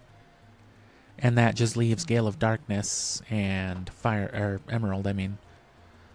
Both of which will be pretty short. I'll drop Gale of Darkness probably after the end of this week. Well, actually, no. I'll probably drop it before the weekend. So I might, there'll be a few days between Leaf Green and the first part of Gale of Darkness, but I'll probably do Gale of Darkness in like 3 parts. So run it into like maybe the 10th, 12th of September. And then hopefully have Emerald out before like the 18th. That way, by the end of the month, I can finally just drop this topic video. The streams, again, though, they end on Sunday. Once we get Ho-Oh, that's it. We'll extend it however long we have to on Sunday night to get Ho-Oh and be done with the streams, because that also ends August. And I'll know when I can stream again, of course, at that point. But after that, yeah, Scooby-Doo. So, a lot less mechanical. So, if you really like all the overly technical stuff that I'm talking right now, I can't promise you that fucking Scooby-Doo Unmasked on the Nintendo GameCube is going to offer any of that, but you know what? Scooby-Doo Night of 100 Frights was actually a pretty competent Metroidvania. Like, not even joking. It's silly, it's easy, you know, it's Scooby-fucking-Doo, but it was a good vibe. It did Metroidvania, it did search action pretty well. It did it a lot better than Mystery Mayhem did whatever it was trying to do. I'm not even too sure. I think it was going for like a Resident Evil sort of thing. So its own kind of search action. I guess that's just a good fit for Scooby and for Mystery.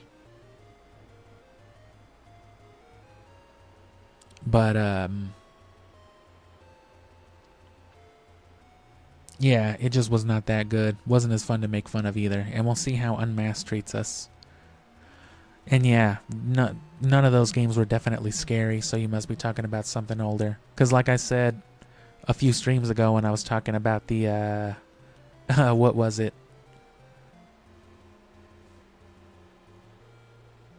I don't even remember now. Yeah, the Daffy Duck or Bugs Bunny Nightmare, Porky Pig's Nightmare, whatever it is. On the Super Nintendo, that's a scary game. And I know there's, I have it actually. I already have it preloaded on the Wii U because, you know, Scooby game.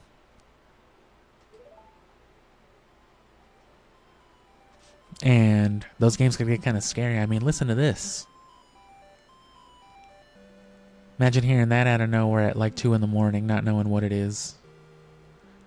And then you look up and there's a green man in your doorway. And your game collection is just destroyed, just on the ground. And your wallet's just open. That's what this song tells me. And it's just getting scarier. Listen to this. Played a little Zombies Ate My Neighbors last year too for Halloween. I basically want to revisit all those this year for Halloween too. But like I mentioned a couple hours ago, I want to do that over like the end of the month. So between like October 20th and, you know, the end of the month up to Halloween, I want to do things. I want to at least play a little bit of Resident Evil again, at least a little bit of LSD on the PS1, and at least a little more Zombies Ate My Neighbors.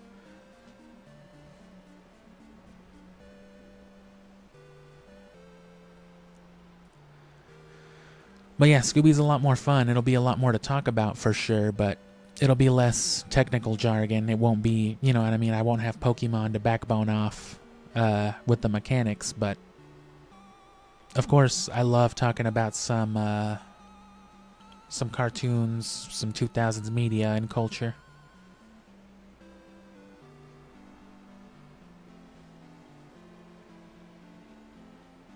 And I am going to go ahead and just round off these last, what is it, like 4.5 minutes I think it is on my timer, 5.5. So let me go ahead and get my drink, because I've got my dinner just preheated anyway, the rest of it, so. Give me another minute, I'll sit here and yap, I'll throw on a different game, and, you know, I'll continue on.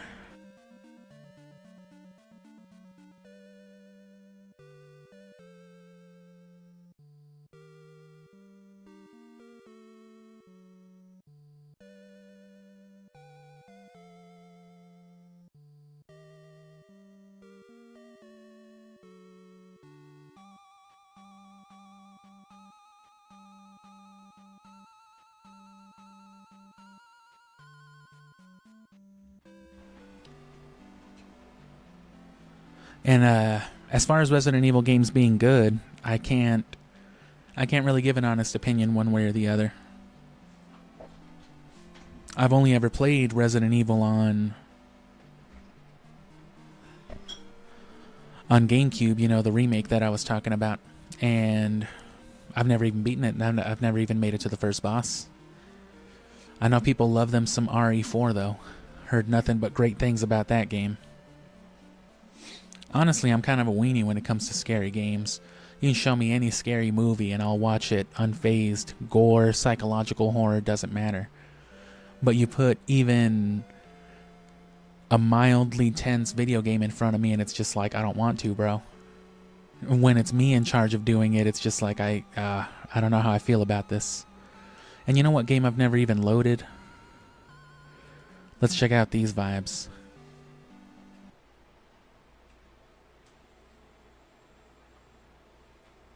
And I blot out the screen each time to keep you from seeing some of the games I have lined up.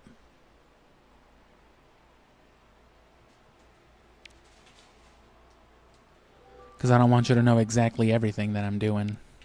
Because we are going to revisit, you know, some GameCube and Wii stuff. And I just want to keep some of this stuff a little secret. Most of the stuff you'll see won't get played, like all the stuff you would have seen on the Wii U when I've showed it, but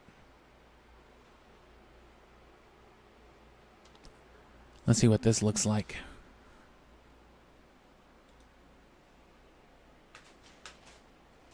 There's another one of those games that I saw, you know, it's one of those games that just habitually sat on the shelf at my local GameStop for like $15. Never played it, never picked it up. Probably had a perfectly fine manual in it and everything. Complete box set. Try to buy that shit now.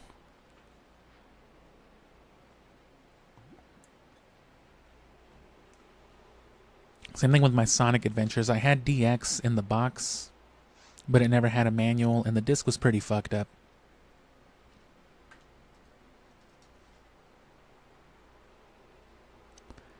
Use of this program is subject to the software license terms for set below. Sure, you can have my kids. Is it August 24th? I don't think so. No. Fucking Metal Gear Solid looking. And yeah, this has the same... these are some vibes already, I must say. Wow, are those circles in Japanese letters? Whew, this game really knows how to speak my language. Sonic DX is your childhood? Well, fucking watch the series, bro.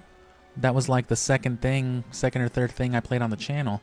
I always forget Castlevania Legacy of Darkness. I always do that game so dirty. I always think that I went straight from Shin Megami Tensei to Sonic Adventure DX, and it's just like, oh no, Castlevania's in there too.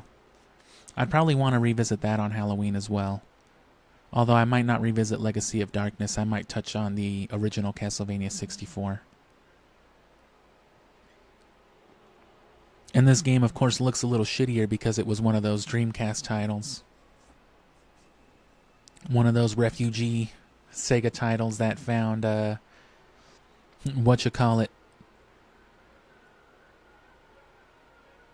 sanctuary on Nintendo consoles, which, you know, is how a lot of people like you and I most likely got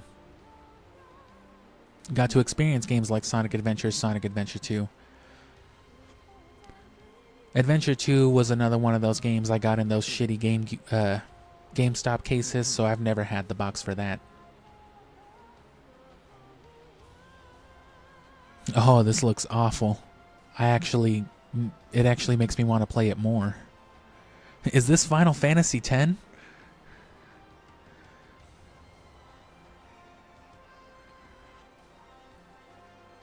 Plus, this will help me build on the Chao lore with the channel.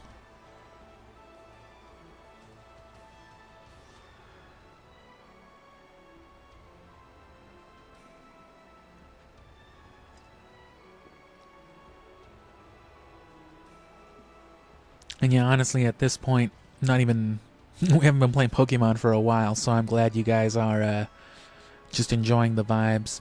Which, this is something we do a lot. This is exactly what I'm saying we're going to do with the Super Nintendo. So if you like this, if you want to just sit here and watch some sick-ass old video game intros, stick around after Pokemon, stick around throughout September, because once we're done with Scooby-Doo, we're hopping on the Super Nintendo Classic and basically loading up all those games. We'll play a little bit of each of them, right? I might do like the first world of Super Mario World, might do the first area of Donkey Kong Country, but more so than anything, we're going to sit there and catch them soundtracks. You got Final Fantasy VI on there, or as they have it, Final Fantasy III. You got a Neon Genesis Evangelion robot drowning underwater. It's good shit here. Yeah, Earthbound's got some funky jams, which if you like Pokemon, if you've never experienced Earthbound or the Mother series, they're not really related in any way. But, you know, a lot of those creative minds, the HAL Laboratories people, and the Ape people, I believe most of what was Ape, or Ape Incorporated, whatever it was actually called, ended up evolving into what became known as Creatures, or Creatures Incorporated, and most of them are, of course, what morphed into Game Freak and the Pokemon Company, which is another reason you can thank Satoru Iwata, Satoru Iwata is always going to be talked about on this channel because half the damn games we've played credit him in some way or another. But you'll definitely like Earthbound if you like Pokemon.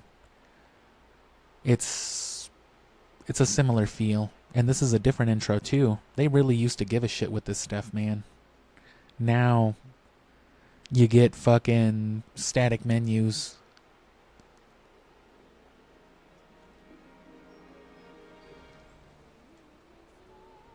The Pioneer Project, a plan born of desperation conceived in response to the imminent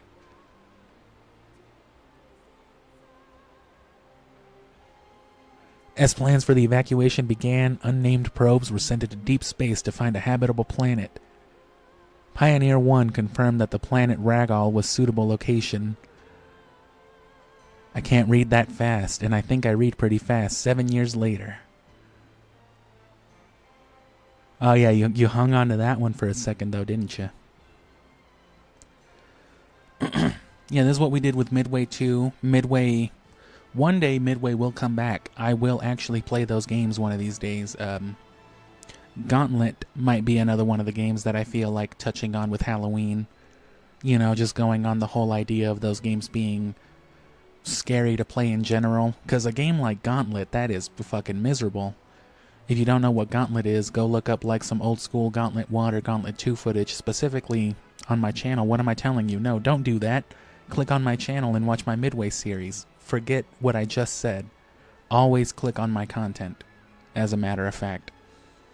This is just Final Fantasy X happening. You can't lie to me, I've seen this before. This might actually predate Final Fantasy X. I don't know how the whole Dreamcast, PlayStation continuity works out. Never had a Dreamcast. I'd love to throw on some original Chao Garden, but I don't have that kind of money. I don't have Dreamcast money, are you kidding me?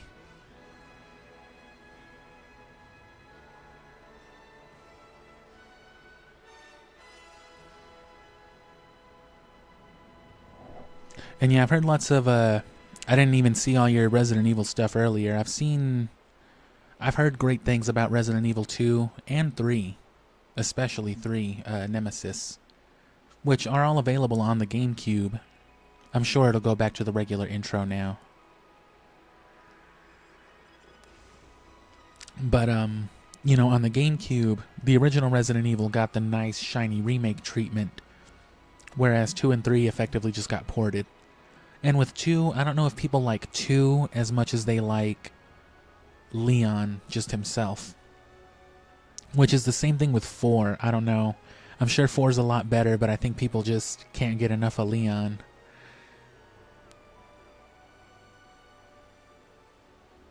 This definitely makes me want to play the game more, though. Now that I've actually seen this intro, I'm not really familiar with Phantasy Star at all. But again, we'd only be doing this for Chao content, and yeah, there's another intro.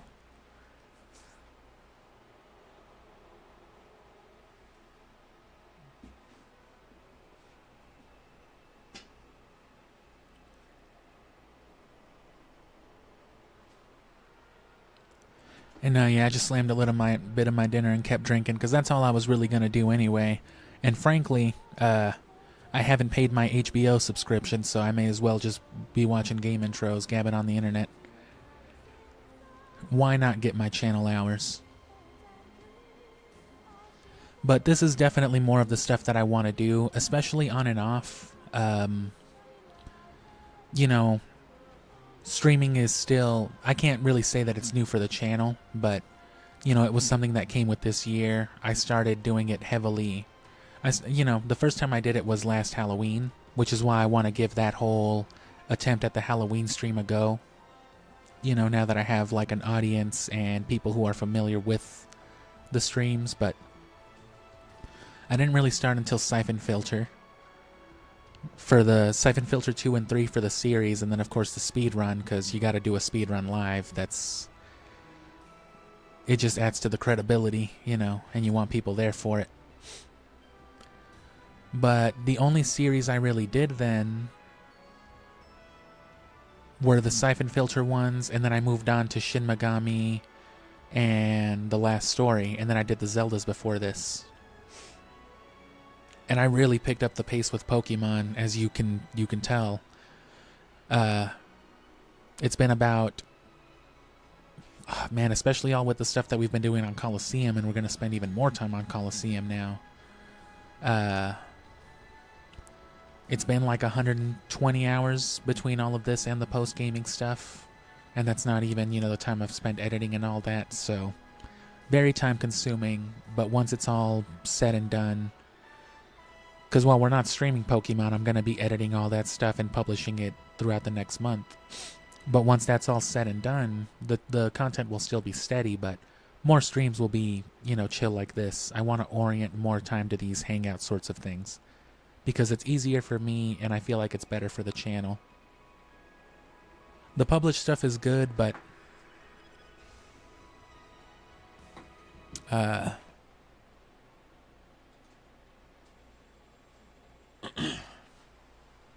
as far as like the live attention goes, I feel like this is better formatted for it. I like the more vibey aspect of it, which is part of the reason why I want to revisit. Goddamn Wii. It's part of the reason why I do want to revisit Resident Evil. Because that game has some fantastic vibes, because those camera angles.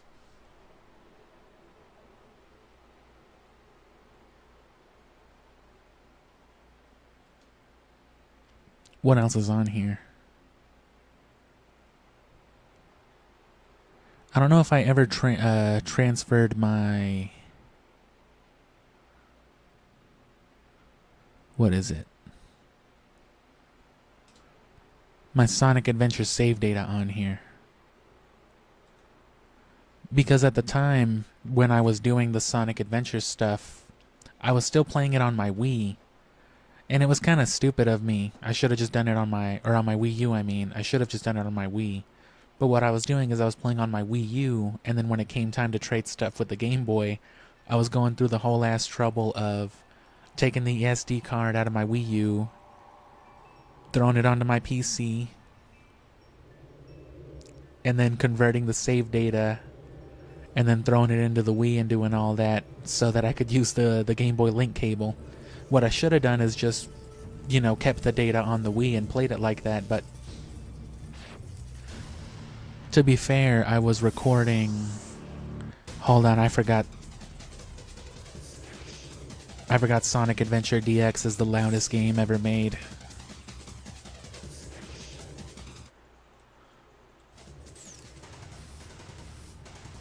Hopefully that's not too low.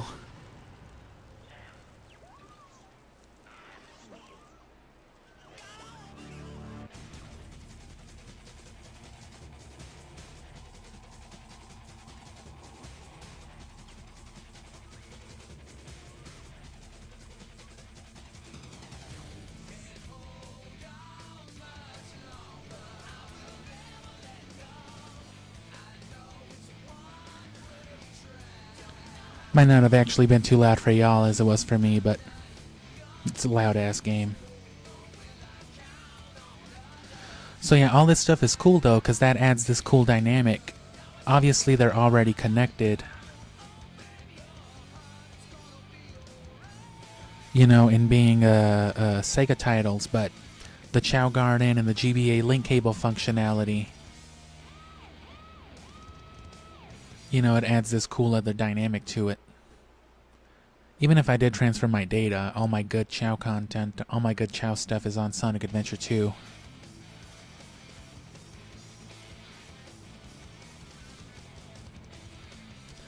Does this just loop the same intro again, or did they give it some special treatment?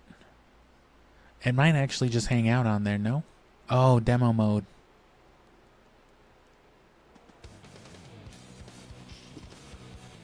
That's right.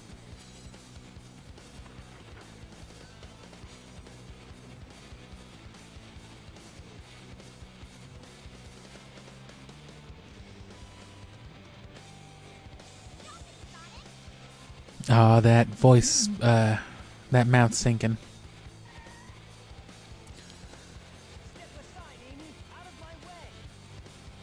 So yeah, we'll do stuff like this with the Super Nintendo, but after that I have more like just actual gameplay stuff planned. But one thing I can say about all the stuff is that it will be definitely less taxing and less time consuming than Pokemon.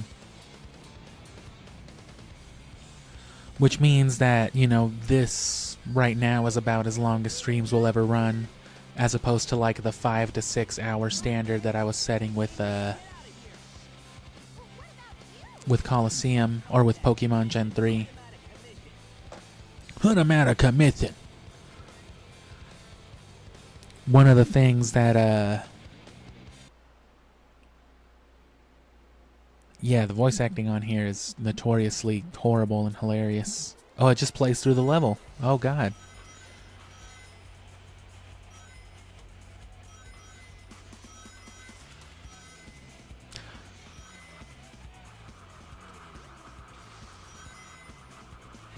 That's pretty neat.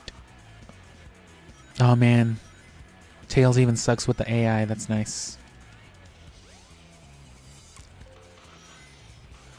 So yeah, things will be shorter, but I'll probably stream, you know, like, I was streaming 3 days a week. I kind of chilled in this last couple of weeks, mainly because I've been burnt out from the editing and all the Pokemon, but...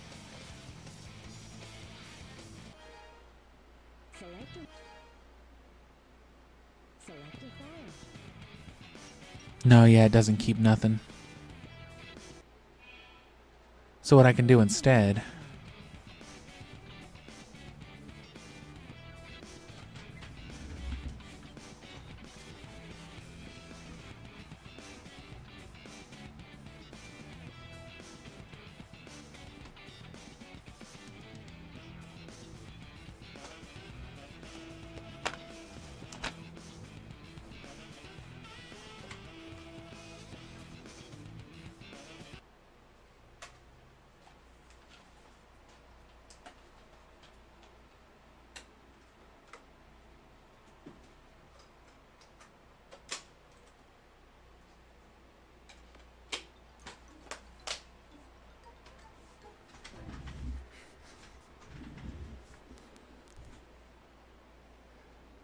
whipping out the actual disc titles for this one. Which, when I played this on the channel,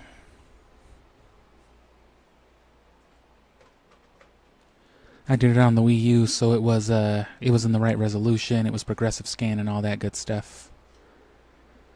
Gotta turn on my controller.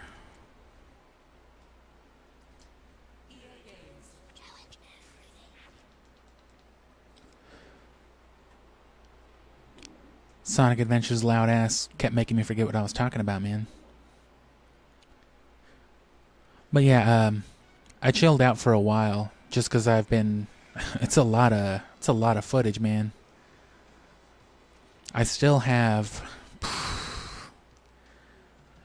I mean, it's like the whole last stream of Gale of Darkness, most of the one before it, and then all the ones for Gale of Emerald. So I still have like 16 hours of footage to review, almost like 20, I think, actually. So getting all that out of the way by the end of this month was kind of a no-go. And damn, without a memory card, I think it's going to force the tutorial on me, but I'm pretty sure I can skip it.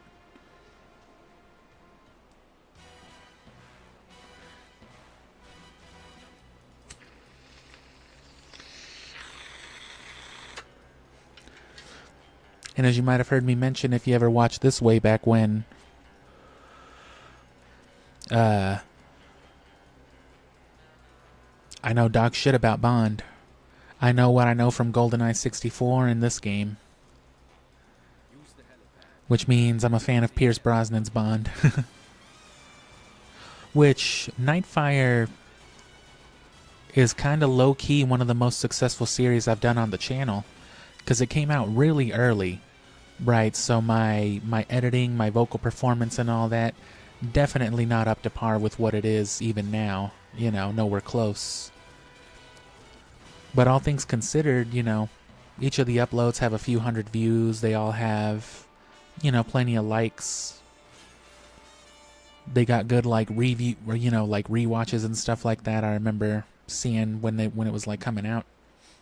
In the long run, it's been alright. I don't know if this one has any other FMV, but it's also got the, you know, the sick-ass intro. I think it's going to want me to press start for the intro movie, though, but it's going to make me do the tutorial. I'm pretty sure I can just load into it and quit, though. Because I love me that Nightfire intro, man. But yeah, more licensed stuff. Like I said, I like to keep a presence for licensed properties in general. Because I like having that presence on the channel. Just because it gives me avenue to talk about other stuff. Even if I don't know anything about 007 or James Bond, really. Having it on the channel gives me an excuse to talk about slightly movie-adjacent things.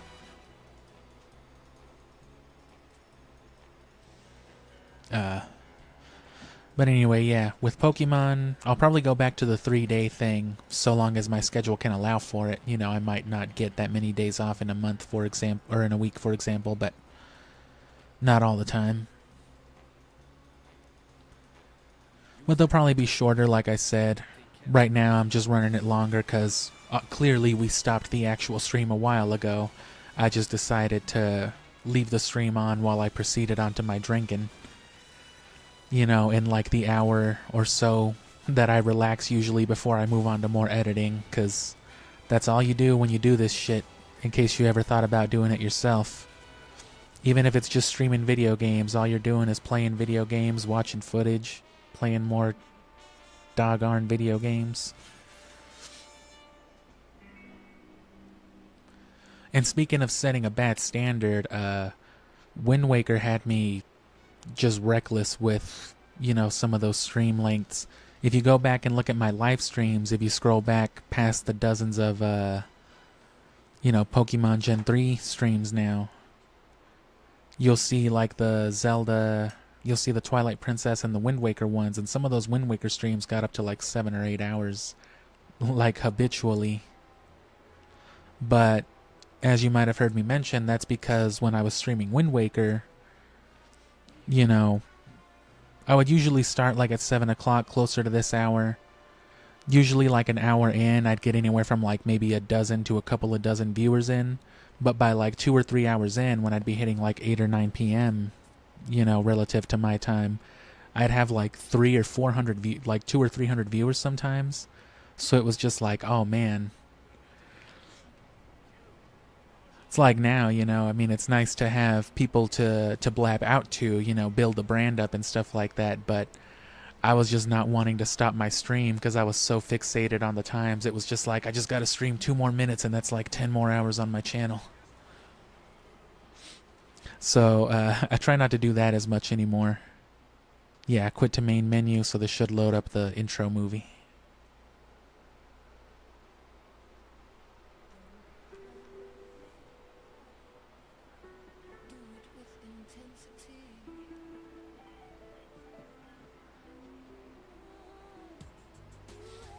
Fucking underrated video game intro. And this could be a whole video itself. Who doesn't love a good video game intro? Of course, published stuff is different. I can get away with this blabbing right now because, you know what I'm saying, the computers can't really tell what's what. It's me just jabbering over some footage. But if I try to just show you the music and all that, it's like, nope, copyright. Is that Pierce Brosnan's face? Get the fuck out of here.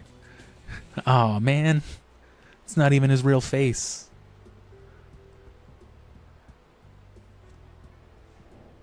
Like I said, EA's got some good character models too, even in like Marvel Imperfects back in this day. It's another good game. I don't think this has anything else fun to watch, but I can just switch discs now.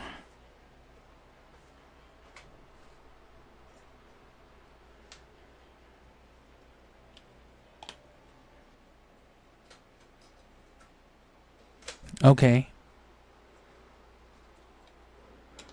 I close the disc cover.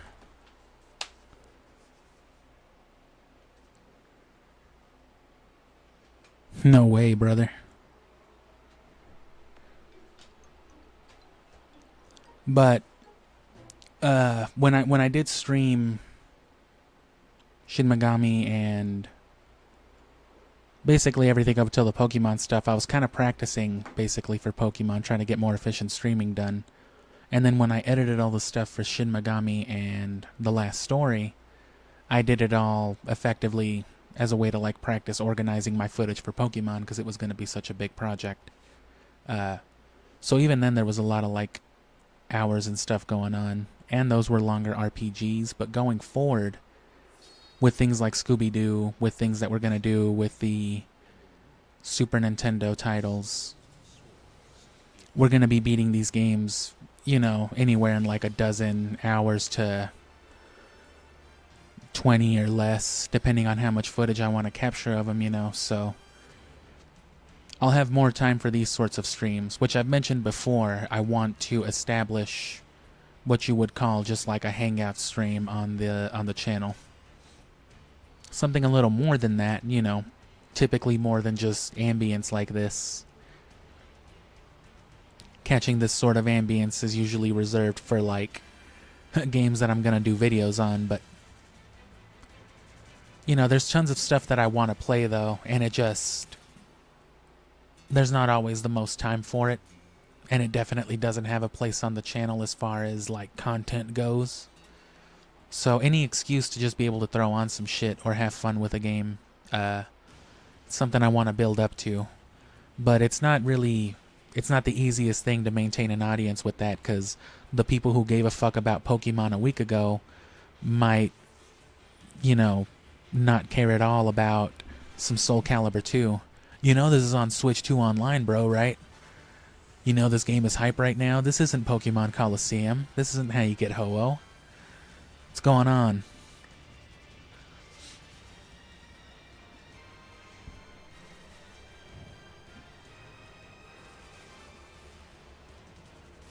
And yeah, the only movie that I've seen Pierce Brosnan in is Mrs. Doubtfire. He's the dude who steals Robin Williams' family. He's the homewrecker in Mrs. Doubtfire. God damn it. Who else but James Bond's sexy ass?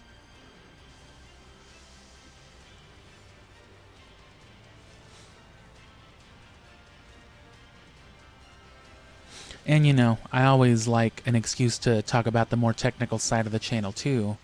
And I can't say that I'm particularly fond of, you know, congesting my gameplay footage with just a lot of nonsense though. It definitely makes for harder editing, so I'd like to separate those things too. Because as you can see, I'm yapping now, but even as recently as Zelda, when I was playing through Twilight Princess, there was even an instance, I'm not sure what triggered it either, because I'm usually still pretty chatty during a gameplay session, but someone asked me why I didn't interact with like chat, and I felt like telling them like, bro, what the fuck are you actually talking about right now? I interact with chat all the time. There's usually only like 2 or 3 people chatting. What do you mean? But I don't know if they were referring to the fact that I don't usually reply in text, because, you know, clearly right now I'm doing nothing, but oh, I love a good arcade rolling screen. Namco and Sega and all that is real good at this, you know, type of ambience, because, you know, they have experience with arcade machines and arcade settings, more so than Nintendo does. They understand the importance of it, even to games that didn't have like an arcade presence, like Phantasy Star. You saw how fucking lit those intros were. I might just throw those back on again. And look at this stuff. This is the shit tempting you to put in a quarter. Come on, kid. Spend your allowance. You little fucking pizza grubbing piece of shit.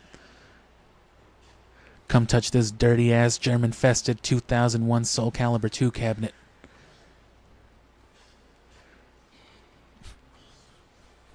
Mom, can I get in the fucking car? You're not playing this shit. What is that man doing?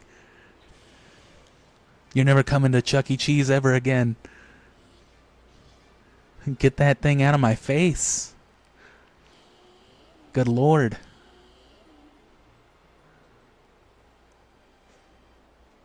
Anyway, I was saying something before this. Yeah, I'm usually...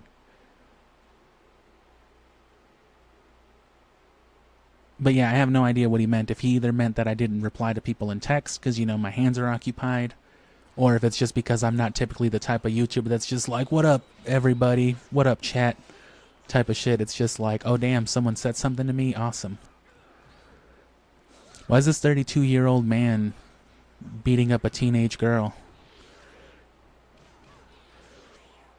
I guess let's be thankful that's the worst he's doing to her. Sir? Yeah, because Talim's like 14 or 16? 15. I was close. Average it out and you got it.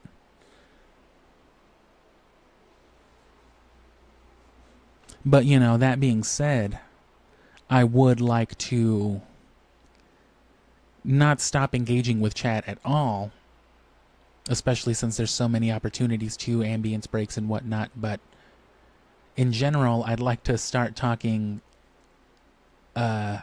less throughout the dead segments of gameplay, or I'd like to get better at just dividing it, you know. Whenever gameplay is dead, that's when I want to talk to chat. Because when it comes to story time, just for editing purposes, I want to be able to know that I was just talking to chat while I was running through fucking Hyrule Field. And then when it gets to the Ganondorf fight, okay, that's when I started talking about spaghetti again, you know. Which is like weird, right? But, you know, sometimes you get to talking about spaghetti. And this is cool. This cycles through a lot of stuff, but this is all it is. Tekken and all that does the same sort of thing. Oh, it does loop back to the intro eventually. That's good. It's nice that it doesn't just loop the intro and then the intro and then the intro. Some games are like that. And again, there's not as much attention to this sort of stuff, but things like this are the sort of things that I'm always looking at in the background too. The whole time that I've been playing Pokemon, for example, yeah, I'm focused on the Pokemon stuff, but it's just like, yo, this is one of the greatest video game soundtracks I've ever heard. It's like when I was playing through Fire Red, I forgot how good the music for the Sevi Islands were. I think like 6 or 7 island, whichever one has the rocket hideout in. That town has like one of the best Gen 3 soundtracks, just in general, I think. And that's what like half my editing is. I'm like reviewing the soundtrack. I'm like, just like, yeah, this is a hit. I'm so glad that out of like there's like a handful of comments, maybe like a dozen comments or something on that Ultimate Chao video. And at least like 2 of them are something along the lines of it just being like a vibe because of the music. And it's just like, fuck yeah, bro. You have no idea how hard I was jamming out while I was editing these videos. Yeah, that's a hit right there. That's definitely some Chao Garden music. That's right, I'm just harvesting soundtracks. That's all this channel is. You fucking monster. You lied to me.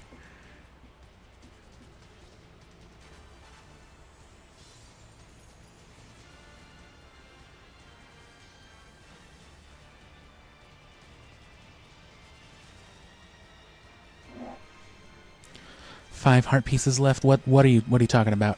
Ganondorf, Twilight Princess still? Ganondorf fight in Twilight Princess is pretty cool. Twilight Princess in general is pretty cool. But yeah, I'll try to organize this sort of stuff better, and I'll always try to find a theme, you know. I don't want the content to just be wasteful. The only reason I'm getting away with doing this now is just because I just finished doing like 3 hours of actual streaming for you know, all the Pokemon stuff.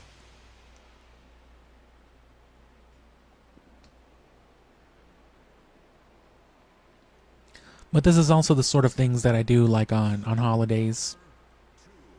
Mainly for noise and like peace of mind reasons.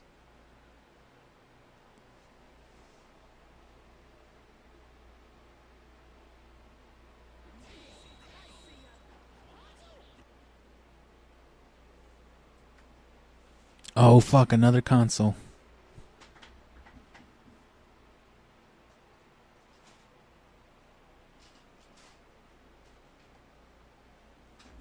And yeah, this channel was like born on the Wii U basically. Not really, the first series was Shin Megami Tensei, which I played on the Switch, so. But all our early stuff was on the Wii U.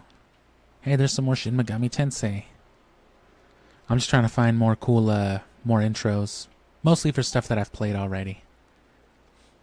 I'd like to revisit a lot of things, especially early series.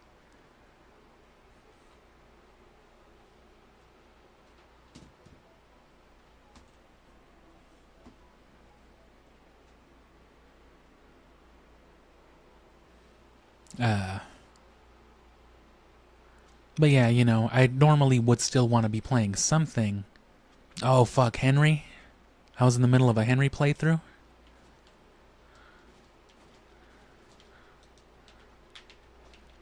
Piece of shit. There's no time to play games. I'm here to watch games.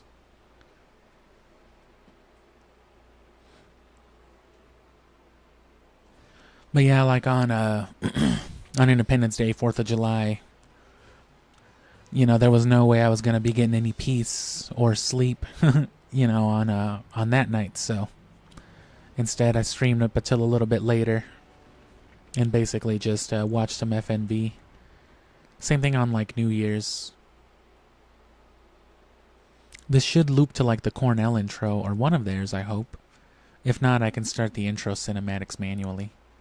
And you can notice how much more sharp it is on the Wii U. You know, because of the native HD. I don't think it looks as good. I think it depends on the game, really, but something like this would look way better on the grainier side. I tried to port it onto my Wii, but this is a very hard game to emulate and dump. 64 games tend to have that trouble, which is a whole topic I'd love to talk about on the channel as well. But basically because they depended on like some weird intercommunication between the game and the console itself in the way that code was executed. There was always code being preloaded by the console on a whole ass separate board while the main board was actually running the game, which is how the N64 bypass loading times. That's why everything on the N64 is just boom, boom, boom, boom, boom. Because, you know, anything that could be preloaded is always being preloaded. And because that's a literal physical component in the N64 that handles that, it's something really hard to emulate, the relationship between those two. So even on something like the Wii U Virtual Console, there's still like graphical errors running this game, for example. I think I just said for example twice there, but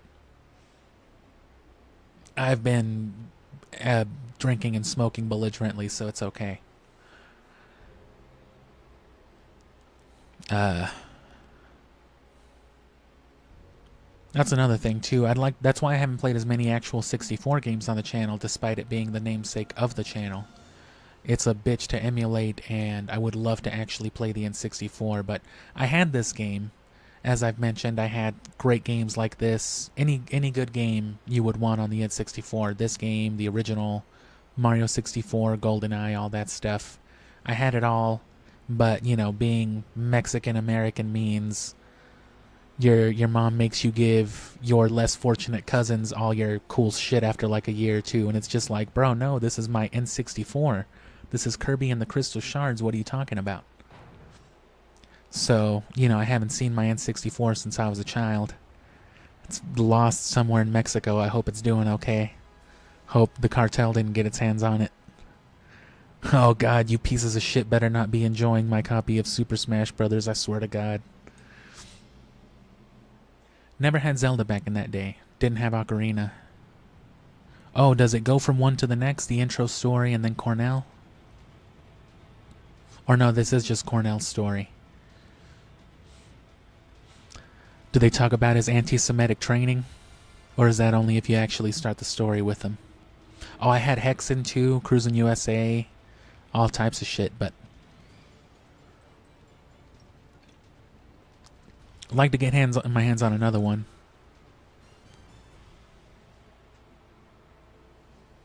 And then we can play more N64 titles. This is definitely something within the... Like I said, this is nothing new to the channel either. We've definitely sat here and wasted some time. If not with intros, there's always games with FMV. So if you've got any games you love growing up, right, if you played some shitty-ass PS2 game that you remember, like, oh yeah, I remember making fun of these weird-ass videos with like some old man I didn't recognize, like, great, tell me what game it is so I can try to get my hands on it. That's my favorite part about the Midway collection. Midway 2 is the best just because of all the Mortal Kombat FMV it has.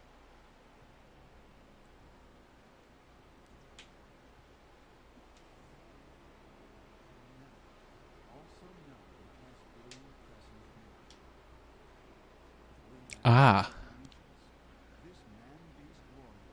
But yeah, one thing I wouldn't really say teasing at, more so something I've expressed wanting to try for a while is Goose Game. I've played Untitled Goose Game. I love it, but I wanted to... I'm hesitant to call it ASMR because that's not what it's gonna be, but, you know, it's just the most... You know, think like Bob Ross, but instead of painting, I'll be playing fucking Goose Game. I might still say some funny stuff, but... You know, the whole idea is just to, like, have some good peaceful, you know, monotoned Goose vibes for a while.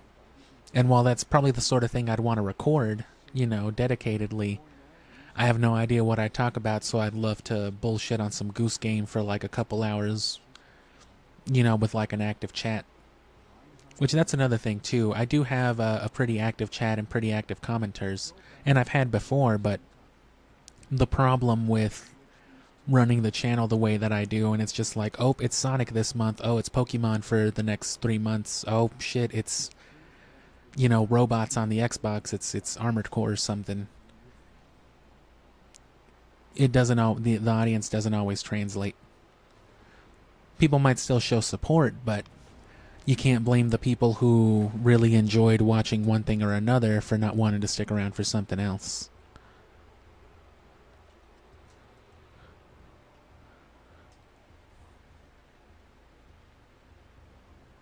Can I get an intro?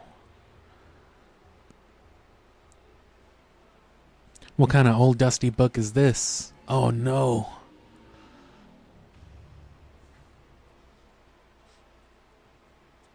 So that might be one of the first things I try to go on to, but it just depends.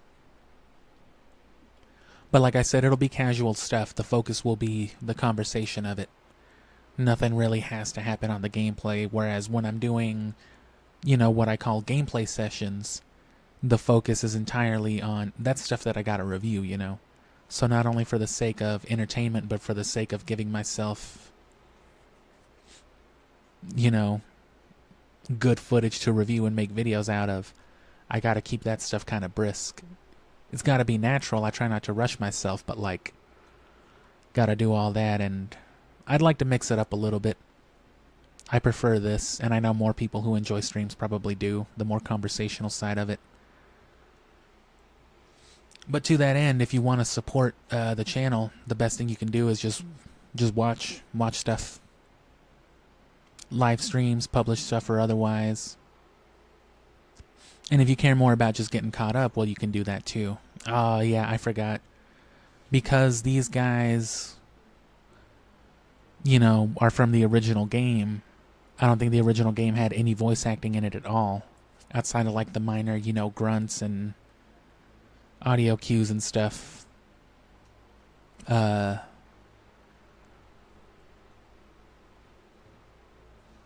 Yeah, their intros didn't get any dialogue. And when they ported them onto here, they didn't give them dialogue either. They made a point of giving Cornell commentary for his intro, because he was the new... Yeah, he was the new character. It was originally only, you know, Carrie and Reinhardt. There was always supposed to be 4 characters, but, you know, Castlevania 64 has its own long-ass history. It's crazy that I don't have more topics on all these things already, right? But, oh well. And yeah, see, there's Gale of Darkness, there's Colosseum in HD. These are the GameCube ones. And this is where my Sonic data will be.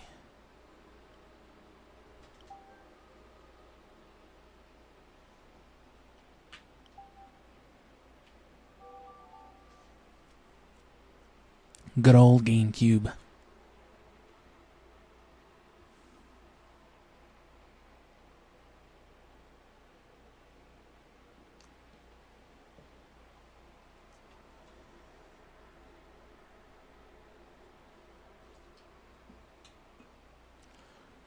But yeah, like I said, if that's the side of it that you enjoy more, as opposed to more of the gameplay side, there's more of that coming.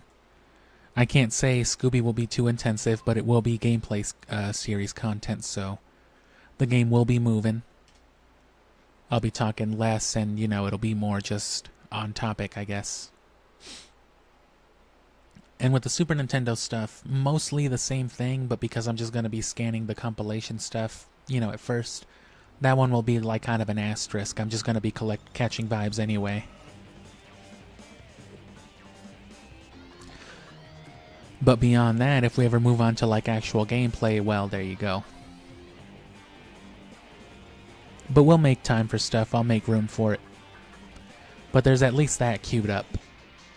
And in general, the only other time that I know for sure that I'll be going back to,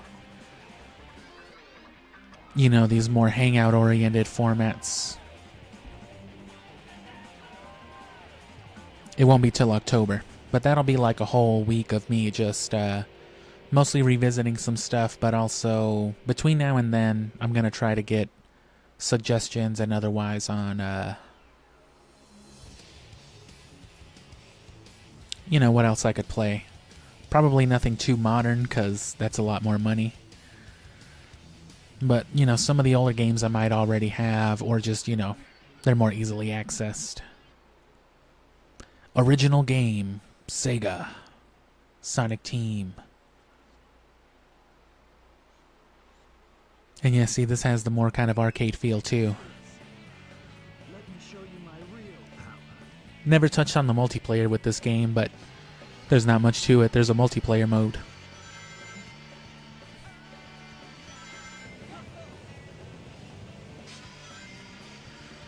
One thing, too, about some of these older series, not the ones that are too old, but if you want to go back and watch Sonic Adventure 2, for example, you can watch it at a much better quality than this. Because, like I said, I wasn't streaming, so I wasn't restricted to streaming at like 720, 30 FPS. I was able to record these games at 1080, 60, so one of these days I'll be able to stream at that quality too, but that's just one of the problems with having you know, a lower powered machine and no fiber optic internet.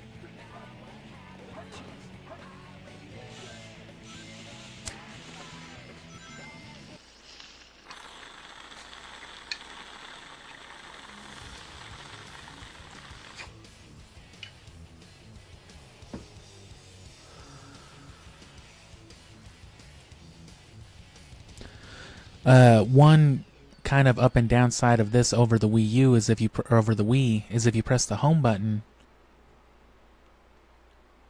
Right. On the Wii, it won't do anything whenever you're playing a GameCube game. But on the Wii U, it will boot you back to the Wii U top menu. Or whatever menu you were in. Because I have these software titles injected through a... What is it?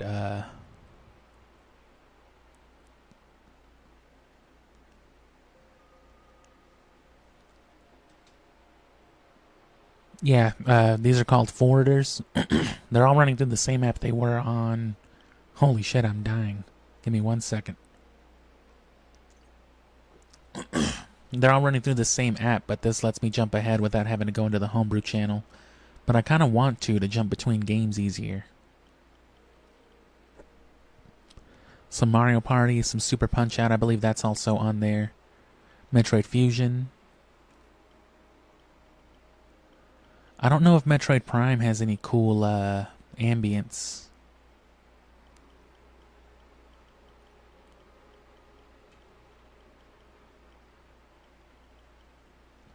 Played all these guys. Yeah, this one's coming up. And then here's the one that was on the Super Nintendo. Classic Creep Capers. Sounds terrifying. Fucking Rogue Ops. Horrible game. Love it.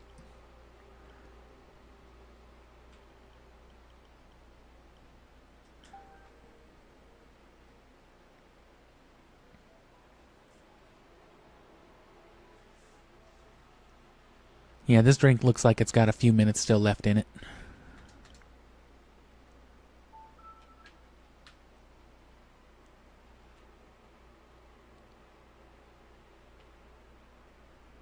Oh.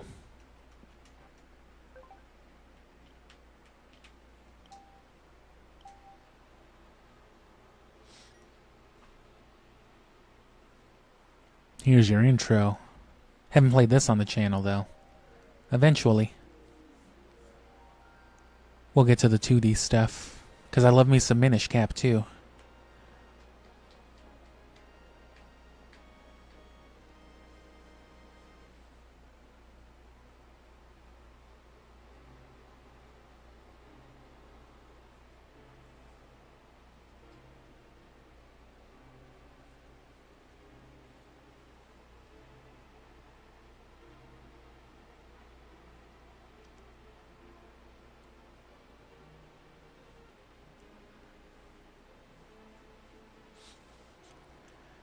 But either way, no matter what I'm playing, no matter what I'm doing, I try to stay on brand with, you know, the narrative, the commentary, the vibes. Because, you know, my goal, I guess, is, you know, to get the people who enjoy that side of it more than anything else. Right? If you enjoy the me talking and playing the game part of it more than the game itself, then you're basically guaranteed to check out more stuff, you know. Because even if you're willing to watch me play through like all of Zelda, for example, like some people were, that doesn't mean you'll stick around for it afterward, because especially going from something like Twilight Princess to Pokemon Ruby, it's like a huge vibe shift, you know. Because some people really don't like the 2D stuff. Or some people just really don't like Pokemon, or they just don't care enough about Pokemon to watch someone just play through the games. Even then, I didn't think Pokemon would do, you know, quite as poorly as it did. In general, at least early on, there was almost like nobody. And then as time went on, you know, there was at least the return viewership, and then up to like the handful of viewers finally. And then that was maintained through the end, but it surprised me that Wind Waker could bring in the crowd that it did, but Pokemon didn't. But to be fair, even things like these post-game streams have been evidence enough that, you know, people don't really care as much about a normal playthrough of Pokemon. There's not a whole lot going on. Compared to something like a shiny hunt. People love that. By comparison, you know, when I was doing those Chansey streams, you know, a dozen people would just flock in and just chill easy. Sometimes I wouldn't even be doing commentary. Literally just to watch me run around in a circle, spawn something that wasn't Chansey, run away, repeat for 2 hours, like. But the same thing, you know, with actual shit going on, if it's just to the ends of a playthrough, nobody really cares. Which I can understand why Pokemon's not the most eventful game in that way. You might care about the process overall, but you know what I'm saying? Look at how long it's taken. But that's going to be the whole point of the video. It's just like, hey, check out what I just spent the summer doing. Look at this crazy shit.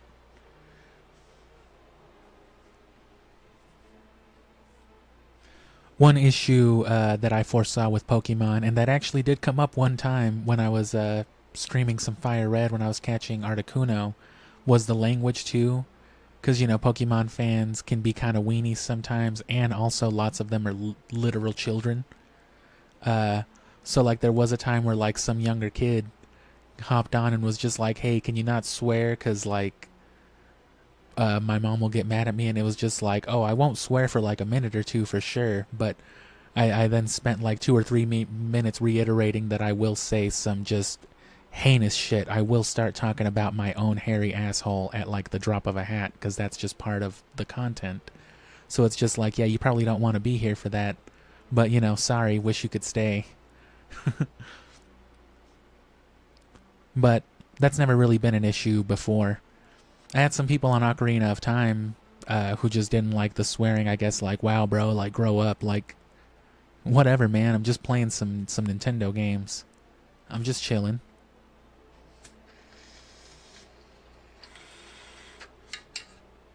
Most people really don't care one way or the other, I don't think.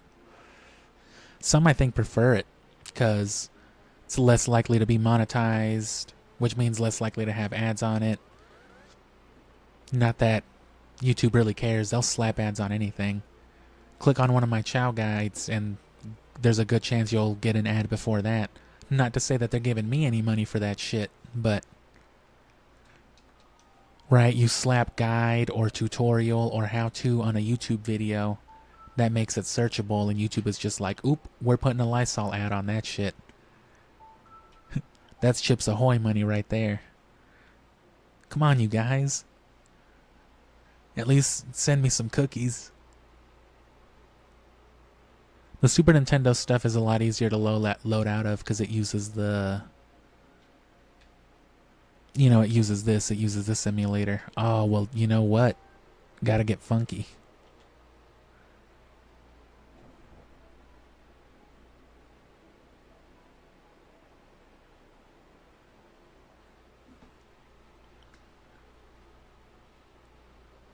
Oh, yep. That's what happens when you play Donkey Kong Country. Can you tell that I got pissed off? Fuck this stupid ass game. I'm mad already. This is why I haven't played this stupid shit on the channel. That's like half the Super Nintendo games. That's why I hate the Wii U, because it reminds you of your failures. And like half the time if I'm loading up a Super Nintendo game, I'm not even going to load up Super Punch-Out because you're going to see the exact same thing. You're going to see me fucking KO'd to that fucking Chinese guy that they made incredibly racist. Fucking, what's his name? Dragon Chan? You're going to see the game over screen on fucking Dragon Chan. That's all you ever see with Super Nintendo games is game over screens, man.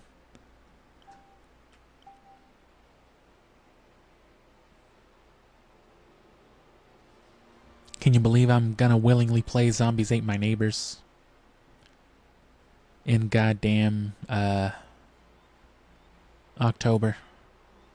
I'd like to beat it. I'd like to spend maybe the night of Halloween itself or one of the joining nights, depending on when I can get the time, and try to beat it. But right, you want to talk about like those nightmarish, you know, impossible Super Nintendo games. That's one of them. That game is ass. It's one of those games that has you on edge for like 70 minutes straight. I'd much rather speedrun Siphon Filter. Is that it? That's all the funk you can cram into this game? I guess they had to make room for just the absolutely stupendous soundtrack, huh?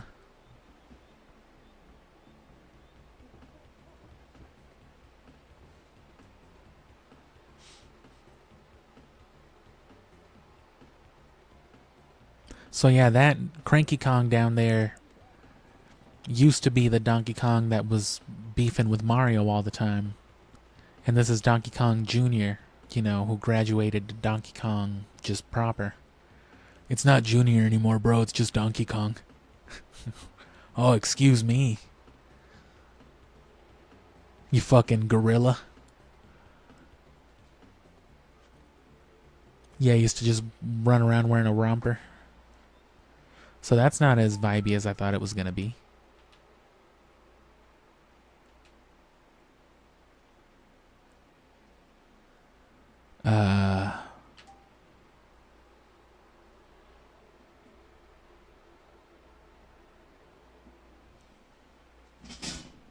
Not without actually loading it up, but we're not doing that right now. I'm not going to play a game. What is this? Skyward Sword. Gotta save that for later. Can't even load that up.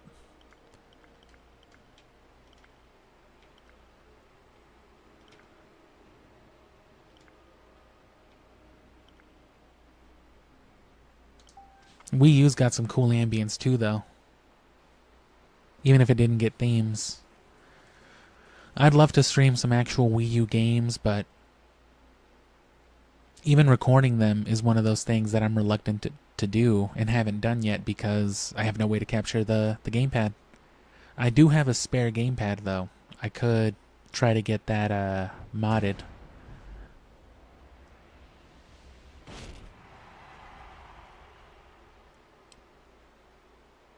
And yeah, one of these days, one of the videos I've always wanted to do, you know, relating to my setup is how I get these games on there to begin with, And Resident Evil is one of the games that I actually still only have on disc. I don't even have it backed up on my Wii. So I want to do a video covering that, how I get a game from my GameCube disc, you know, off my shelf onto my Wii U to play that shit in HD. It's a whole ass thing. And again, you know, I don't stream things like this or my Xbox as much because it just butchers the quality. This still looks pretty fine, but not as good as it looks on my screen.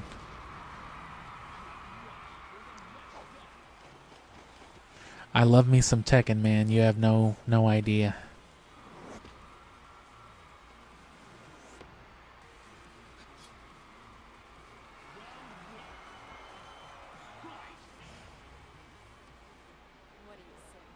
I played the shit out of this game too, man. This was like a third of my time spent on Wii U was thanks to this game. Another third went to Smash, and the other third just was shared between all the other games. I put in some time on Mario Maker too.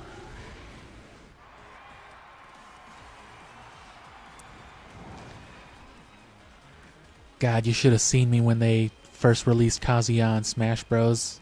It's like, it's almost like fucking Sakurai came into my dreams and just, you know, took the idea right out of my head. Maybe not for Kazuya exactly, but it's just like, wow, you put a Tekken character in Smash Bros?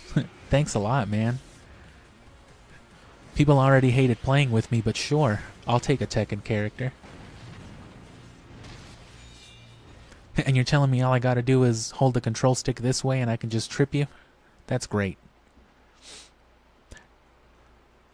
I'm pretty sure this doesn't have anything else. And you know what? I am gonna load up some zombies too because I don't even have to black out the screen because I'm not even loading into my Nintendo. I'm just loading into the Wii U or into the Wii screen, which means you're just gonna see the random shit on there.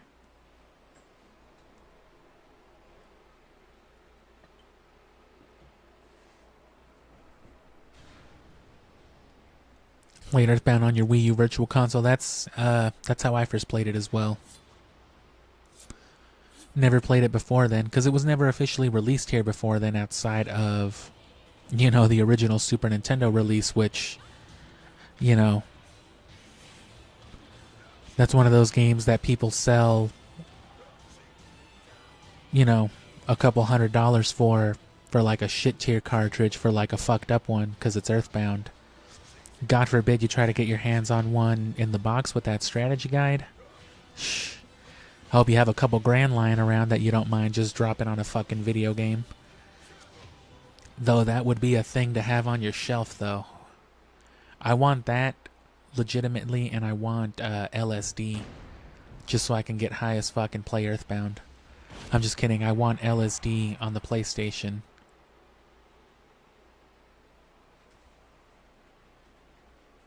Which, as a matter of fact,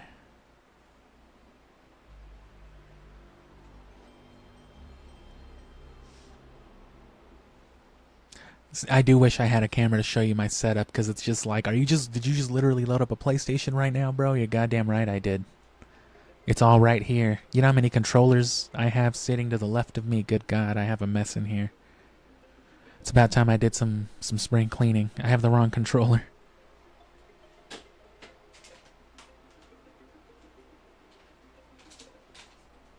Oh, turned it off by accident. Oh, no, I loaded RetroArch by accident.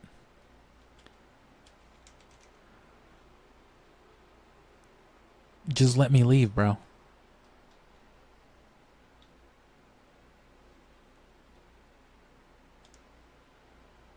There we go.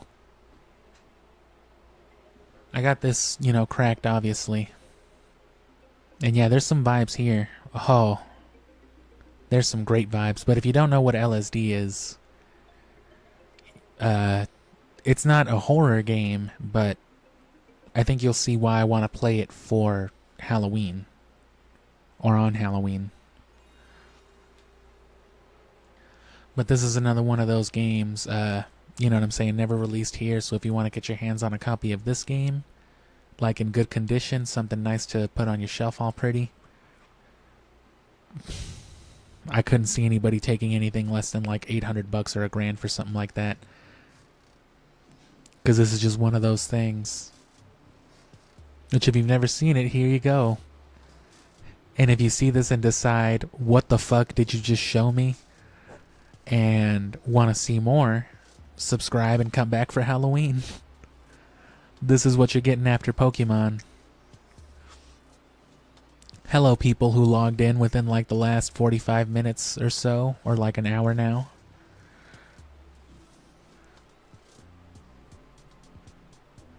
Are you enjoying Pokemon Colosseum?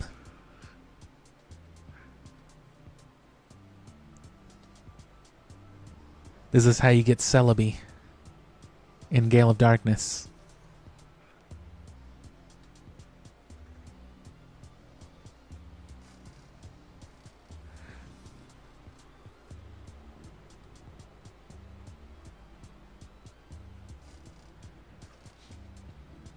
So I can get more into this. Obviously, I'm not going to get into it now, but just basically the main thing you need to know is that this game was based off of one of the developers' dream journals.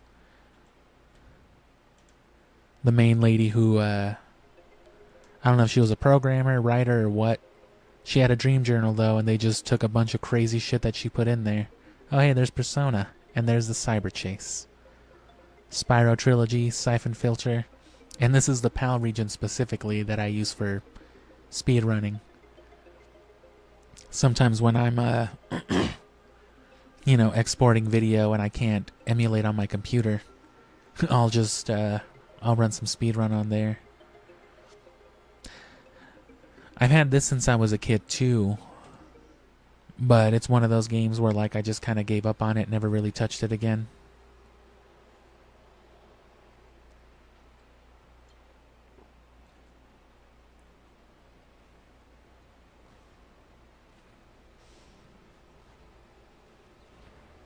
A lot of people think that the PlayStation looked, well, I don't know if I would say a lot, especially nowadays, but, you know, there was always people who swore by the PlayStation, said it looked better than the Nintendo 64.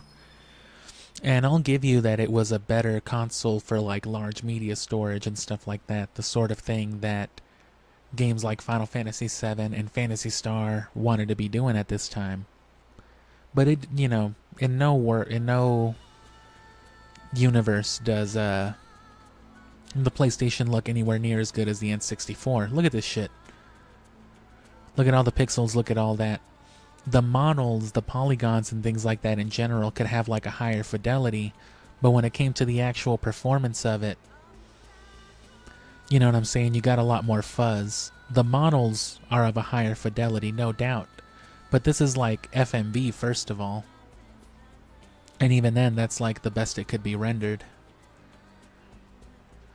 Whereas with like Ocarina of Time, there wasn't enough space on the cartridges to do like, you know, really detailed designs, but the actual application of the models, you know, in game during the performance of it, you know, real performance rather. Look at that ugly motherfucker. You know, I mean, look at what we were watching earlier with Castlevania, or look at Link, you know, he just, it's just a lot shinier, a lot smoother.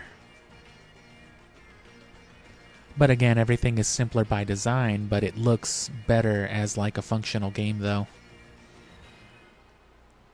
Of course, once it came time to, you know, compare like PS2 and GameCube, that became irrelevant. That was a benefit of cartridge gaming, though. On top of the bypassing of loading times, because you didn't have to load data from a disk image. You were on a cartridge, you would just send electricity to the right part of it. Electrocute Mario's left nipple.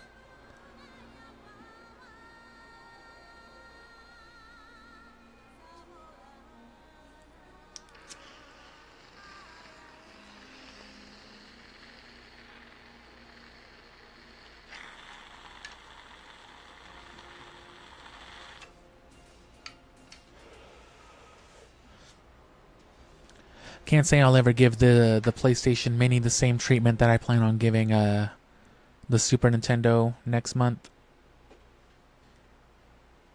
But, you know, might touch on some of these games. Here's a game intro. I'll let you sit with this for a second. I gotta get me my gallon of water from the kitchen.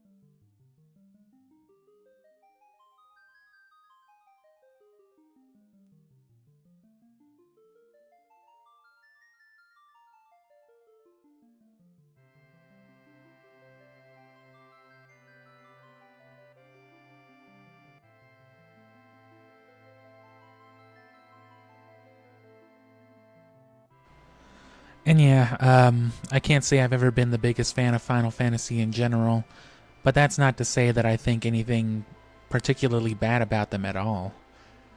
Even without being a fan of them myself or without having played most of them, I have no problem at all attesting to them being all in their own right among the greatest games fucking ever. Because, I mean, you know, listen to this. You can hear this for yourself. You have ears. The soundtracks, the characters, the stories, I mean, these are all great games, but, you know, one thing or another keeps me from liking one or another, or, you know, loving one or another. In particular, these PlayStation games for me, I'm typically big on the not really giving a shit about the graphics, but, you know, for all the stuff that I was just saying earlier with the visuals on PlayStation compared to 64, games like Final Fantasy VII, especially being the oldest out of the three on the PS1, it's just nasty. I can't stand to look at it while I'm actively playing it. But I'm familiar with the story from the Dissidia titles on PSP, and I've also Wikipedia'd the hell out of it. So, you know, I like these characters, and I think I have it in my PSP right now, wherever it might be,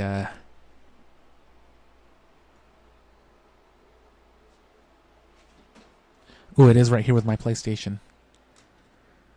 Oh no, I used to have the Crisis Core movie. Right now I have The Third Birthday, which is, you know, part of the Parasite's Eve series, which was also on PlayStation. Or, you know, originated on the PS1. That game's gotta be worth some money. I haven't looked that one up, but those Parasite's Eve games are ridiculous. Yeah, I love the aesthetics and all that, though. It's good stuff, good stories, too. And I love this intro. I remember when they first revealed, you know, Cloud, because Cloud was the first DLC character for a Smash Bros. Game ever. And all they did was replicate a little piece of this intro and put in the song on a white screen, and that's all it needed to be. Because this is a good intro, for sure. But I just don't like these games. I would like to play the new ones, though.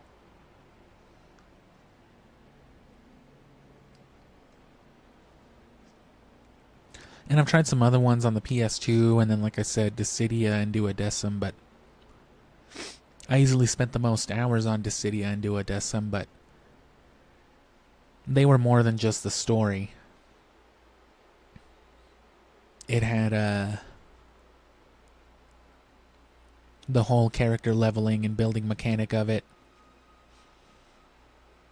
being a fighting game with RPG dynamics and all that stuff. So it's kind of like Monster Hunter in the sense that you're repeating boss fights, repeating dungeons, hopefully getting rare drops, you know, for your fucking cloud build.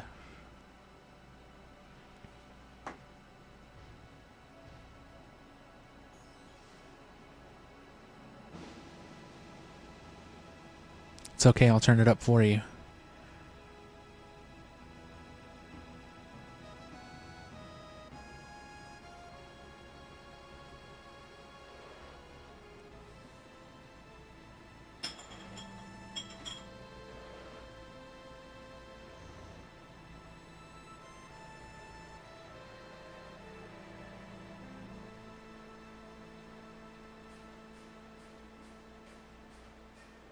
And I'm glad I started a little earlier, because otherwise I wouldn't have normally gone on this long. Like if I would have started streaming like at 7 or 8, I would have cut it off at 10, but it's early enough now, and frankly, I'm not as big of a rush to edit as you'd think. Maybe as I should be, but it's exhausting, especially doing it over like on my days off as it is.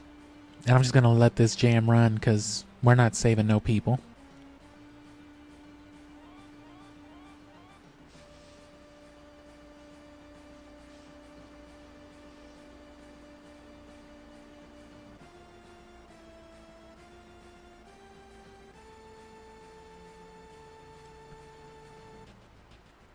And then once it loops back, I'll throw on something else. I'll probably throw on some Siphon Filter, actually, because those are for all the hype that I like to give Siphon Filter, giving it its own dedicated slot on the channel. You'd think I'd hype it up more, or you think I would have showcased the vibes more.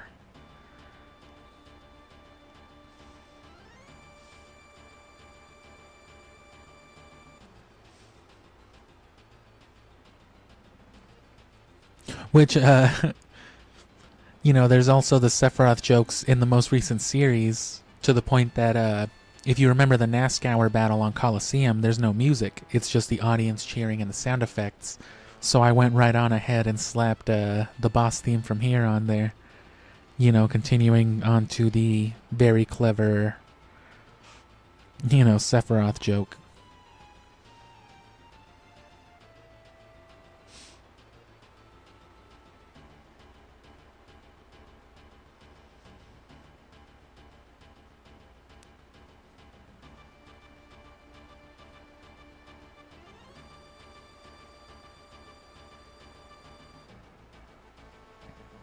These songs are long too, but that's also part of the reason, you know, they wanted to go on a disc system. But all that considered, this game, if you don't know, was still on like 4 discs. I think 8 might have been on 3. One of them I think was like on 3 discs, but the other 2 were on 4. It might have been the last one, because, you know, as time goes on, they get better at, you know, fitting shit into their games.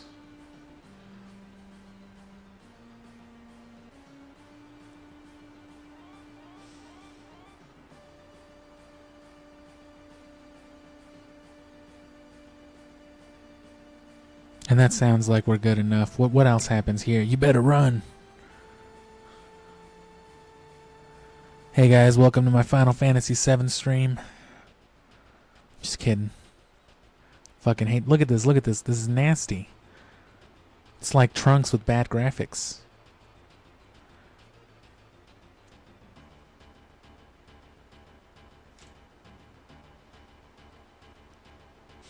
And normally you wouldn't be able to just do this on the PlayStation Classic either. There is a reset button, and I do have it right here, but it's less effective. But having it, you know, having it cracked with Auto Bleem. Oh, we played Jersey Devil on the channel. That's another awful game. But Siphon Filter's super hype.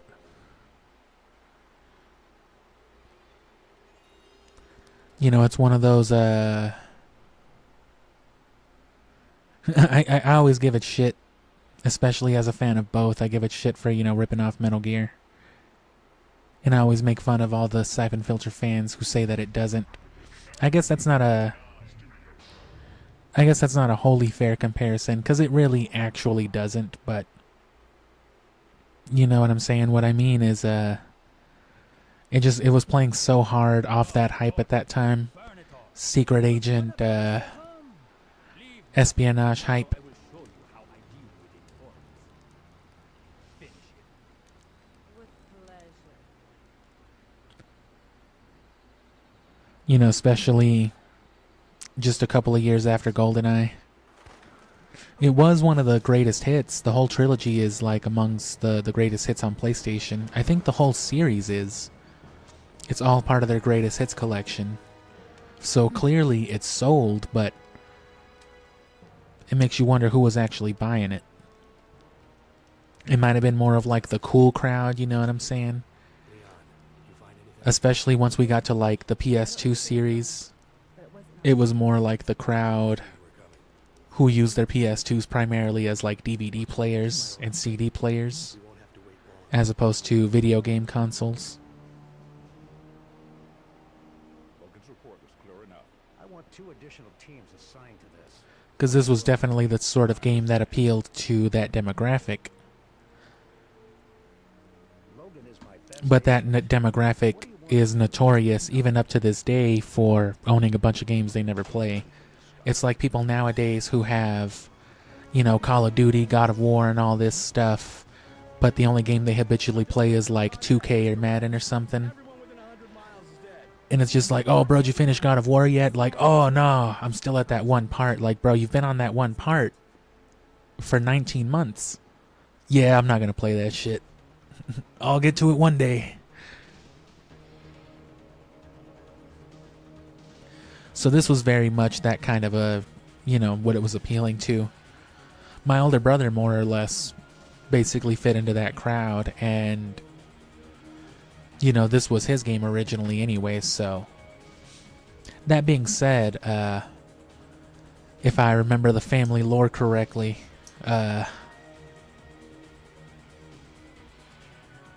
he actually wanted Metal Gear, but he wasn't old enough to buy it, so he sent my sister to go get it, and she didn't know what the fuck any of these things were. So this is what she got, I guess, from his description. But funny enough, we just ended up all loving this game. And I'm very familiar with the intro demo screens on this because, like I said, we speedrun this game. I'm currently the 7th best time. It's pretty impressive, actually. I don't think you could do it, considering you've never even heard of this game. But no, yeah. So of course, for a lot of those streams, that's been like the first 5 minutes just looping this. So this shit is like imprinted into my brain. So you know, support me in January. This guy sucks, man. You have no idea how far I'd be in this stage right now. It's taking a lot of willpower to not speedrun Siphon Filter as we speak. And then there's another one with the stuff on fire. And this is actually what I played the series on way back a couple of years ago, but that was the January before this last one. Was not speedrunning it at that time. I was aware of it, but it wasn't something I thought I'd attempt. So that's good stuff. That's definitely going to be something I'm going to be calling on a lot of support for when the time comes around for it. Just because that's stressful. But that's the sort of thing you want, like, support from a chat for. Like, come on, you guys, I'm fucking trying. Don't leave. I'll be better.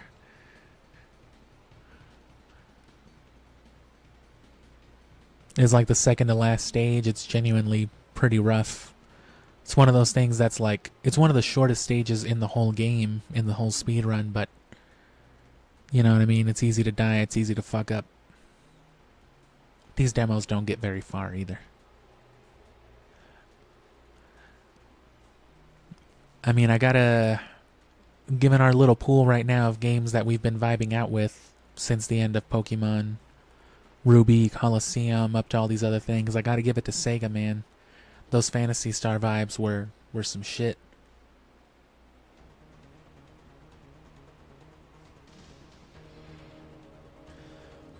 And I am legitimately hell-bent on getting first. I stand by... It's hard to talk shit when you're literally... when there's literal proof produced by your own hand that contradicts you, right? That contradicts you. I literally couldn't do better than 7th place trying my hardest. But I still stand by being better than the guys who have better times than me. They're better at the speed run, but I'm better at siphon filter. The only guy, you know, at least with the top 3 guys. That being said, the one exception is the number 2 runner. As someone who's been playing this game since they were like 5 years old, you know, I can tell just by looking at him that he's different. He's another person who plays this game for the love of it, first and foremost. And like, he was the number 1 runner for a long time until the current number 1 runner beat him by like 10 seconds. And even then, there's a mistake. There's like a critical mistake earlier on the stage right here that they're showing actually. He fucks up and he has to reload the stage and it costs him like 12 seconds. Without that mistake, his time is actually still faster than the current first person's time. And just the way he moves and plays, you know, not to toot my own horn too much, but it's a lot more like the way that I play. Which, there's certain things that I do that give me a big advantage, even not being as experienced. And I see that guy doing some of them too, and it's just like, if that dude really wanted to, he could probably overtake some of these times pretty easy, so it makes me worry as to what he's waiting for. Or if he just doesn't have the patience for a speed run. So I'm not worried about it, it's just, like I said, it's kind of hard to prove that when, like, it's like, I can't do better than 7th place, but I'll get there. Oh, I'm good. See what she was saying just there, the strafing and the D-pad? The first and third place runners aren't as big on that, I've noticed. The third place runner is actually subscribed to me. Funny enough, the third place runner basically has to watch my speed runs if I ever do them, because the third place runner is like the moderator in the speedrun community for this game. So no matter what, if I ever submit something, that guy has to watch him. So I always have his viewership at least, and he's a subscriber. He was there throughout the Siphon Filter chats, or throughout the Siphon Filter streams. Honestly, I kind of hated it. Not that I didn't mind, not that I didn't appreciate the viewership and the support, but there's nothing like being 45 minutes into a speed run, fucking some shit up, and then having, you know, the guy 4 places ahead of you being like, oh, actually, you can do it this way. Like, how about you shut the fuck up, dude? I'm about to shit my pants from stress right now. I don't need this shit. Why don't you go fucking casually run this 10 minutes faster than I can, huh? Why don't you get out of here?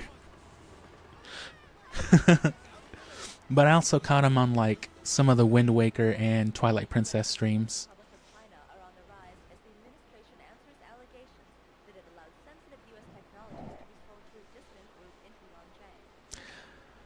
And as we went over with the gameplay series, which you can watch that if you want to hear these opinions more in depth, you can see even just with these intros, they got way more cinematic with this. This was on 2 discs though, compared to Siphon Filter's 1. This game went crazy with the cutscenes. And the difficulty. Again, go watch the series. Get to like the end of Siphon Filter Disc 2 and hear me bitch and complain about how horrible it is. Which isn't uncommon. Again, a topic I'll touch on eventually, but it's just from that era of games where it's just like, cool, everybody liked the first one, let's make the second one impossible bullshit. Yeah.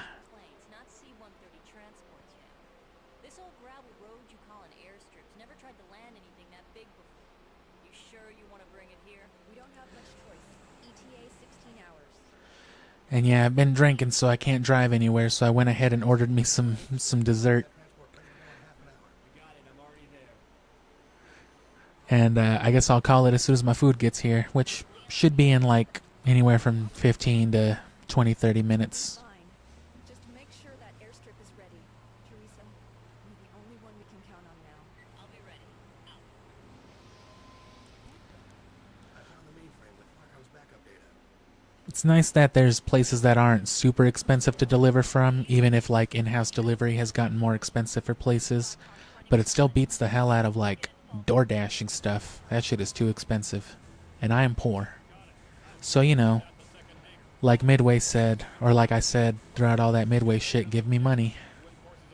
As soon as YouTube lets you give me money, start throwing that shit at me. Get those guys out of there. Tell them to move. Pull your men back to the hangar and wait. I'm on my way. Cool your fucking jets. God damn it. Just have to hold them off until the breaker up gets here. Ramirez, get these discs into the silo. I'll signal when the last... And I definitely had a hoot playing these games, though. There's nothing like I love making fun of some Gabe Logan. When you hear me talking about I miss playing games with shitty voice acting to make fun of, this is what I'm talking about. Leon! He's using me for easy content creation again. Yeah, there's a long-ass intro. Look at that shit. Oh. This is what they needed 2 discs for, after all. But anyway, yeah, I went on a tangent for Siphon Filter there for a second, but it's a big deal around here. Played the first 3 games. The speedrun's going to come back in January. Hopefully I can break first place. The main thing I want to do, another reason I'm so confident in myself is because I've already optimized the speedrun once. I couldn't actually do it in my personal best, but I have footage of me doing it. I even have it in a short. I optimized one of the stages, and I've actually optimized like 3 more parts of the speedrun significantly, enough to save me like maybe 20-something seconds collectively, guaranteed. But the thing is, I can't show it off yet because I still kind of suck at the speedrun. And at this point, it's just like, hey, better speedrunners, look at this. Ha, thanks a lot, man. So my plan is to get to the point where I can like kind of break third.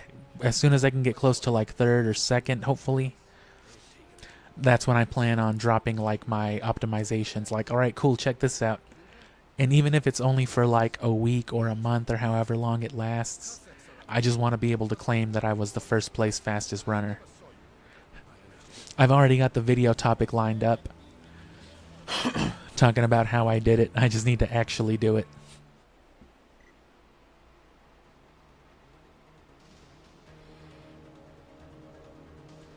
And yeah, thanks for being in the chat. Thanks for sticking around this long. And like I said, you're not missing anything important to Pokemon, at least. We're just vibing until my dessert gets here. But you know, again, thanks to everybody for sticking around and just subscribe for more, check out the channel, yada yada. Not to sound so disingenuous about, you know, all the hard work that I do, but you don't need to be told how to watch and enjoy your content on YouTube. I know I sure don't. Rip. And these are cool. They take off the music for the demos on these, but this isn't even like a live demo like it was on Siphon Filter. This is FMV. Look at that video quality. Ugh. Thought it couldn't get any worse. Let's catch some 3 vibes. But other than that, yeah, the trilogy's on the channel. Siphon Filter 1 might be a little rough because it's old. And it was recorded before even like some of the series that predated it were. So like, I didn't even finish Sonic Adventure before I started recording Siphon Filter and then went back to it. So not the best voice and mic quality, but 2 and 3 were last year, so it was a lot better. And look at these graphics. Ugh. They went back to 1 disc on this one, and it shows. By smoking cigarettes.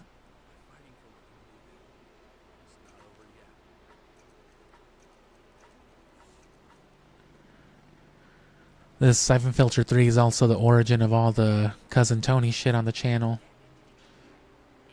which itself doesn't really have much substance yet, but it's just something funny that's been born from the channel. Funny to me, at least. I'm trying to figure out a way to make it funny to everybody else.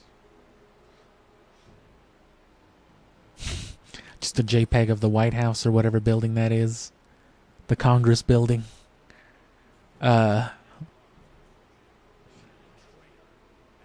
The Super White House, I don't know.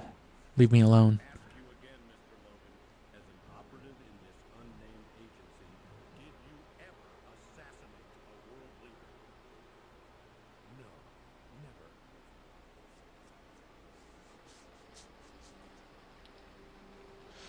And yeah, see, the cutscene's already over for this one. Didn't have all the spare disk space for a cutscene.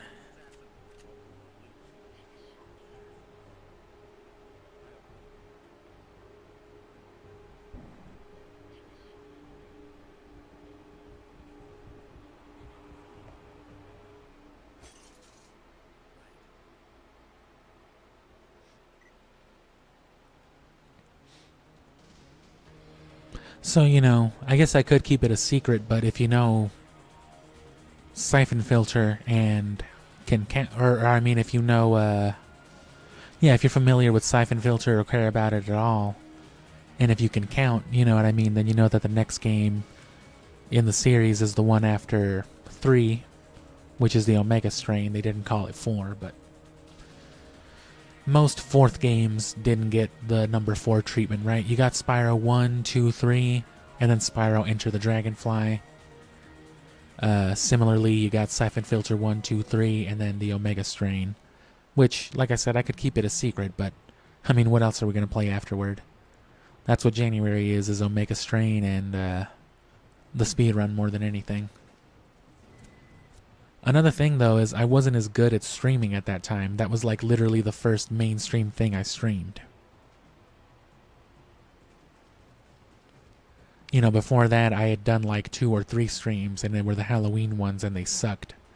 I didn't even know how to configure my settings, so I was still trying to stream at like 60 FPS when my computer couldn't handle it, so it was just choppy as hell, and it didn't look good.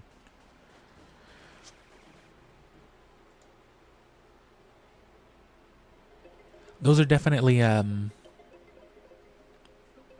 some of the funnier or just funner, more enjoyable things on the channel, I would say, though. Just because of the voice acting, anything with voice acting to make fun of is always a, you know, pretty easy thing to watch.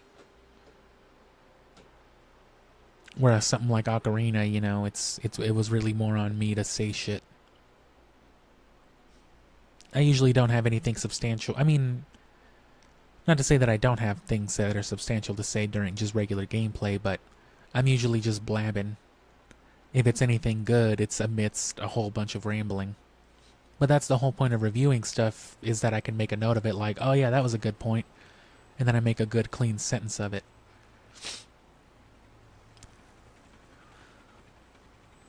Which, you know, that's... I've been plugging the Sonic video more than anything. Mostly in relations to Pokemon, to give people an understanding of how I'm going to do the Pokemon video, and also just to bring more views to that video. Hope it gets a little spike again, but also I'm acting like I don't have a whole ass gallon of water right here.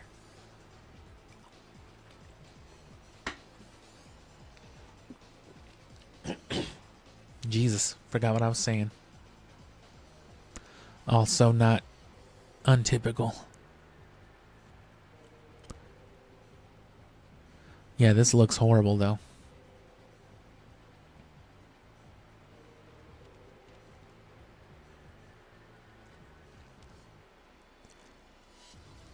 But anyway, yeah. Pokemon streams finally end. Scooby, Super Nintendo, more so. And we'll go from there.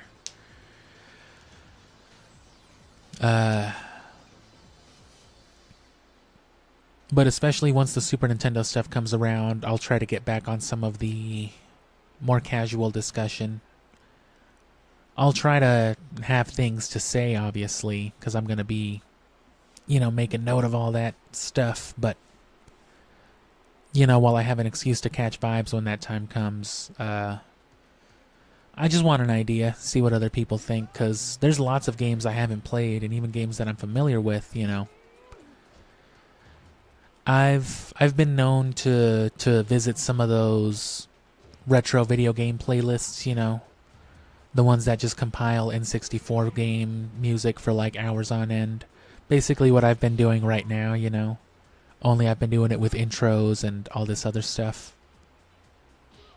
But you're watching for the same reason. Obviously you're enjoying what I have to say, otherwise you'd have been like, you'd have gotten out of here a long time ago. But it's a nice vibe. It's a nice visual. And I like a lot more, for example, Nintendo 64 soundtracks than I do Nintendo 64 games. Just because I've heard more soundtracks than I've played games on the N64. But there's a lot of good ones, though. That sound font and everything is real good, and the limitations made the compositions real unique because they had to loop into each other and they had to sound good, being heard multiple times, yada yada. Lots of good stuff with it.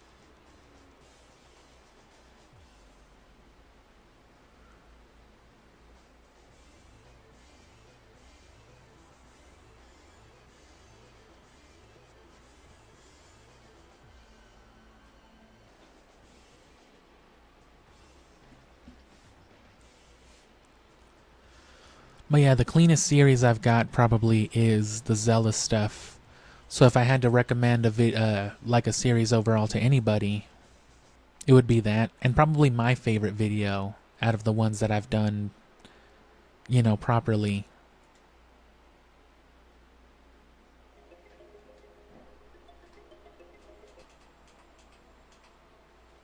Has probably been the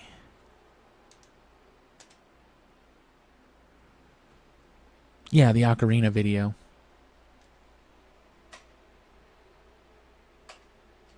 Hold on, I'm trying to find the right channel.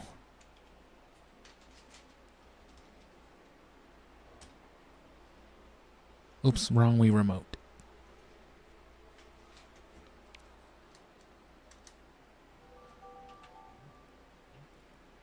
Oh, it's on the Wii U, damn it.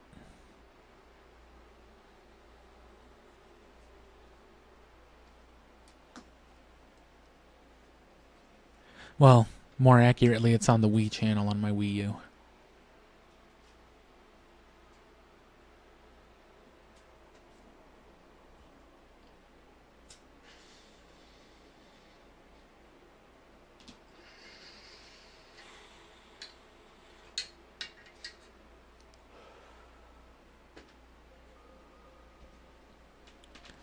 Because, yeah, normally I would try to focus on, like, a soundtrack, or the backtrack more accurately.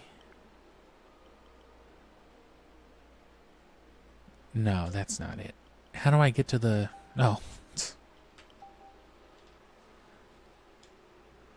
I forgot how simple it was. I kept confusing it with the homebrew menu on the Wii U.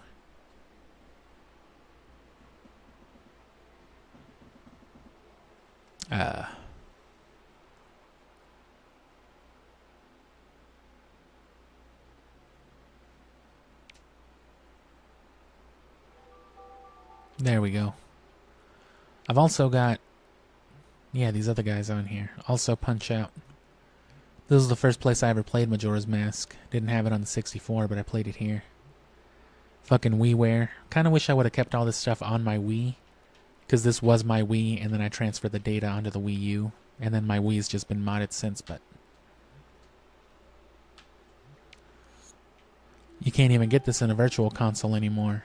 You can still buy it, but they have a modern re-release by, like, Disney and Lucas. Well, this was always Lucas, but, Disney owns them now, too.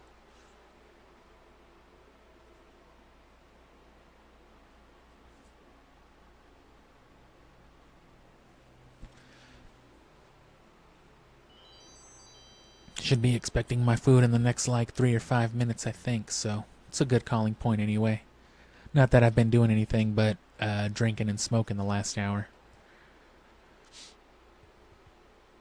But again, stick around,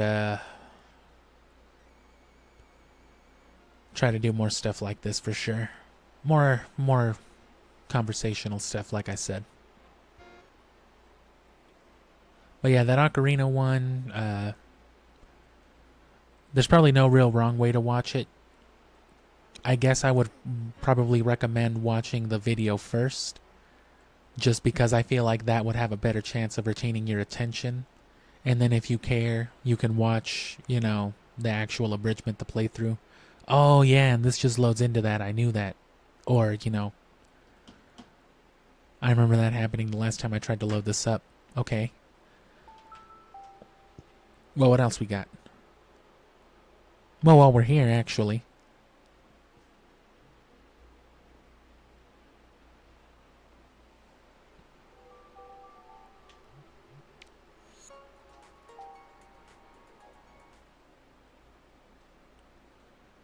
Now, I can launch Nintendo. And if I launch it from here, whenever I hit the home button, it'll just launch me to the homebrew menu. Which means it'll be easier to launch back into Nintendo and just find another Wii U game. Or another GameCube game. This has most of the same stuff, but it's just like general. Capcom vs. SNK, the Mario parties, Marvel Nemesis, Colosseum and Gale of Darkness, Shadow, Sonic Gems, Sonic Heroes. Sonic Gems has some cool vibes too. Some of the games do, actually. Sonic the Fighters does. But yeah, as far as like my interests go, it's probably best for you to watch the topic first. You know, because then you can continue with more Ocarina if you care about it.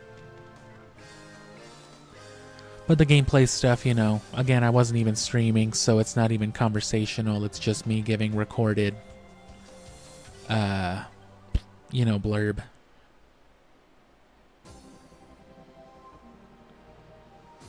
Cool shit right here. This is on the channel too, but it also just got the, you know, the vibe treatment. Caught some FMV, caught some intros. There's a short of this on the channel already. I'll play these eventually, but games like Sonic the Fighters, as you're seeing right there, they're also horrible and obnoxious to play.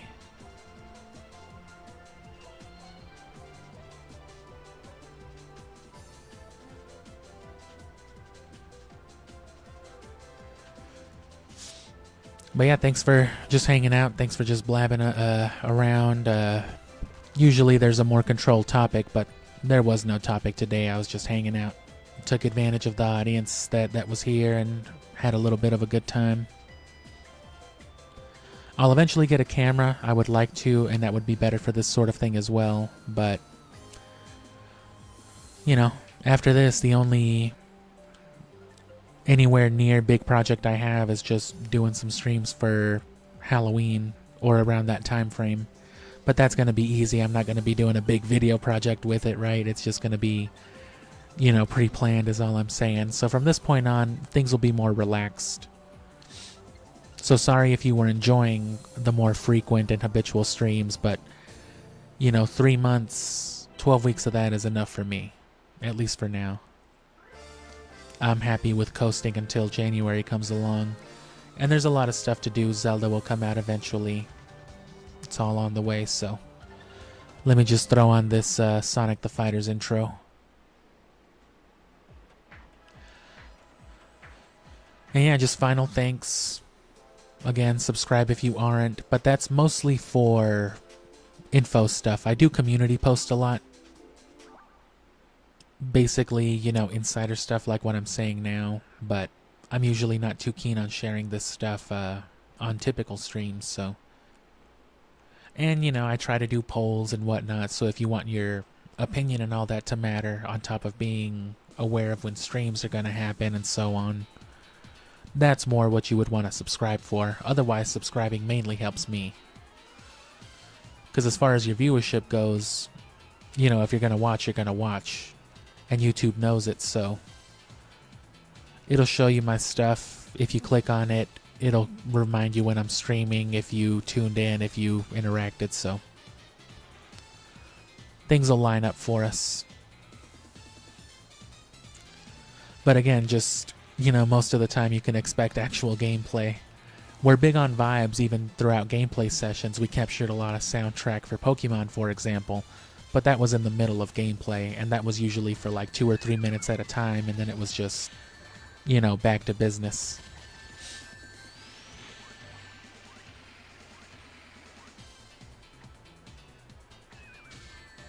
This is a funky little intro, though. These are some cool arcade vibes. But this game is just ass.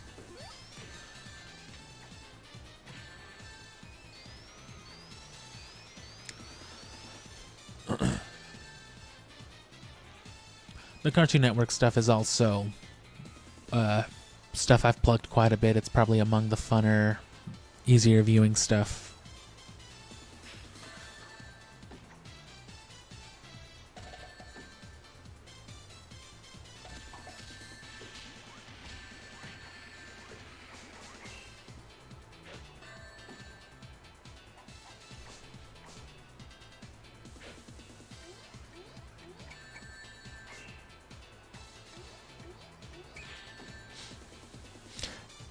And if you catch yourself back on a stream, you know, feel free to, you know, always feel welcome to engage. And like I said, if it's a gameplay-oriented thing, well, you know, you might not always get an immediate response, but I'll always make time for it.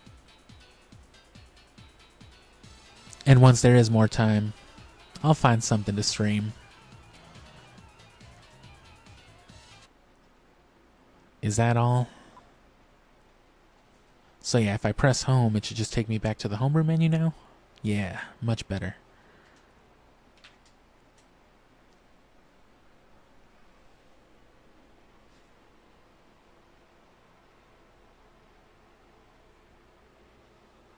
Takes a little bit longer to load than the Wii version does, but it's to be expected, I guess. Oh, there was more games.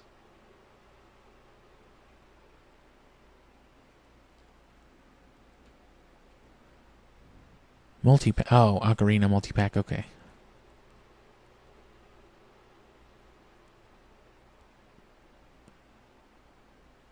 What else is there? Sonic Heroes. The fantasy stuff was cool. Phantasy Star. I don't have that on here, though. Just the Wii.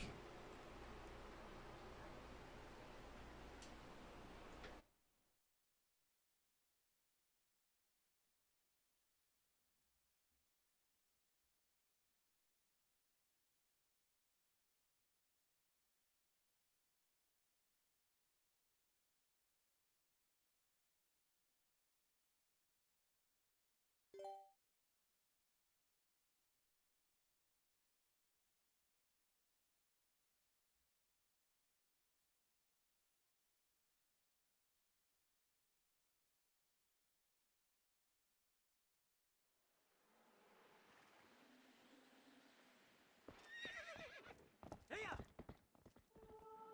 Hey-ya!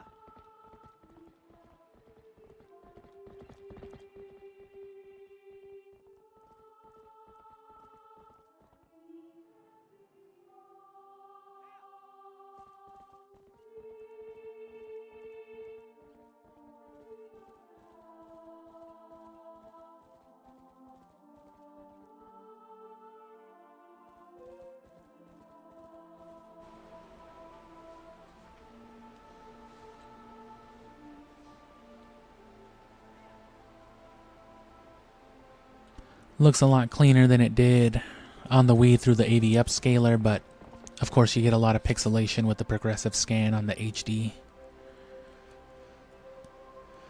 Looks better in its own way, but it makes all the errors too obvious. See, like that looks incredible. The logo and all that looks nice and sharp. But look at Wolflink down there by comparison. That's just squares. It's not a dog.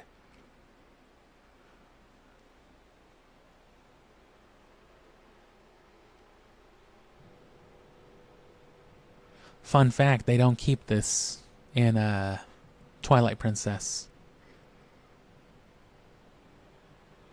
I don't think they in Twilight Princess HD. I don't think they keep it in Wind Waker HD either. Their little cinematic. But we were playing on my buddy's Switch 2, and I told him to load it through because I wanted to see if they kept that intro movie, and they did, and it looked like shit. So like the FMV on there is like horrible, and they can't really upscale it the way they do everything else in the game. But it goes to show how much like software smoothing and all that they applied to those emulations. If you want a good comparison for yourself, if you have access to that, load up Wind Waker and then watch the intro and then get to like the cinematic afterward and note how bad the upscaled FMV quality is. Because that's FMV. It was captured at, you know, this resolution. So there's no, you know what I'm saying? It's not being rendered in that way. The video's being rendered, but not the things in it. Looks like my food is here finally too, so just gotta wait for the knock on the door. I'll probably let this run one more time for you, and then I might just come and talk some final shit while I actually close the stream, but thanks for sticking around this long. I try to maintain, you know, the customer service voice, I guess, but really just, you know, come hang out, come stick around some other time. If the Pokemon stuff isn't quite your deal and you'd rather watch some of this, you know, a lot of people have felt the same way. So just, you know, keep an eye on it if nothing else. Take a peek around the channel, see if you find something you like. And just, you know, at least in the weeks to come, keep an eye out for the Super Nintendo stuff, and just remember that we're doing some more big ambient stuff closing out October, and we usually do for December as well, between like the Christmas and New Year period, that final week. I've typically used it as an excuse to play Skyrim on the channel, but I've also been wanting an excuse to revisit games as well, so I might touch on that in December. I might play a whole ass other game. I'm not too sure on like something that far ahead, but there's a little of everything here. If you like a specific series, obviously there's tons of Pokemon. There's a few Zelda options, a few Sonic options. But just stay tuned. Keep watching. I also do shorts, but it's usually just clipping stuff from like the gameplay and whatnot, so you'll be seeing a lot of leaf green and all that if you care about that. That's usually just to plug my own stuff, so. But yeah, just sit with this, and the stream will cut off eventually, you know, either in the middle of the next intro or during the cinematic, so I guess just be ready for it, and thanks again. Click around, comment, yada yada, eat some dinner, go to bed.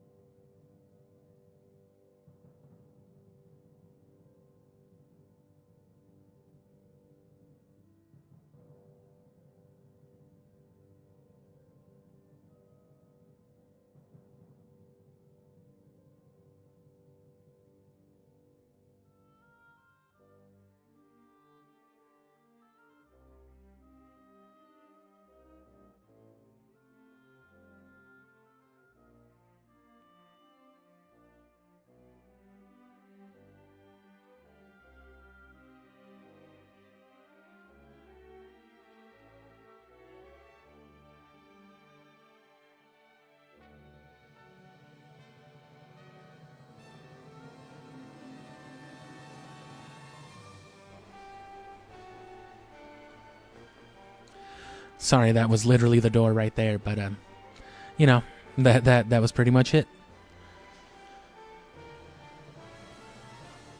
Thanks for the support, and just come back for more. So catch the end of this, and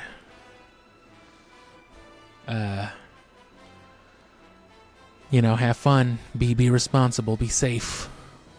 Don't smoke cigarettes. Otherwise you'll sound like me throughout half of my streams just dying. And play more Zelda.